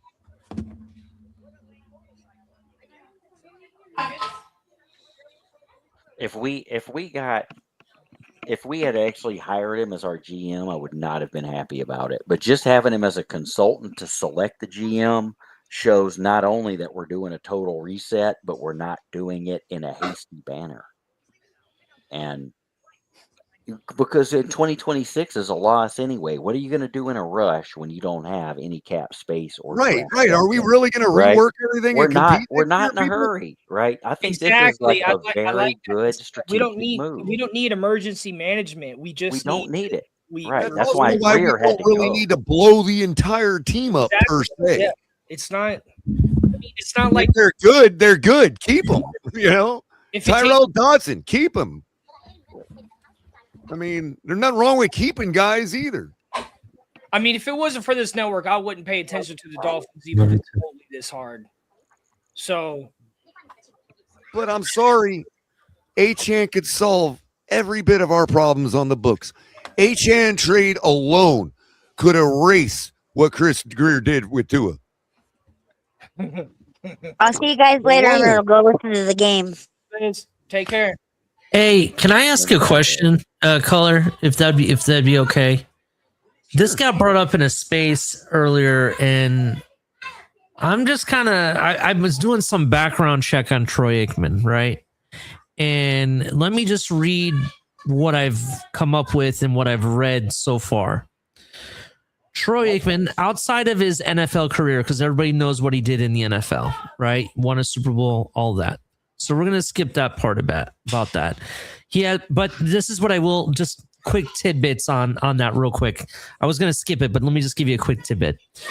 Elite understanding of pre-snap reads, excelled at operating time-based precision offenses, known for ball placement, anticipation, and managing games rather than chasing stats.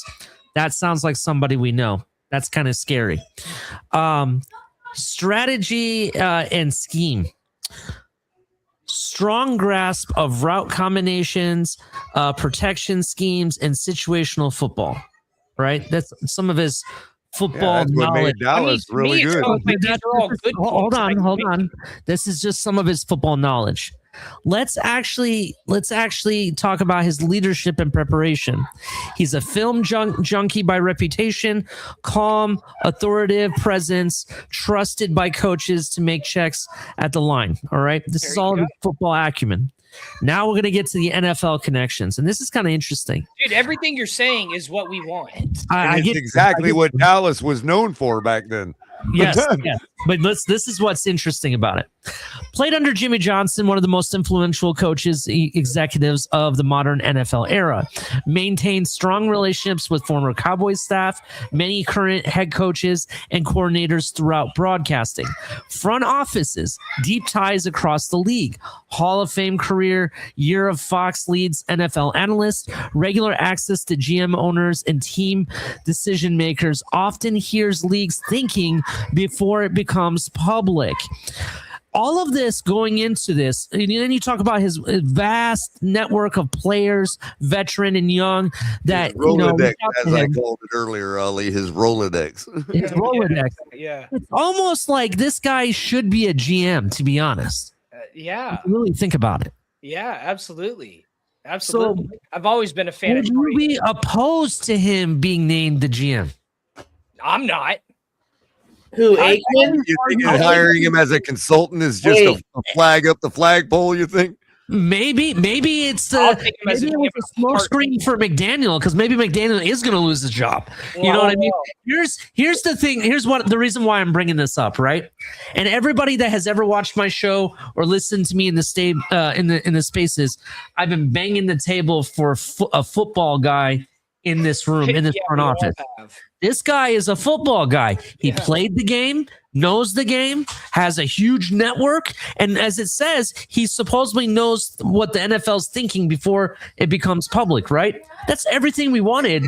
And who made him the quarterback he is, Ali? Jimmy Johnson? No, I mean player-wise. At Oklahoma. For a game manager, as you described. What was his name? He played at Oklahoma. No, he played at the University of Miami, and his name is Michael Irving. That's right. And he just so happens to be back down in Miami right now, getting things going on with our Hurricanes. I'm just saying, I wouldn't be opposed to it. That's what I'm saying. Yeah, but Aikman had really he learned he played. I forgot who he played for. He played for the same person that coached Brian Bosworth at Oklahoma. Could you imagine Dan Marino and Troy Aikman, running this team? Well, I'm just saying, if Troy Aikman wanted to sit a spell, he's got friends down here. He's got his best friend down here already. You know what I mean? Yeah, I agree. Look, my point is that this guy has potential to be a GM with all these accolades and this stuff that's known about him. Why we shouldn't be opposed to it is what I'm saying. But he's still locked in too. He's still locked in. It's not like he's, somebody who just hangs out at home and they're just bringing him out. Like, No. He's definitely locked in. I guess people are hesitant because of the fact that I don't know if you guys remember a guy named Matt Mayock. Do you guys remember him? He used to call the NFL draft and everything. Became a GM and it blew up in his face. Yeah, but right, Mike Mayock is not. Mike Mayock, that's what I meant. Yeah. But he's not Troy Aikman. You're right. The thing of it is, Ali, what's happening is you got a lot of people that are knee jerking because they're casuals and they don't understand the the category that we're speaking in right now. We're not talking about the guy being the savior. We're not talking about him having any power. We're not talking about him being, the guy that hires the new GM. We're talking from the context of what does this signal from the Miami Dolphins? That's the perspective we're talking from. He played for Oklahoma before he went to UCLA. Oh, thank you, Hooked Up Joe, for being a member for 23 months and using your monthly member chat to tell us thanks for another season. Fins up to you, man. And I appreciate your contribution throughout the seasons since we've been going. So it's just about the direction and what it indicates. And that's what we're trying to garner from this Troy Aikman hire. We're not trying to figure out how he'll affect our GM hiring per se, or who it will be, or all that. Yeah. Again, it's like the point I've been trying to make all night about you're not going to have a Troy Aikman, even if his role is just for advisement, and all he is here to do is provide a list of 5 names for Stephen Ross. Let's say that's all he was hired to do. Exactly. What I'm saying is none of those 5 names are going to logically be somebody with a low enough pedigree to keep McDaniel. That's what I'm trying to say. It's an indicator. It's not that we're definitely going to hire somebody that'll not want to keep McDaniel. I'm not saying any of that. I'm saying that the names Troy Aikman will provide in this collective effort to hire a GM, those names are not the type of pedigree that would keep McDaniel. I would bet my farm on it. They're just not. You think a guy like Michael Irvin, let's say Michael Irvin was at that point in his career where he really wants to put on the suit and the headset and be a guy, right? Do you think that a guy like Michael Irvin would even be in the same room as Mike McDaniel? Let's be real. Yeah, because they both like fucking swag. Okay, fair enough. But that's okay. The dressing room, yes. Okay, but I know. I'm just but you know what I mean? Like Troy Aikman has already made it clear on national television what he thinks about Mike McDaniel. And that's deservedly so. You know what? And even if it wasn't, what it's saying to everybody is, I'm at this level of pedigree, and anybody I associate with or would send your way as advice is probably in agreement with most of my takes. Go Lamar. Like I wouldn't send you guys a color if I was like, I'm never, I'm going to leave, guys, but you know what? Here's my cousin or my nephew or my son that is going to carry on the color commentary flat. I'm not going to send you a guy that disagrees with everything I say. I'm going to send you a guy that generally agrees with color's takes to fill in for color. And that's all I'm saying about Troy Aikman. He's not going to give us guys. He's not going to be like, hey, Ross, hire this guy, and that guy go, oh, you know what? I really think McDaniel is no. That's for the Clevelands of the world. I mean, yeah, that's definitely what you would be shocked about. I'm tired of us being the Clevelands of the world. I wouldn't be shocked if McDaniel's back. I wouldn't be either. Again, you're misinterpreting. Again, Greg, I agree. I wouldn't be shocked either. But that GM is not going to be one of the guys that Troy Aikman advised. 100%. Could you agree with that? Right, you just did. You said 100%. So that's all I've been trying to say.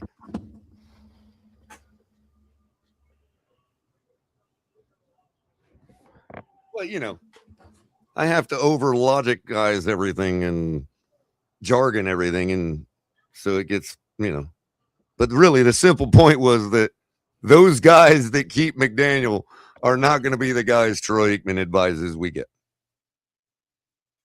So I really see it as kind of pointless to hand Troy Aikman a bunch of money to give us advice to advise us on a bunch of guys that we're never going to hire because they're going to not keep McDaniel.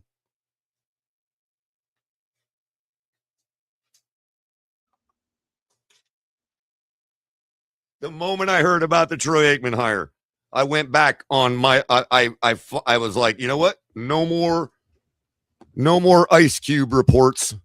You know what I mean? I do not believe, I really think, as much as I think, like, on one hand, the people that think McDaniel is going to be fired because of lack of performance or whatever, no, they're all wrong.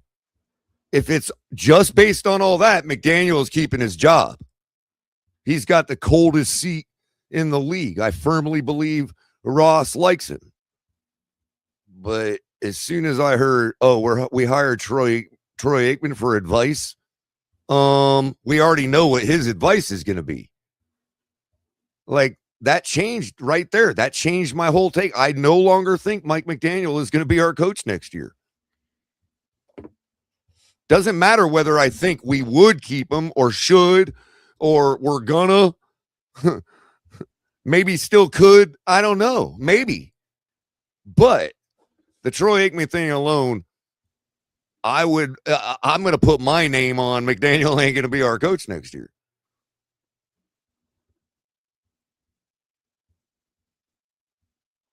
And after watching what we saw today, that kind of just correlates with in my mind. Like, it strengthens my opinion.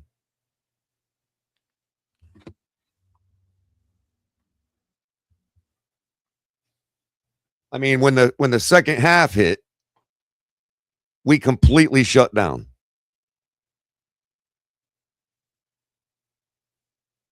And that came right from the sideline.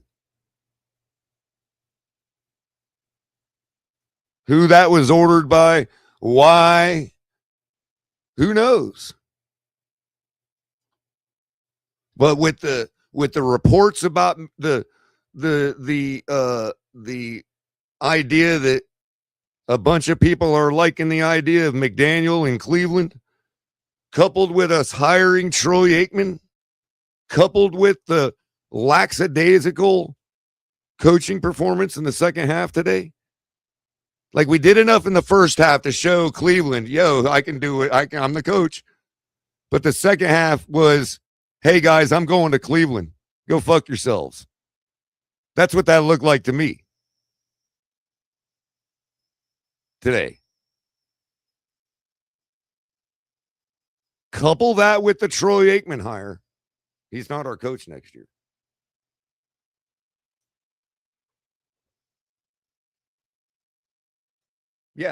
Yeah, that's kind of what I'm saying, Aaron. Aaron says it was Aaron Zubia.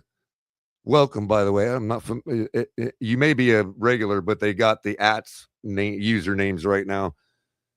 So welcome to the tailgate. Says it was a middle finger from McDaniel to Ross, I believe. Yeah, that's kind of what I'm trying to say.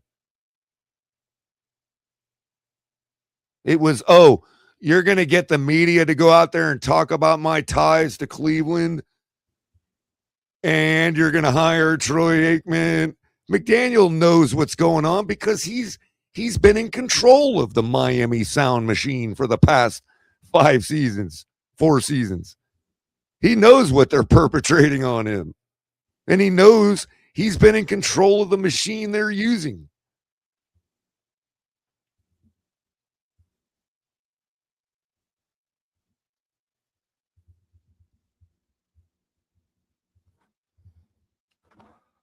Well, we got a crazy offseason.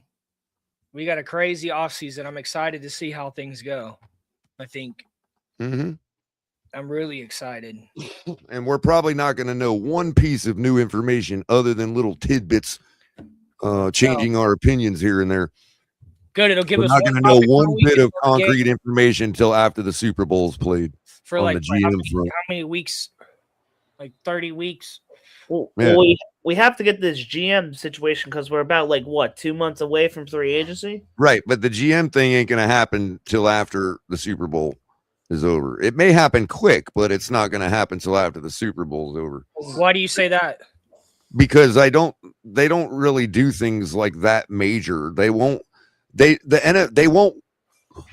It's not proper for them to try to upstage the NFL during the playoffs and the Super Bowl. You know what I mean? That's a big network haul for everybody, and nobody wants to touch it. So they don't usually make big blockbuster announcements and shit during this period of time. You know what I mean?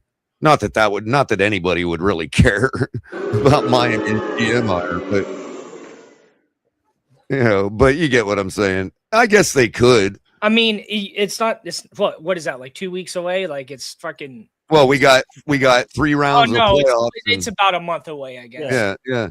But here's the thing, Tonk. This is why I said earlier, if we fire McDaniel right away, that could be an indicator that we're pretty sure about who the guy already is, and we just learn everything as a fan base in delay. You know what I mean? Like we could have already hired a GM last month, and we don't even know it. Yeah, and they're just playing out the histrionics now. You know what I mean? Yeah, I mean the problem is if you fire McGee tomorrow, you at least get a kind of a head start on things because you probably gonna be fighting what against. I'm describing, Tonk, is time dilation. You know what I mean? I mean, we're going to be competing against other teams for coaches. It's not like there's any good ones out there. Like nothing ever happens at the same time for everybody. So what's the difference if it's a month later and we just think it's all happening right now because that's when they're telling us? Yeah, so Troy Aikman played for Barry Switzer when he played at Oklahoma, one of the greatest head coaches in and he also followed that up with Barry Switzer after Jimmy Johnson left at Dallas. Yeah. Good point. Oh, yeah, right. So it's like he's got a good pedigree, man. Barry Switzer was also a coach of the Hurricanes, was he not? And Aikman was one of my favorite head coaches. I mean, quarterbacks growing up. I remember I was super young. Barry Switzer be our new GM? How old is he now? Oh my God! Is he right here? I'm jumping on it right here. Is he able? Barry Switzer, colors calling it. Barry Switzer's the guy. How old is he though? 90. I mean, I read that respectfully. I don't mean that. Can he still talk? Can he still sign a check? He's 88 years old. 88? All right, no way, dude. Damn it, man. Why'd y'all have to say that? Is he spry? I would love Barry Switzer to be our GM, but it's just like the poor guy, Roger. Is he still spry? Just give him some Viagra. That'll pop up. You know what GM we need? Him and Ross can go play golf, you know? The GM we need is a GM that they have down there in Jacksonville, a nice, young, handsome man. And I would throw my name in the mix. Put me at GM. Wasn't Barry Switzer one of the heads in the vat on Futurama at one point? Oh, I don't probably. Just put his head in a jar and hook it up to a computer. We'll be fine. We just need him to talk, and we just need him to read and talk. Oh, shit. All we really have to do is tell Copilot, hey, pretend you're Barry Switzer. Yeah, there you go. Oh, shit. Answer every question as if you're Barry Switzer. Falcons just fired their coach. Who did? The Falcons just fired Raheem Oh, I thought you said the Packers. What? Falcons fired Raheem Morris? Yeah. Yeah, already. Oh my God, we're gonna be competing against the Falcons, the Giants. I guess you can add them to the lawsuit. We need to fire McGee here. We need to get this ball rolling, man. I don't know what Ross is doing. Is he taking a nap? Raheem Morris fired. I'm assuming their GM's getting fired. I know there was talks about him getting fired. I'd be shocked if he stays. Yeah, right. Yeah, there's no way. I don't think Nick Saban wants to do that anyways. There's no way that would happen. You're just making a joke.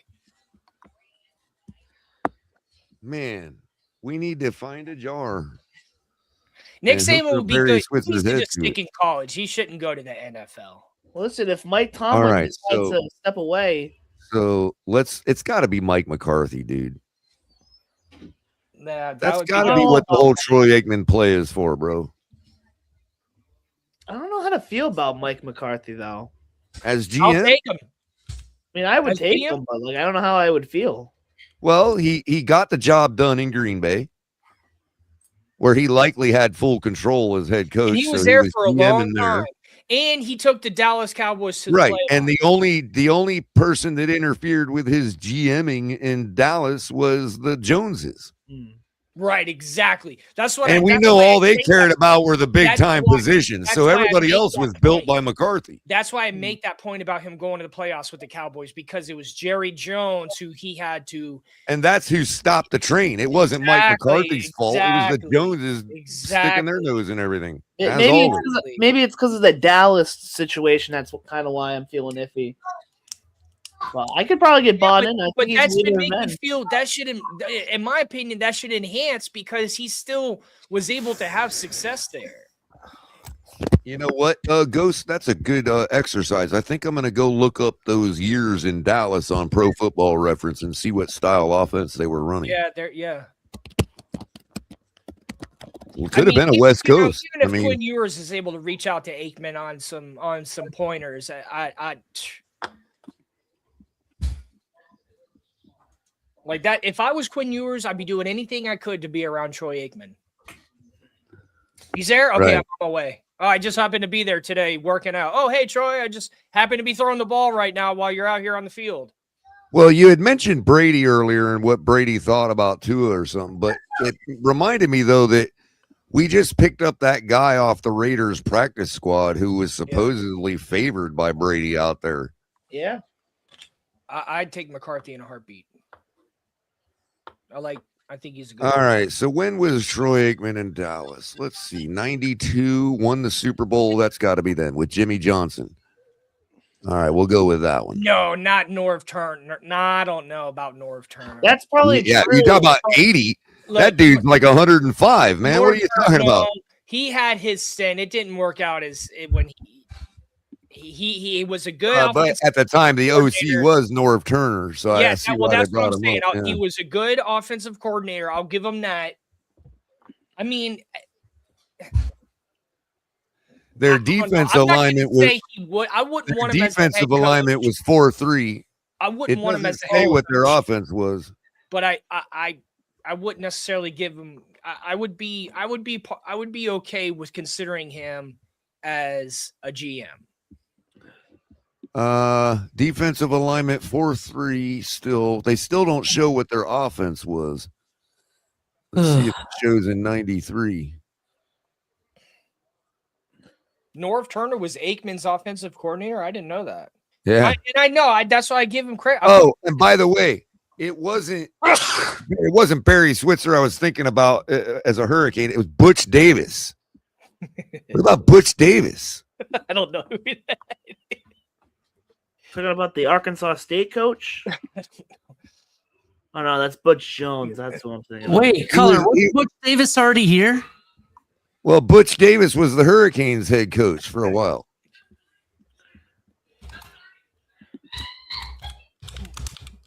That's probably how I know the name. What about if Pittsburgh fires Tomlin? I heard reports that Tomlin's How about they're this one? not firing him. He would either So he'd probably step in- away. So in 1994, Barry Switzer was the Dallas coach, Oh, Lamar, oh Flowers. and they lost the conference championship to the 49ers. Yeah. So they were still good. Yeah, hell yeah. That was the Right. That was Steve Young or Montana. Stuff. Ernie Zampese was their offensive coordinator. Butch Davis was already a GM in the NFL that did not work out. He was the GM of the Cleveland Browns. The same Cleveland Browns that are trying to make a play for McDaniel? Yeah, but it wasn't, I know, but that helps. That kind of helps the same way McCarthy. He was only a GM for 2 years, 2002 to 2004. Exactly my point. Exactly my point. And with an organization like the Browns, bro. Exactly. Oh, Omari. That's what I'm saying. That's all I'm saying with that stat right there is it was only for 2 years and it was on the Browns. You got a former Hurricane coaching the Hurricanes. I mean, I'm just saying, you know. Kevin, I hate to break the news to you. The Lions are not firing Dan Campbell. If the Lions fired Dan Campbell, that would be one of the stupidest decisions that they have ever made. All right, Color. If they did and we hired him, something. I'd be okay with it because he has history with our team. I would hire him in a heartbeat. With Butch or Ernie Zampese? With Butch Davis, and I'll tell you why. What team? Actually, let me just put it this way. That's rough in the past. The last 3 years that the Browns have made the playoffs. Anybody can tell me what years they were? Well, didn't they make? They made it with Baker Mayfield one of the years. So 2023, they made the playoffs. 2020, they made the playoffs. Do you know what other year they made the playoffs? In recent years. The year that Ryan Tannehill got hurt on our 9-1 run. Not quite. When Matt Moore got blasted by the Steelers. No, not that year. The last time the Browns made it in the last 25 years is 2002. Who was the GM in 2002 for Cleveland? Oh, Butch Davis. Was that because he had just lost the national championship to Ohio State in 2001? I don't know, Color. No, I don't know. That wasn't in 01. That wasn't in 01. That wasn't in 01. No, it's Speaking of 03. Ohio State, Right. speaking of Ohio State, let's go after Jim Tressel. I don't want Jim Tressel. He's trying to get into politics right now. Speaking of the Falcons, they also fired their GM too, so they've done things the right way. So we need to do what the Falcons are doing and just clean house then now. it's even better. 100% right now, it's even better that we already got Aikman. It's even better because we're ahead of the curve. We're ahead of the curve. We're ahead of the curve. Where did you see that Raheem? What's his name got fired? Because I haven't found it yet. I saw it. One of my YouTubers I watch, he retweeted a thing from the Underdog NFL account that tweeted that out. I don't know if Steffner's tweeted it out. Yeah, So I'm partial. Yeah, I'm partial. Yep, it's people are reposting it on my feed. So ESPN reporting it.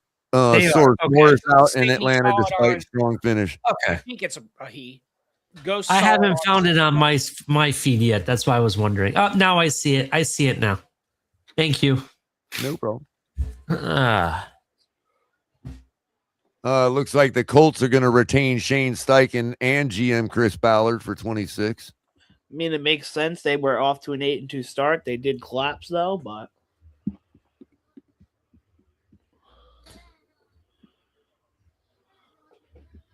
Myles Garrett got a sack record. Broncos are the number 1 seed in the AFC.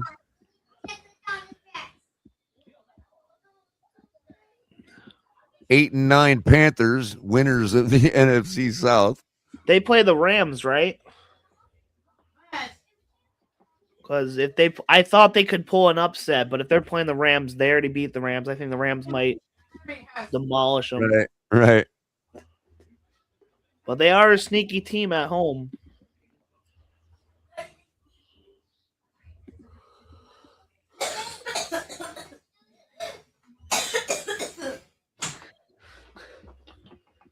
See, I didn't realize that the Packers couldn't move one way or the other. That's why they look like such crap today. Yeah. Same with the Eagles. They didn't need to win or lose either. It's going to be a good playoffs. Even though the Dolphins, aren't in it, it's going to still be good. I just hate, sitting around, moping around, watching 16 other teams have fun while. I hear you, bro. I hear you. 25 years, man. That's why I got into betting, dude. It's literally why I got into betting. Yeah, I hope Flores goes. I want Flores in Cleveland. Lamar Jackson finding Devontae Walker for a 38-yard touchdown on the opening drive. Ravens already leading the Steelers 7-0. I didn't realize it got so late so quick, man. Game's already going. Yeah. 4:59 left in the first. Yep. Steelers have the ball at their own 26. Oh, Anyway. shit. Never mind. Jets have the number 2 overall pick. I quoted that wrong earlier. Let me see if it's updated already. Yeah, it's Raiders, Jets. So they have the number 2 over pick over Tennessee? Yep.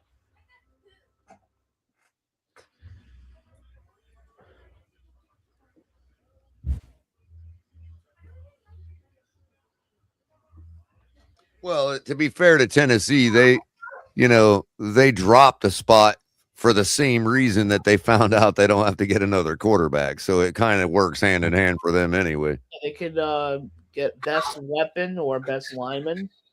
Yeah, exactly. They're going to stack it up for Cam Ward. He showed just enough towards the end of the year where they're like, yeah, okay, we did all right. We just need, Jets getting Burrow? That'd be crazy. I don't know if he wants to go to the Jets, to be honest. Are they going to build him an O-line? Because his career is going to end quicker than it would in Cincinnati. Although his personality certainly does fit New York, man. Like, apparently Justin Fields is getting released, too. They want to release a guy like him that wants to break out of the Midwest, Ali. Are you kidding? I think his personality fits down here more. Well, yeah. Okay, if you're talking about Miami, sure, I'd go with that too. Miami, New York, LA. He may succeed Stafford out with the Rams or something. Yeah. Can't beat him, join him, right? I mean, they are the reason he doesn't have a Super Bowl ring. It's true. Oh. That's what Irving Fryer did finally. Can't beat the Dolphins, just join them. I remember Irving Fryer.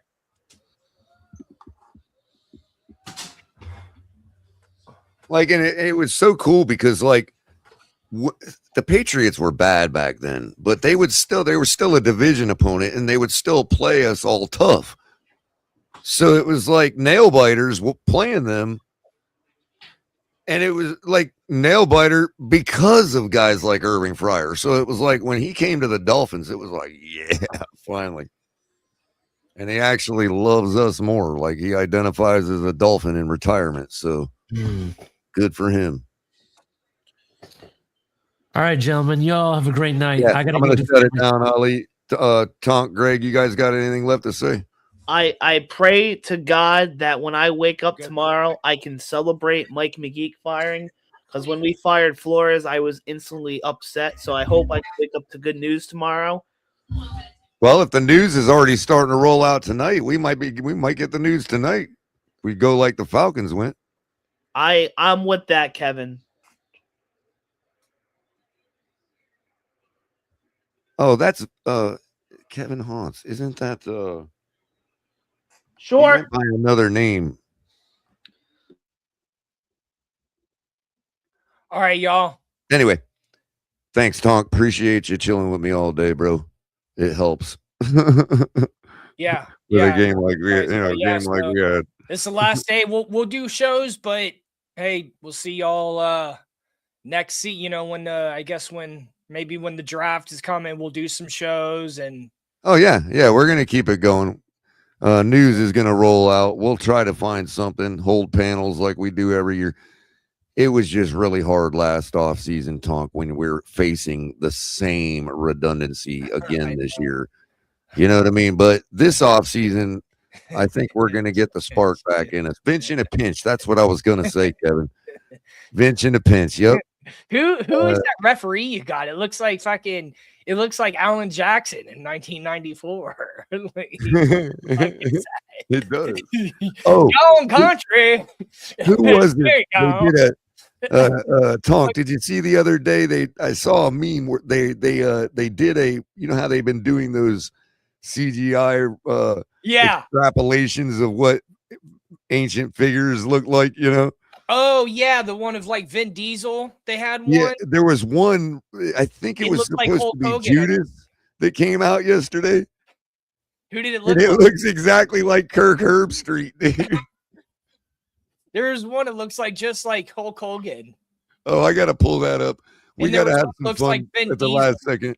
Yeah, The last it's fun- second yeah. before we shut it down. I gotta find this Kirk Herbstreit.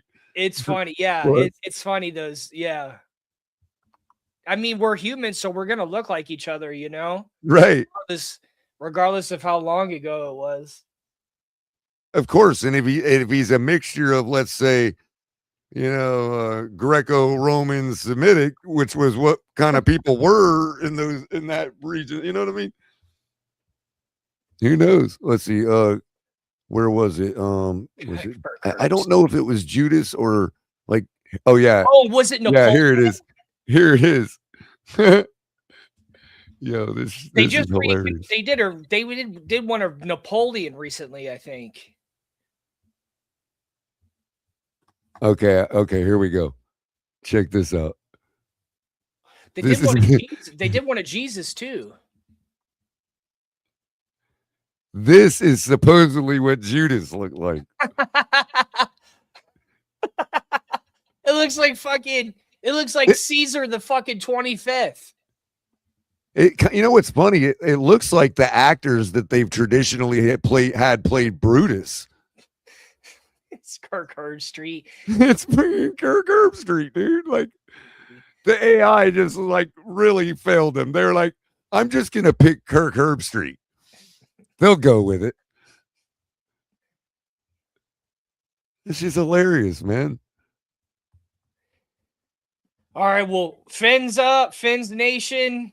We got a good offseason. We're heading into it on the right track, I believe. So Troy Aikman's going to be cooking, and let's see what we got coming up for GM searches.